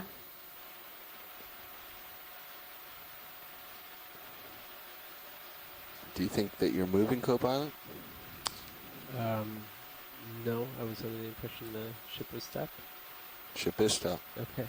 Was there a particular reason you wanted to come up?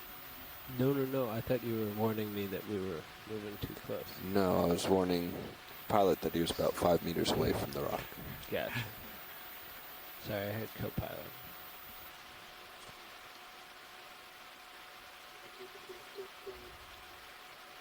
If you can go drift up right, it was not the red bulbulous thing. It was to the right of the bivalves. It looked like some yellow. I think we're looking at 2 different things, Roland. Agreed. Thanks. The thing to the right of those bivalves. That's another, paragorgia, it looks like. Yes, that's what I was thinking. 2.5 meters. The next set of bivalves. To the left of the sponge.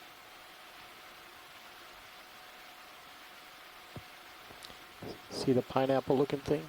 Yeah. Down and just Sorry, a little bit to the left. I would agree with the both of you that looked like a paragorgia, not Great. enzymatic. Thank you, Scott. Good, thanks.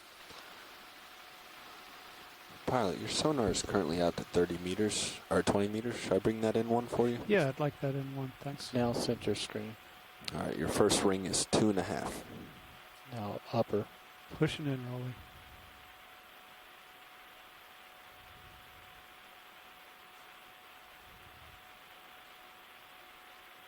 Those things.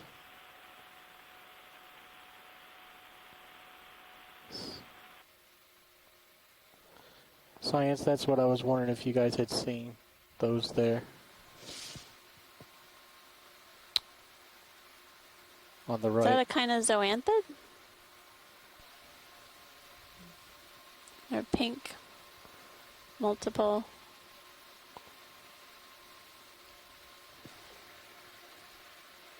It's an interesting looking thing. I don't know that I've seen them that color on any of these dives so far, but certainly what it looks like, isn't it? Unless there are a whole bunch of, I don't know, maybe cup corals? Unlikely. It's more likely to be zoanthid. Okay.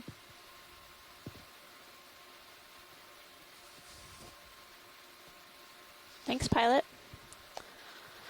Thank video. Thanks, video. I don't know if it was worth it, but it looked like different than anything we've seen. No, we haven't seen it before, Roland. We just wanted to verify the paragorgia too, so just got our... Right. And there's a green theme for you. As I pull out and turn it over to Tara. Thanks, Rolly. Roland, we were ignoring it because we had no idea what it was, but you made us look at it. Thanks. That's right. Coral coming in the center here. Ship move underway. Coming towards you, pilot. I'll just drift by. Copy Thanks, that. Nav. Thanks, co-pilot.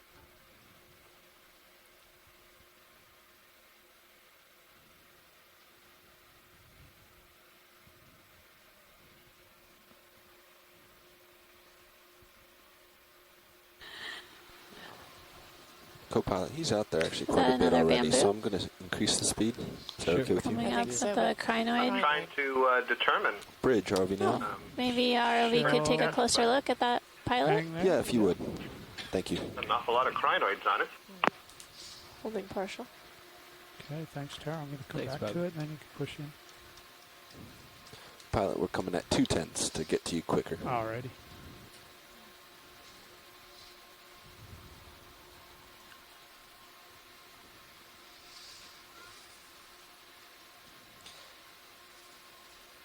Along that rock face that was just underneath the overhang, where we saw so many organisms.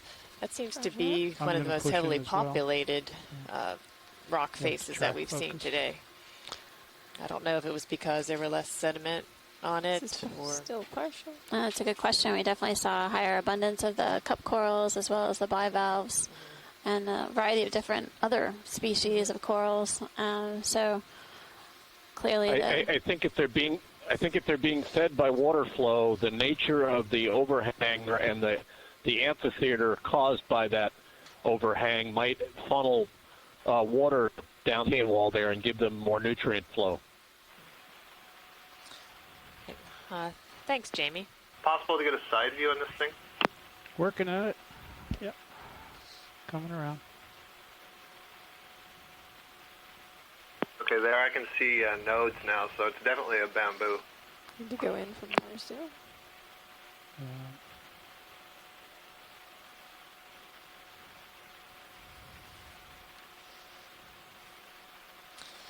But there are several crinoids associated with this bamboo. I'm not sure we always see crinoids associated with bamboo colonies. Is that true, Scott? No, that's why I was a little bit surprised when we first came upon it, I wanted to be sure that it wasn't some odd view of a white morph paragorgia. So this is kind of interesting.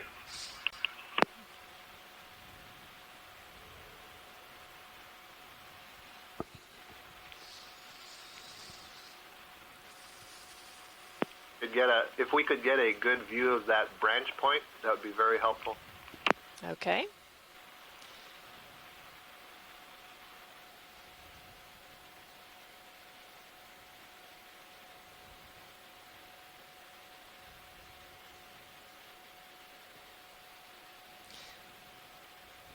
Is this the one you're interested in?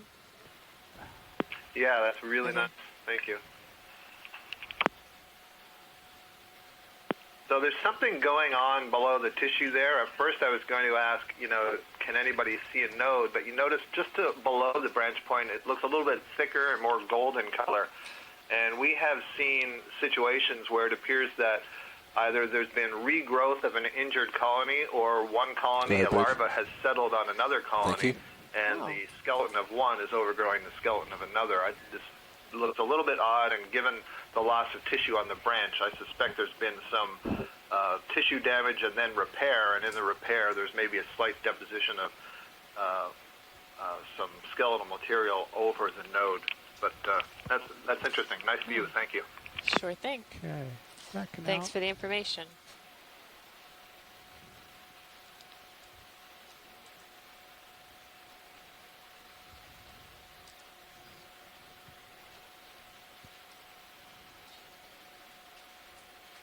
Let's zoom in here.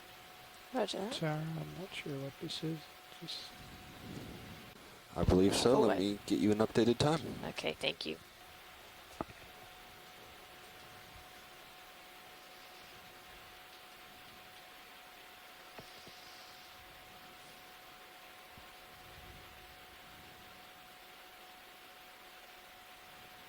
start to zoom in here and see what this is.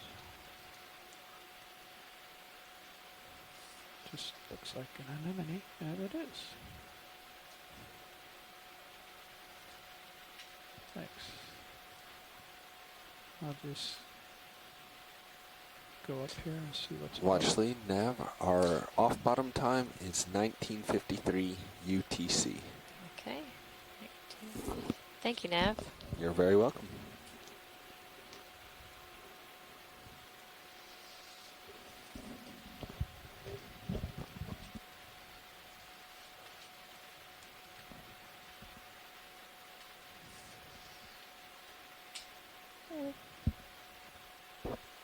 Co-pilot, in case you didn't hear, the ship move is stopped. It's been stopped for 3 minutes now. Okay. Yeah, I think Sirius is just about stopped now.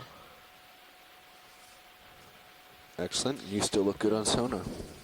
So we'll hold off on any moves, so feel free to turn and face the vehicle. Copy that. Okay, let's Could you go back into... zoom into that feathery-looking reddish coral to the bottom of the screen? Yeah.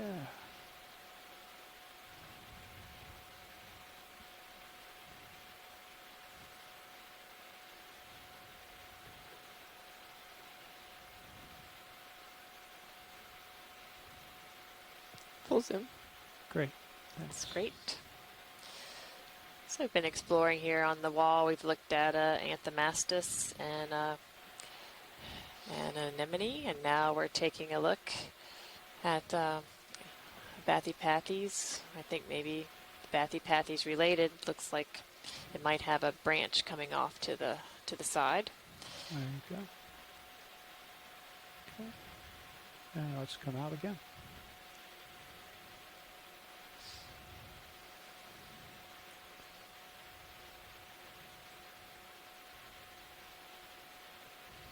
Seeing a few of the solitary cup corals attached to the side of this wall feature, as well as perhaps a few pieces of bamboo coral coming up.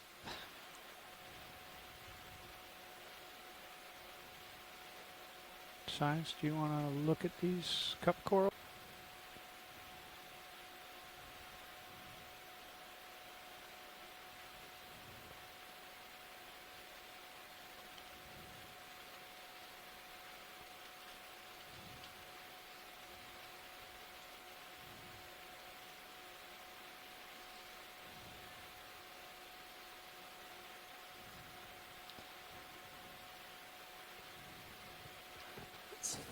Full zoom pilot.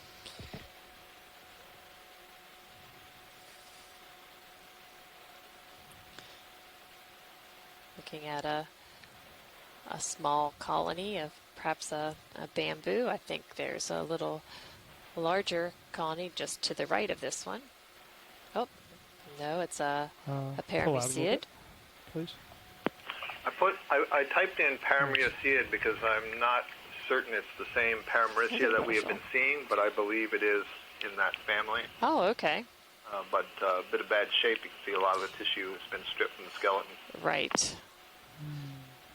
I too thought it was a bamboo coral that was perhaps being overgrown by something else, but now I think it's a parameciid. Okay. Where'd that bamboo go? Pull out.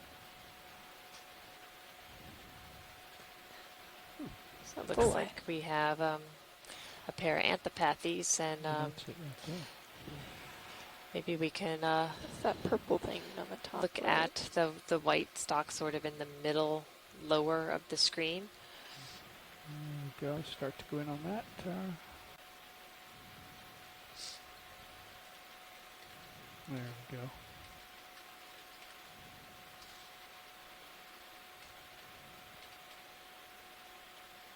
Now this is a bamboo coral. Okay. I thought it was worth a double check just to make sure.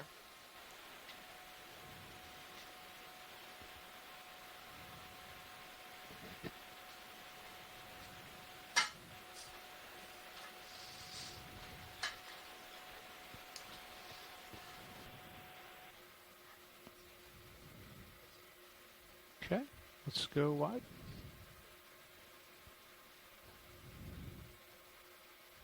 Anything else in view here?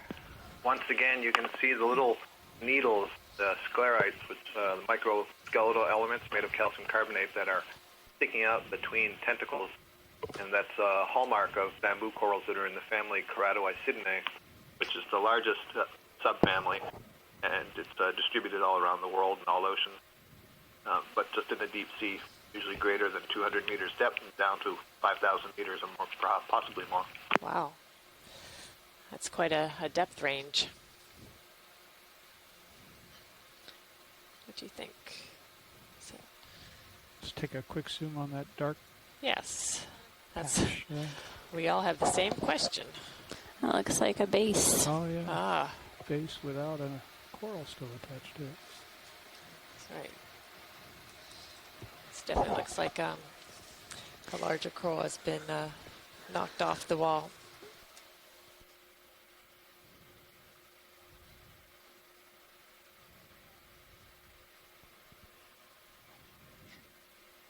Okay. Let's go wide.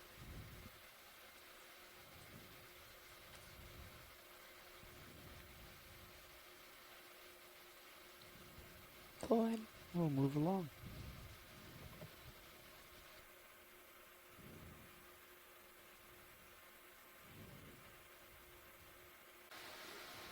So we continue along the wall. We see a few more of the solitary cup corals, as well as some Swiftia and Anthomastus with its tentacles retracted, and another bamboo coral. We're moving along, pretty much staying at about the same depth of 1140 meters.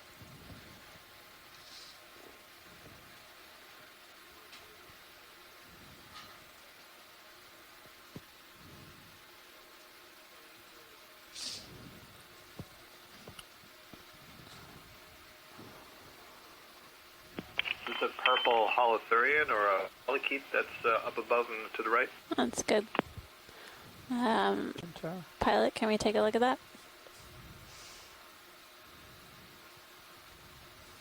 Hold it.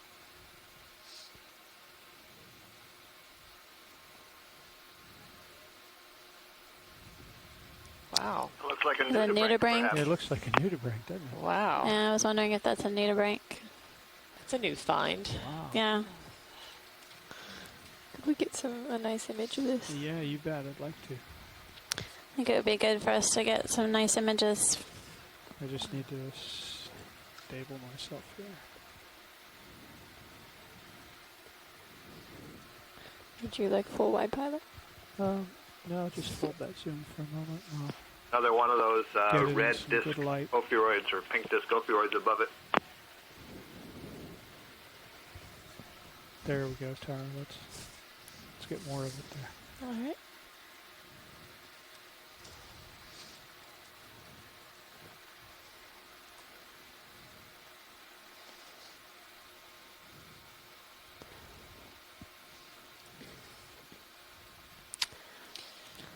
This is full zoom.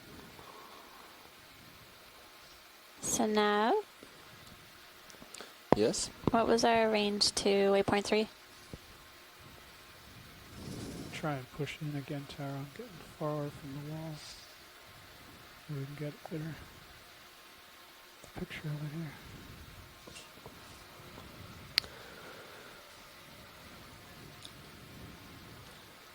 Waypoint 3 is 100 meters away. Okay.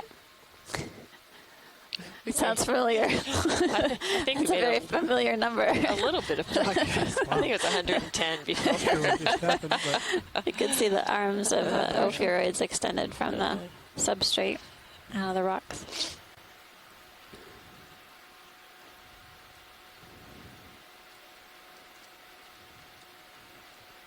We're going to try and set up for a side view here.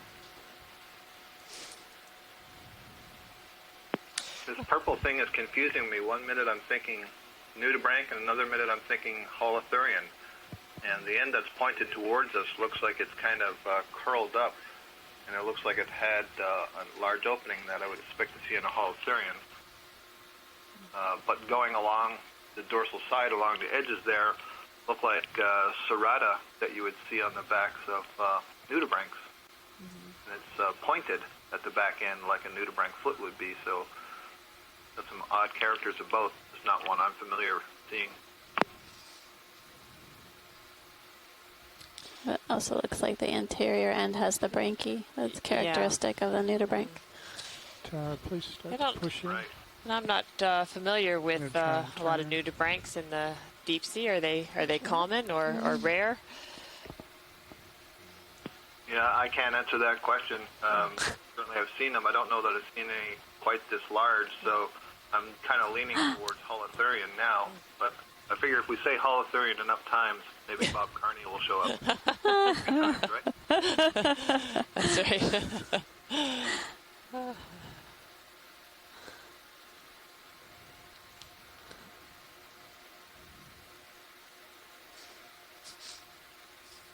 Those extensions from the back are so nicely aligned, it reminds me of lines of modified podia of holothurian. And the front end also looks like it's got modified tentacles for feeding. Okay. So we'll have to leave this in the mystery category. To be determined. Right. Stay tuned. Another one of those, we often have more questions than answers after one of our dives in these deep.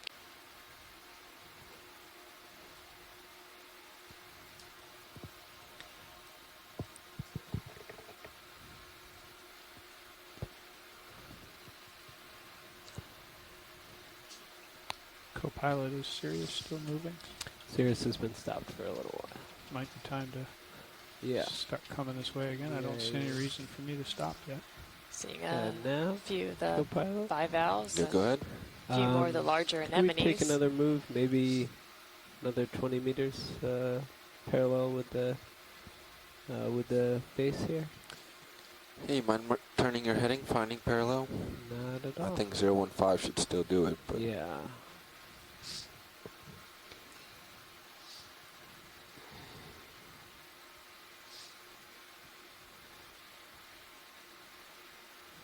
Yeah, hold that.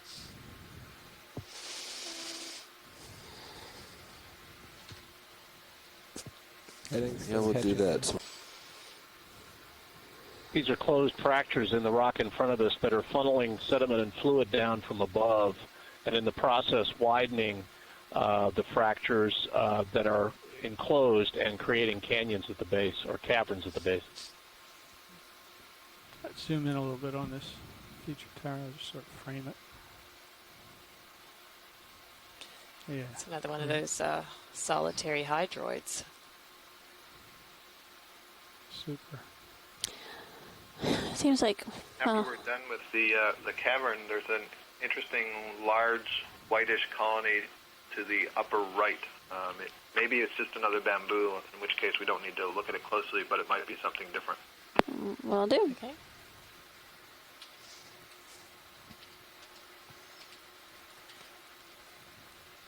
Alrighty, tower. Let's go full wide and Roger that. find Full wide. somewhere upper right.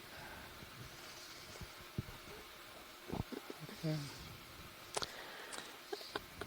Upslope? Scott, up, far up to the right. It was above the cavern. So it's still off the screen above. There you go. It's up on the right in the dark. Got it. Sector 6. I think that's it. He knows what I'm talking about. Alpha Baker. Bravo, Charlie.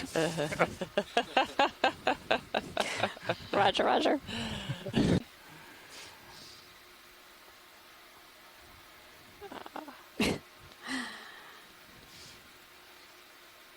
Okay, just another bamboo. Did I hear you say just another bamboo? What? Don't repeat that. Only 50,000 people heard that, Scott. They don't know who I am. I just said your name. Dang.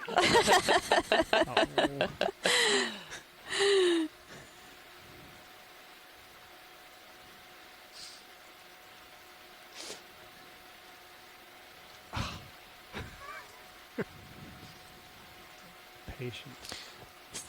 There we go. Let's go in on the. So our bottom time was 3:50. Thought that was Yes, pretty. but yeah, 1953 UTC was the last I got. So I think we got 3 more minutes. Ooh.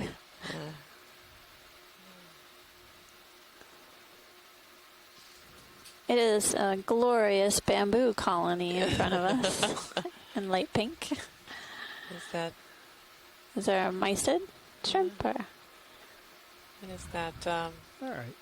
A Swifty on the lower right. Let's go wide again. Pilot, just so you know, I'm Drifting about passing you now along the face. Okay. You've got time now. The ship's going to be stopping in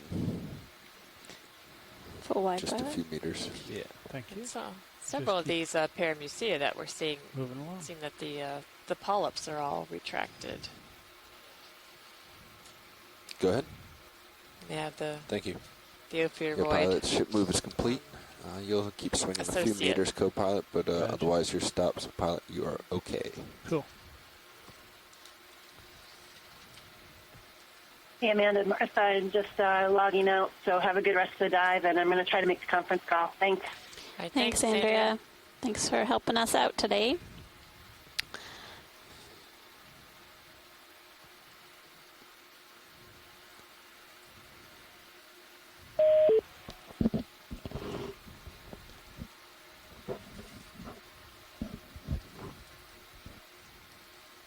Can you turn and look at me, co-pilot? I can. Thanks. Still moving a little bit, but Yeah, as long as you're sure that it's safe in front, I could use a little visual reference here. Hello, this is Chris Ma. Hey, Chris. How you doing? Hey, I just did a quick Facebook consult with Terry Gossliner at Cal Academy, and he tells me that your purple blob is Tritonia, probably a new species, a nudibranch. Wow. Congratulations, A nice species. And it is a nudibranch after all. And so I just wanted to convey the amazement of seeing the first nudibranch that I've seen on this entire cruise. So well spotted, looking forward to seeing what you come up with next. Great. Thanks, Chris. Thanks for... Bye-bye. Bye. Thanks so I much. want to convey how amazing it is that we could have somebody like Chris contact Terry and get this information right away. It's, immediately. Yeah. No, that was fantastic. Yeah. So are nudibranchs commonly found at depths like this? This is the first time that we've observed a nudibranch on this cruise, and they're not that common. I'm used to them from shallow water diving, but I was just curious if. No, we just haven't. We don't see them. That's why we had such a struggle identifying that one. So it was quite a find. Potentially a new species of Tritonia. Yeah, that's cool. Potentially. Yes, that's why we're all confused. That's right. That's right. 37 meters. And we've been staying about the same depth contour as we approach waypoint 3, which was going to take us out to sort of a promontory feature, so we can get a look to see if the organisms that we see will be remain the same or change.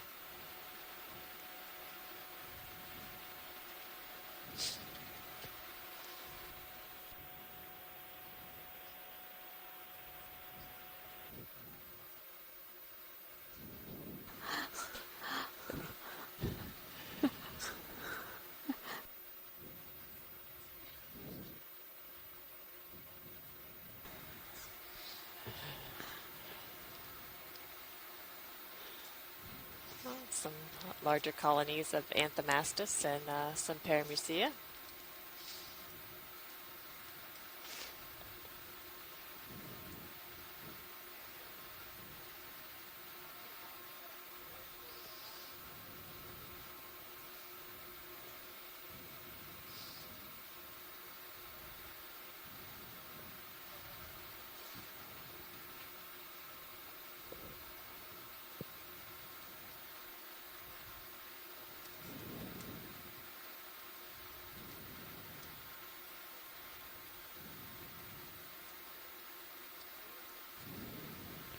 Just taking a look off in the distance there. See what's next.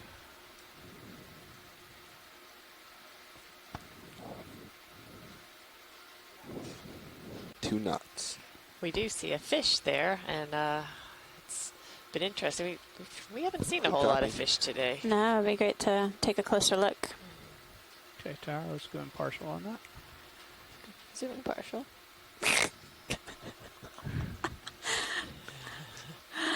That's our friend, Longfin Hake. We saw many of them yesterday. Extremely abundant yesterday in the shallower depths along the soft sedimented areas that we were working yesterday. We should probably get this with the lasers on too, just to give us a size estimate. Okay, co-pilot. Please. Lasers on. Thank you. Thank you.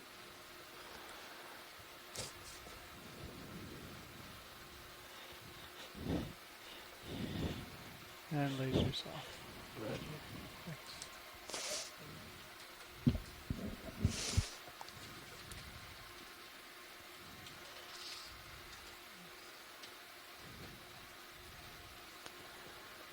Scott France, are you there? Red on the ground, just underneath. I am here, yes. Why don't you relay the interesting information that you just added to the event log? As soon as we find another nudibranch. Well, there's a lot of people that are interested in nudibranchs now. Okay, so they might be waiting a long time since it's taken us. How many dives? How many deep sea dives? That purple thing that we were all wondering about, that we saw on the floor of the canyon or on the wall of the canyon, is in fact a nudibranch. A nudibranch is a gastropod. It's a sea slug, and this particular family of sea slugs, to which that species belongs, is known as a predator of soft corals, Gorgonian corals, like the various corals that we've been seeing. And I thought of much interest is it's known to prey on stoloniferous octocorals, so those are the ones that grow as ribbons or mats. And so it's easy to envision this sea slug creeping over the bottom and encountering those mats and perhaps feeding on those polyps. So another thing that it was written on this website, kind of general, that I thought was kind of neat was, anyone who's been watching since we saw that nudibranch, it looked like there were tentacle-like structures at the head end, and it says that it uses those in preparation for attack, for finding the prey, for sort of reaching out and touching the bottom and then seeing where expanded polyps are. And it actually describes the attack as, quotes, remarkably rapid. Slug plunges into the colony and bites off the polyps before they contract into the protective cover of the spiculate colony mass. I thought that was kind of interesting, and nice to be able to do that in these days of the web where you can search for information quite quickly. That's right. Thanks, Scott. Okay, let's go for what? So, pilot. Yes, ma'am.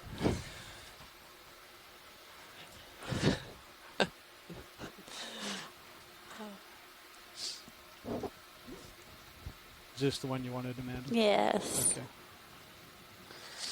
So we're zooming in because we can't always see what animals are associated with corals when we're off the wall a bit. So it's important for us to take a quick look. Looks like there are a few ophiuroids on here. Is that something else on the tip of that branch, maybe?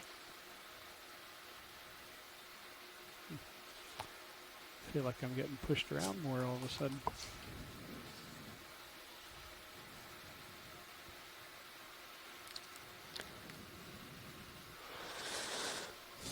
Losing the light a bit.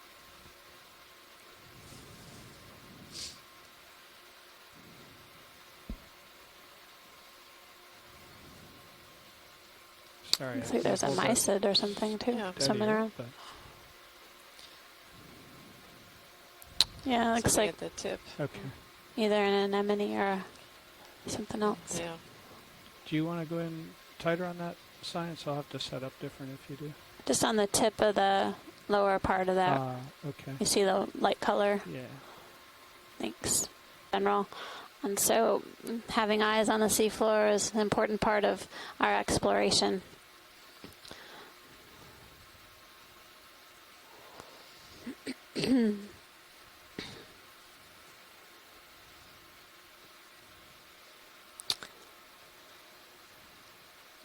It's like a small anemone. Yep.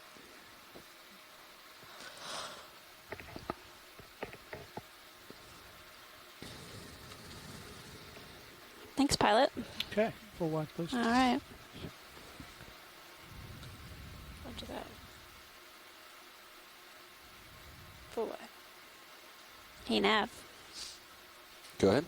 What's our range to 8.3? Let's guess. 80 meters. That's my guess. 53. Oh! Antipathes. Seems like some have had their squat lobster associates and some have not. Well, I see one on some claws. So it looks like this one does one. have its resident squat lobsters. Looks like there might be a couple. There's another one.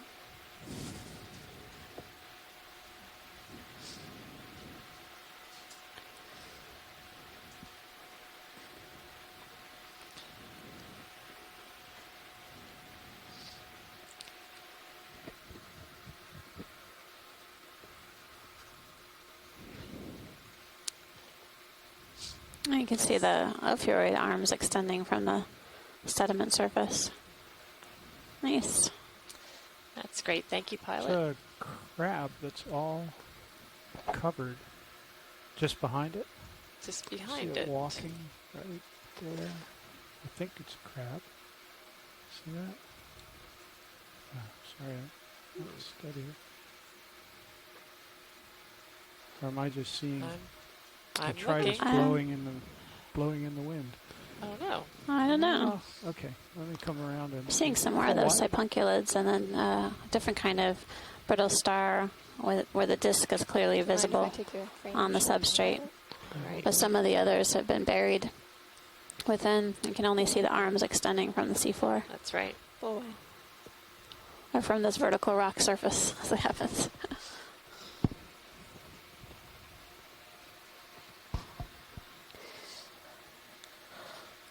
And let's go in again.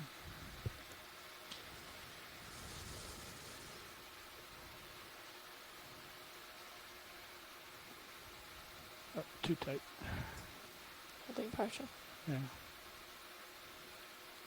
Right there. I'm looking. You mean? Oh. No.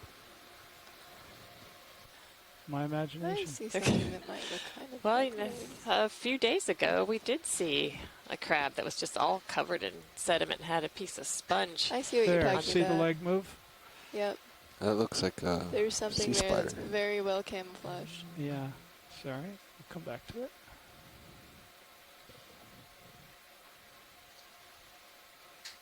There, it just moved its leg. Yeah. Oh. There you go. I do see a leg moving. Every now and then. There's Yeah. Nice. Oh, that does look like a sea spider. Huh. That's interesting. It's all covered in sediment. Can we get any closer? I have more zoom. Ready? Go for it.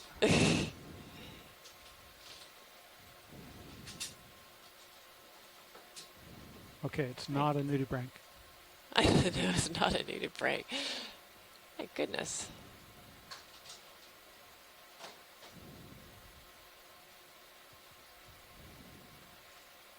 Definitely a That hygiene issue here. That's Boy, he really knows how to that is really camouflage. strange. All right, shoreside science team.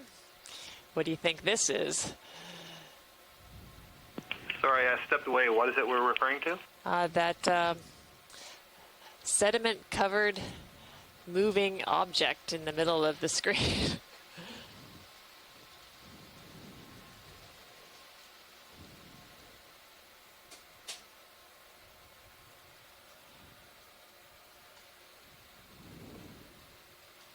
Oh, that's like a decorator crab. Yeah. I'm getting us I've lost closer. my toe hold. Oh. Took him out. Good eye, pilot. It's actually a pycnogonid, isn't it? Sea spider. It's really hard to tell. Oh, I think it's got 8 legs. Okay. Well, Might be able to get just one more shot of it there, Tara. Roger that. I'm not familiar with Go them for a being snap, so There we go. heavily encrusted with other organisms. No, nor am I. I think that's the first time I've seen one of these deep sea Oh. ones look like that. It's very stealthy.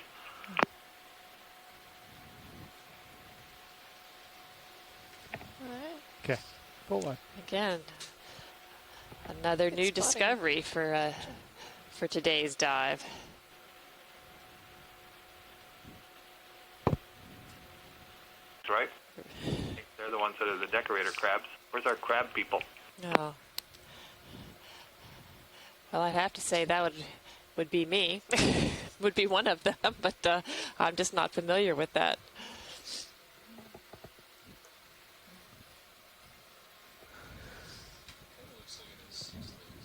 Looks like. Yeah. Okay. So we're looking at the instant replay, and it's looking like six legs.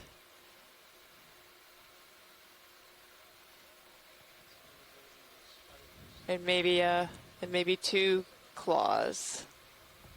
So I think we're back to spider.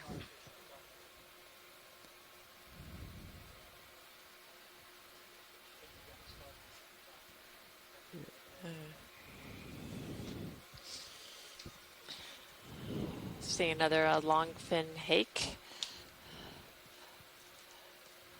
Moving up the side of this feature.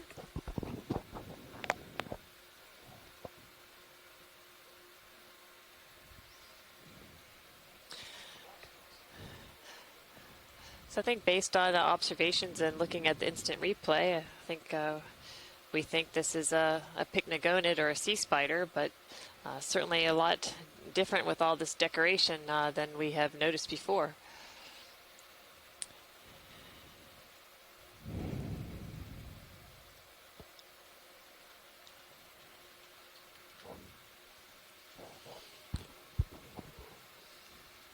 Well, it was working. He was nearly invisible. Co-pilot, another 20 meters? Yeah, I think that would be good, although I'm trying to see from the sonar whether the... my grad student Esprit was noting how interesting it is that a lot of these bamboo corals seem to branch from very low on the colony and then don't branch again for quite some time, if at all, at least on this side. 010. Roger that. That's a good observation.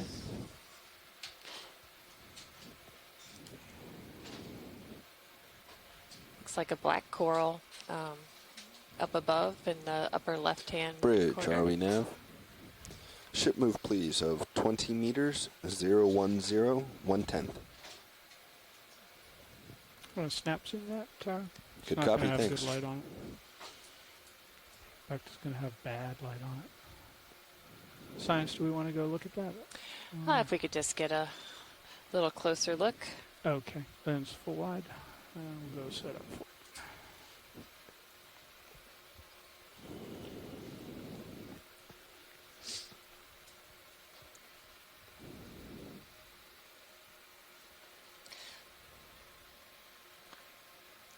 Colony of a black coral or an Antipitherian. We see some branching, so we would say it's the Bathypathes related. It looks like it has a this is not quite at least one ophiuroid associated with it.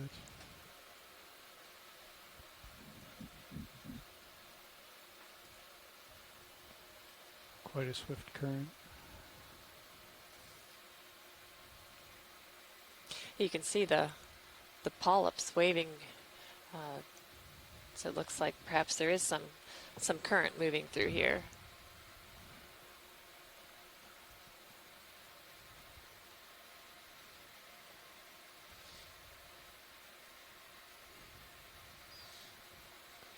Mind if I... Whatever. Can't tell if that's another coral in the background.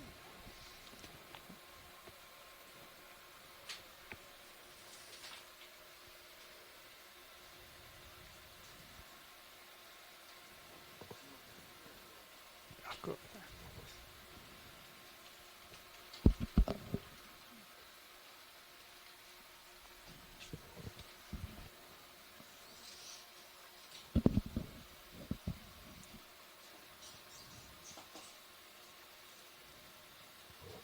They wanted to go to that coral that's just to the right of Bathypathes.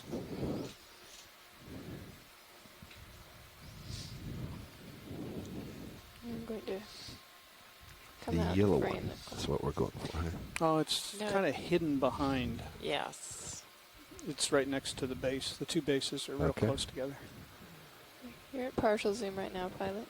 Roger that.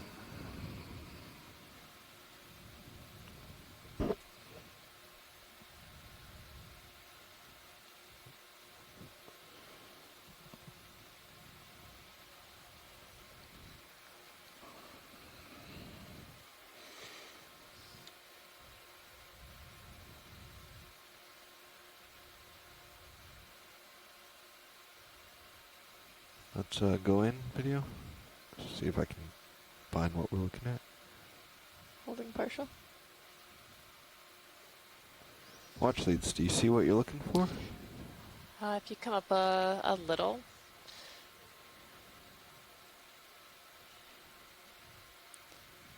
See sort of through in the background. yes, Okay. Yep. Trying to Let's come wide video, determine please. What other coral is behind there.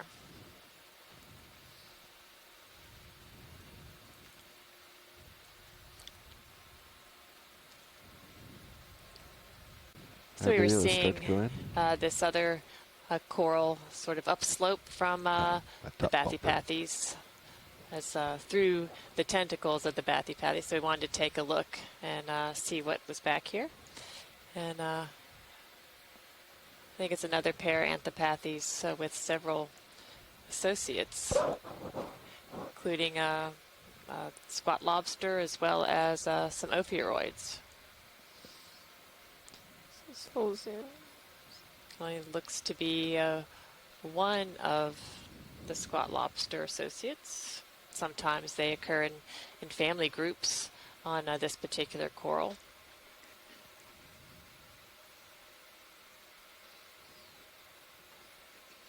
All right, thank you, pilot. Welcome. Let's come on.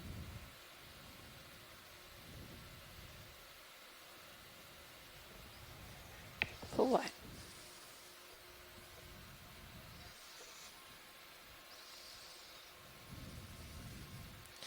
So we'll continue to move along this depth contour as we... The corner. I guess maybe up and along. Up and along. Okay. Were you able to pan down at all? Sure. Hang on, pilot.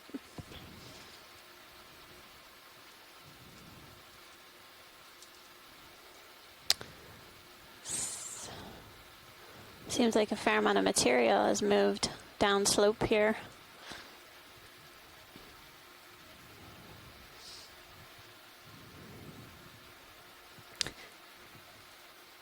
Bobby, I think this is just an indentation, looking at Sirius sonar.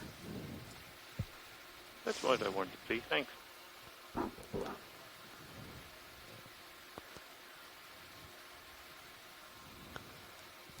Indentation. Not sure I understand what you mean. So I guess nav, whichever allows us to kind of examine this peak as we head towards it. So, ooh, that looks interesting. It does.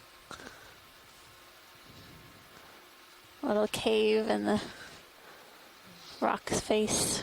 It's like several anemones attached to that, the opening.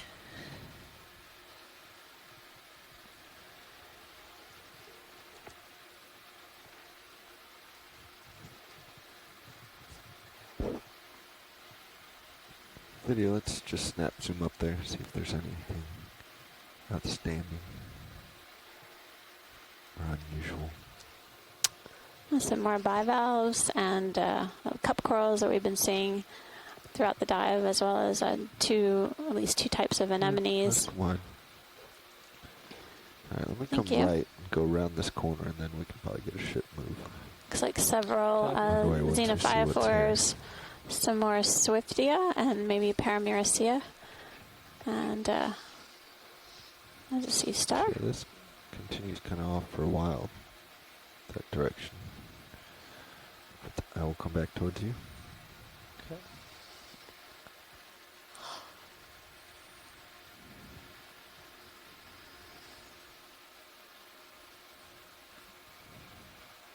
There's a fair amount of particulate material in the water column that's been characteristic of the dive throughout. Most of that material is raining down from the surface waters, and that is an organic matter that fuels the organisms that we've been observing on the seafloor. That's essentially marine snow. It's squid. Couples the surface waters with the deep. They depend on that material for their nutrition. Sometimes it's hard to think about organisms that live 1,000 meters below the surface are actually getting their nutrition from food that started at the top. Oh. Another fish. You're pretty stretched out now, Bobby. You know which direction you want to go. Video, let's snap zoom here. I think we've seen this stuff. But Co-pilot, if we're going to go around it, I think 010 is the right, just like we've been going. Yeah, I think that bearing looks fine. You got, that should give us space. You got so 20 there's meters a Swiftia with several yeah. ophiuroids and a crinoid. And a shrimp. So coral is loaded. Bridge, Nav. That's right. That shrimp hanging underneath. I'm not sure we've seen a shrimp with the Swiftia. Yeah, could we have today? a ship move, please? 20 meters. Yes, come on. 010. 0.1 knots. Again, a small colony of the Paranthropathes. Yep. Looks like it has one of the spot lobster associates. The chirostylid. Looks like some more bamboo. Possible. I see some of that exposed rock. Sometimes it makes me think there's coral rubble, pilot, but here it's the moving. just the exposed rock. Copy that. Thank you.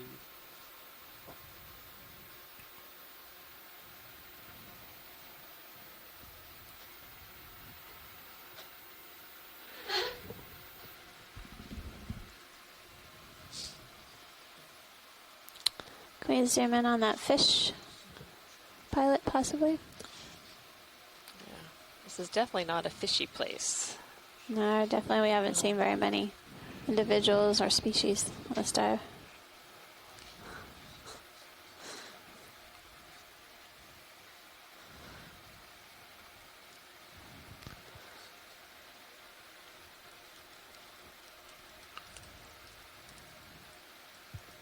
Video's going.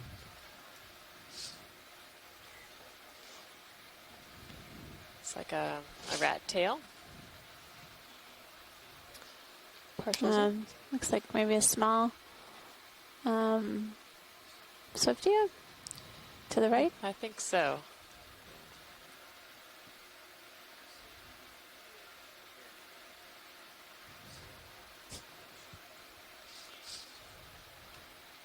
Yeah, because we've seen some of these small reddish-looking things that are actually sea pens, but I think... Are we good with this fish? Or? Yeah, Okay, thanks so much. I think these were Swiftia. Okay.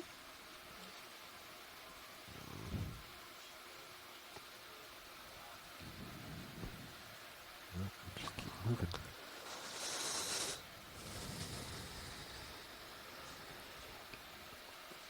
Nickel.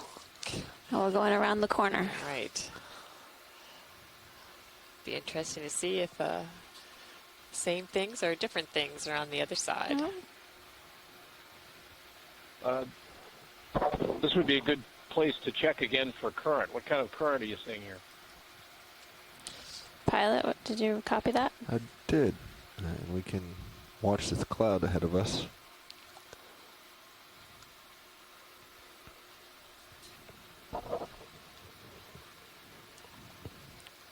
Is that a midwater fish coming by? Doesn't seem to be a whole lot of current around here. You can see the sediment's pretty well just heading downhill. Can't be much current because that fine-grained sediment in front of us is just sinking straight down.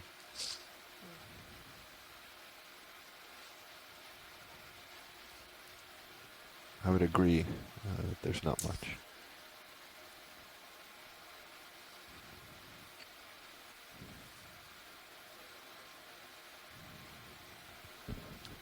Now, co-pilot. Go ahead. If RV sonar freezes again, don't restart it. Let me know. I'm going to power cycle it from here to monitor something. Sorry, say it again. If the RV sonar freezes, just let me know. Don't restart CSACE. I'm going to power cycle from here to check something for Dave. I understand. Some cup corals, maybe another colonial. After we take a look at the starfish, maybe we can just look at the side of the wall and see what else is there. Maybe some Acanthogorgia. All right, video, let's go in.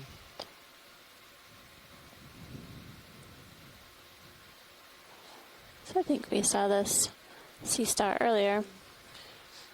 I think so too.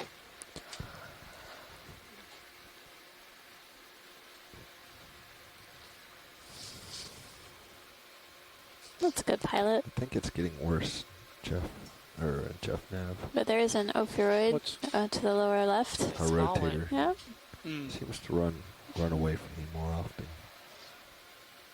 And it looks like maybe a Paramyricea on the left-hand side, an octocoral with brittle stars, the meaty kind. Yeah. Astroschema. It'll run nicely for a while, and then it just misbehaves. So if we can take a look at the wall ahead of us before we head around, that'd be great. Let's come wide video. Full wide. I think definitely have some Acanthogorgia to the right, but maybe we should take a little closer look at the pink to the left. Just a reminder, there's about 30 minutes left in the dive. Thank you, Pilot. Video, go ahead. 30 minutes left, shore side in the dive. We're going to make observations as we go. Looks like another, maybe Selena Similia. And some Anthethelia, maybe. And then there's a sponge with ophiuroids. And then a few, it looks like maybe 2 different types of cup corals here. And,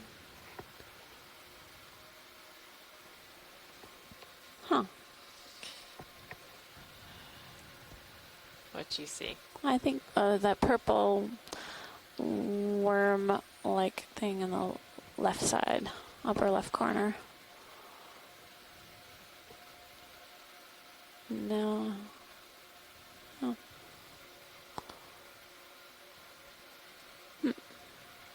Where are you looking at me, co-pilot?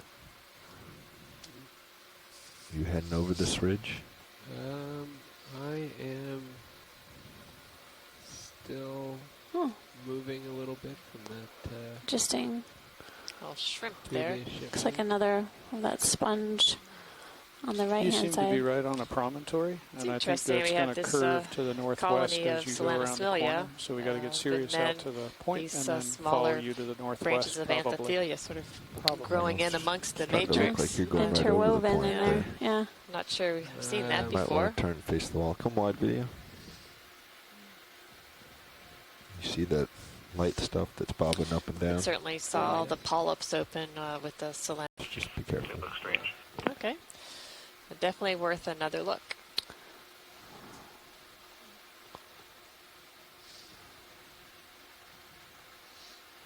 Look like cobbles at the base of the overhang there. If they are, they're rounded, and I guarantee you they're exotic. They don't belong to the rock behind them.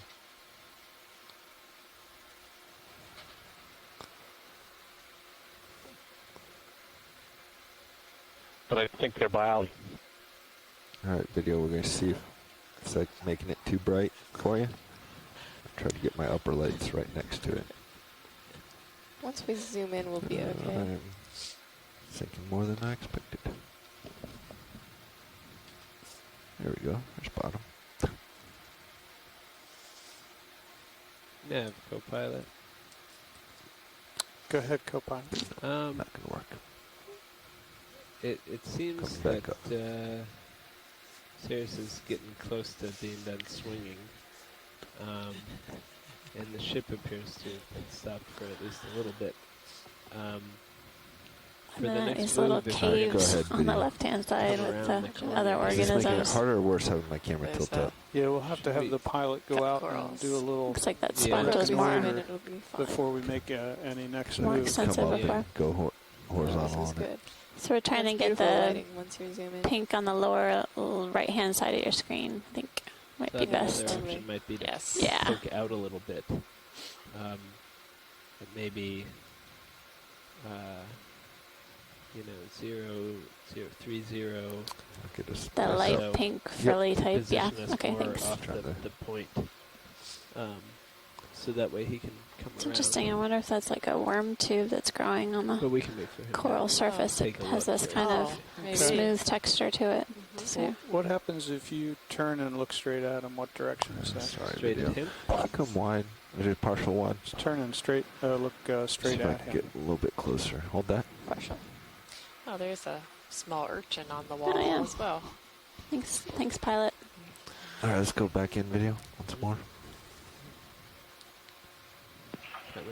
So perhaps you guys have a better view. What I was trying to see was whether there was actually tiny clusters of polyps, or just takes his head out around that little promontory there, and it's going to probably soft coral. I don't really believe it's go soft off coral, to the That's what was confusing me. Slightly to the northwest. Yeah. But yeah, like we couldn't move the direction we're pointed right now. We'd have to. Oh yeah, yeah, yeah. But I think actually the sort of nose there is a little bit. It sticks out a little farther at his. So to restate that, each tentacle, in my view, we'll have to looked like a move polyp. That's 90 degrees to your current. I see. Okay. Yeah. One polyp with 8 tentacles is like a structure with 8 tiny polyps on So the end. about 040. Sure. Yeah. Going back down. I find myself floating up, Jeff. Almost like Z-bias is not high enough. I think there has been a downslope current at times, and I had the Z-bias reduced. I can't quite to fight that. see it any better. No. I don't think And so. maybe judging by the stuff moving across your screen No now, problem. It'll be another That's mystery. changed. It's probably anthocyan. There's just something odd about the view. Thanks, pilot. It's great to get another view of that. Come on, video. It's not working. We can try for one more if you'd like. Sorry. Area with the several Paramyracea. There's that's all correct. Yes.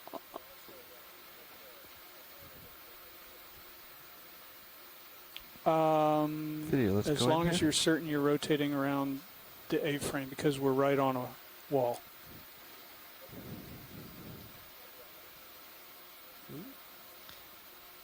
So an Anthomastus and a large anemone all retracted.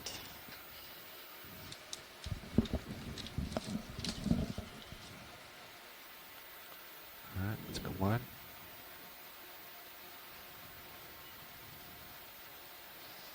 Pull away.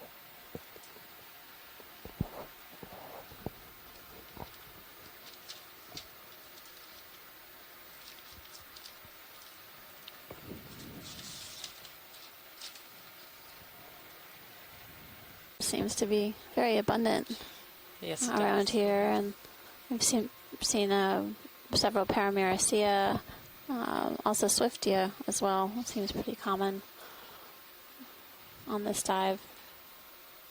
I think this is the most Swiftia that we've observed on any of the dives that we've done during this leg. I would agree. I'm glad that someone ID'd it early on, but we would have been lost.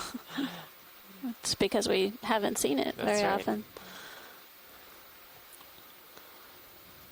So coming into view are some more Paramyracea, really similarly sized for the most part.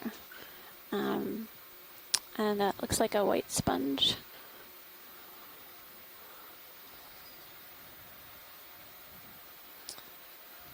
I think maybe another Paranthropathes.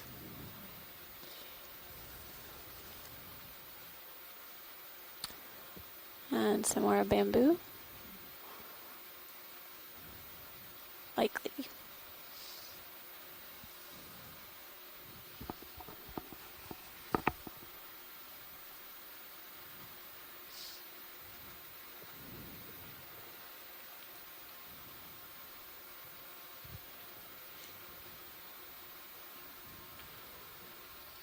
So yesterday's dive, definitely there was a paucity. Oh, hello?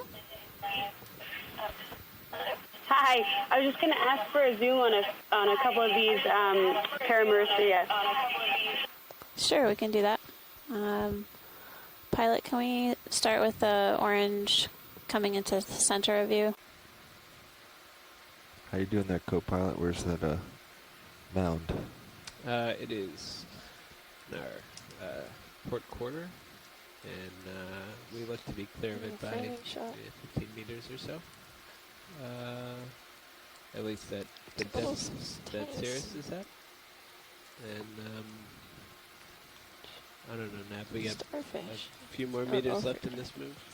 Yeah, it's probably almost finished, but Just saw a fish go through. Ready for more zoom? Through the view there. So, excuse me. if you turn Sorry, to look at the RV now, you're probably pointed parallel to the wall.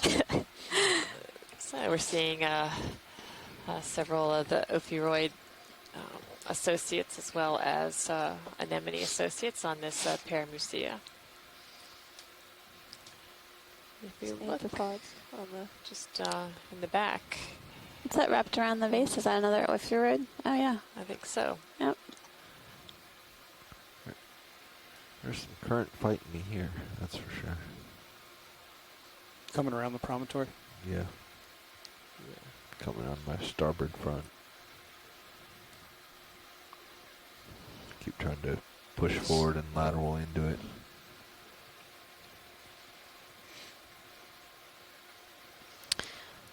Sorry for the bounciness science.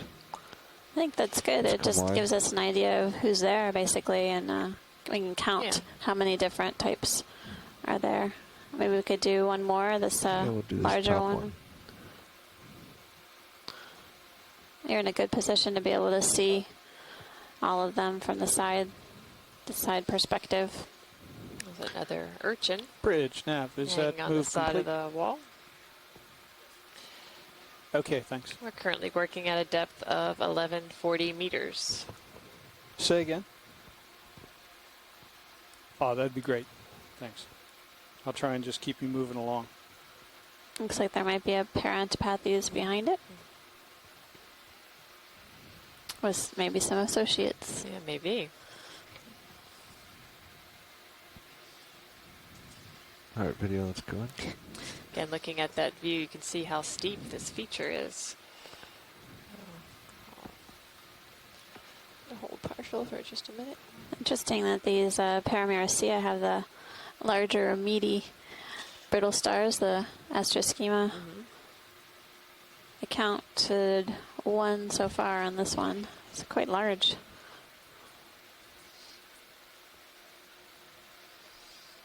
And then growing so close to it is the Parantipathes. Again, showing some of the associates there, including some brittle stars and a squat lobster. This looks very familiar to me, the Paramyricea with this size of ophiuroid from what we see on the seamounts, I believe.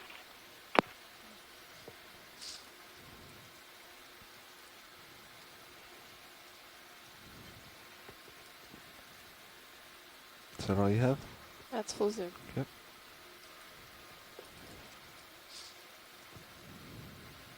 I think that's a good pilot.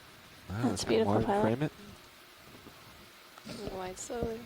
So everyone, we have about 10 minutes left in the dive. Oh. Holding. It always goes so quickly. I know it does. I see one small squat lobster on the Parantipathes. We can just keep moving along, pilot. Just try to get what we can out of the last few minutes. It looks like okay, a lot of co-pilot, should we get Paramyricea, another ship move going? Yeah, higher, but large colony coming up here. Let's see what that's all about. Can we have 10 more minutes? Oh, I heard ooh. I don't know about 10 more minutes, but we'll try to get you 10 minutes on this guy. Okay. How about just a little bit more to the right? Hey guys, we just found this big coral that they're going to spend some time on. Maybe we won't move it So a few meters maybe, but not a full move. It's a nice. Oh yeah, you did not disappoint on that ooh. Oh yeah. Co-pilot, this is probably going to be, how much time do we have? Toward Like the 10 end minutes? of our dive. Do it 10 minutes. You're leaving the bottom. You can 10 see a minutes burst right engine now. toward the lower end of your screen. Pilot And cam I'm on going to my take front left. take a closer look at this once they get set up. Interesting to see what associates are here on Watch, Lee, this is probably going to end up being our last picture, so we'll set up a little bit nicer for it. Yeah, keep going up there, co-pilot. Right there. Hold there. Well, it's been a fabulous dive. I'll say. Another day full of discoveries and really interesting things that we've seen. So depth is 1139. Yes. And looking at a Paragorgia. Yes. So until this point, we only saw that really small colony. Yeah. This is it's quite a specimen. Bigger.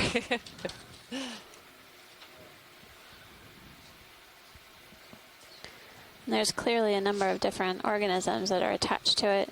All right, Copilot, you're going to be when my they're camera. ready, we'll take a closer look and get a good view. And before we leave, we'll make sure to get lasers on it to Yeah, let's get a start good with size. lasers now while we're out. Great. Can see them right there.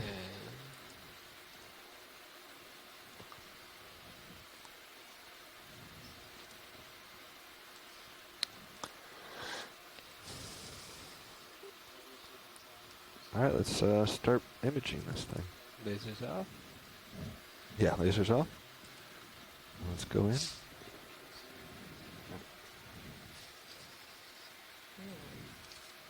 Whoa. Quite a few ophiuroid arms we can see. So this is a Paragorgia, or bubblegum coral. And yeah, we're seeing loads of arms coiled around the branches of the coral. I'm not sure I've seen a colony so heavily colonized by ophiuroids. That's great to see it with all of its polyps out and extended. Looks like a few ring anemones as well. Yeah, hold there. It's funny that I just made that comment about the ophiuroid, the large ophiuroid on the Parameristia being reminiscent on the seamounts. It's also sort of thing. Paragorgia with lots. There we go, perfect. There's where the ophiuroids are very similar in color. Looks like we might be seeing a couple different types, maybe. There's some, what looks like maybe mucus strands on the lower part of your screen. Not sure if that's what that is. Can come down, camera. Hold that. Oh. Hold that. Coming back. Yeah. Just jumping on the Yeah, no problem. Right there, let's hold it there. Oh, shrimp. Shrimp.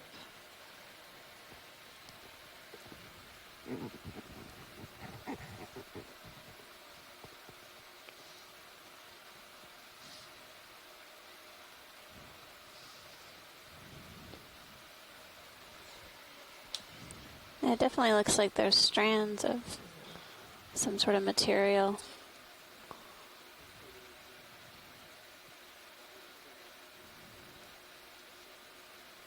And you can see the brittle star arms moving around.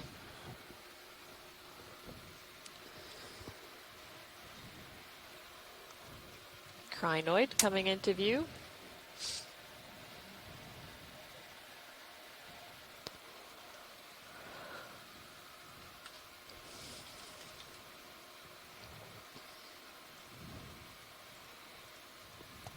I think they become wide a little bit. Yeah. Notice that the crinoids that we saw here are more of this whitish tan color, whereas in other places it's more of a golden full wide when you're done yellow video, color. And, I wonder what they... there's your favorite. Yeah. Said the polyps are so densely packed at that one area in there. Yeah. And then I'll see if I can pirouette around this thing for our last move with it. See if we can get that base that's in the darkness. 3, 2, all right, pulling wide. There's a Brisingid underneath it. But All right, coming off the wall.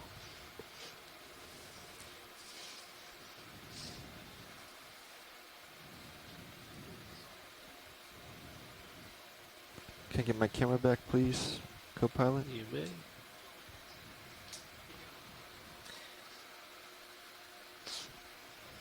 All right, try this. See if we can get in nice and close. Smells like that.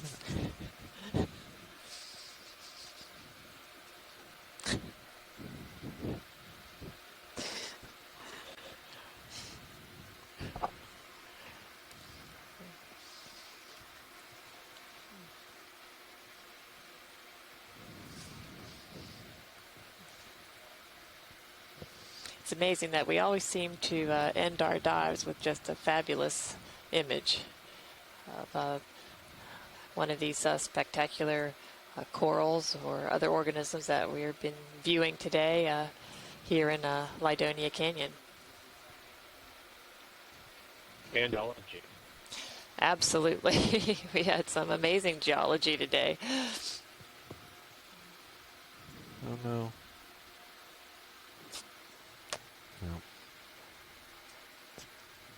problem with being uphill or up current. Anyway, let's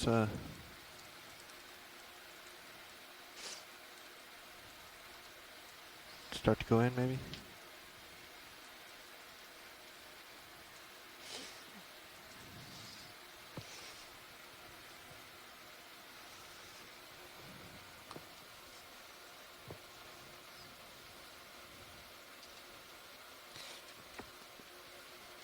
Get a nice perspective of how these ophiuroids are distributed along the coral skeleton. Well, not coral skeleton, the coral it's a colony. Really nice view in Sirius if you wanted to push in on a Sirius HD there, Tara. Try to center it for you. And Copilot, the sonar has frozen if there's something you wanted to do with that. Copilot, am I okay to zoom on Sirius? Yeah, go for it.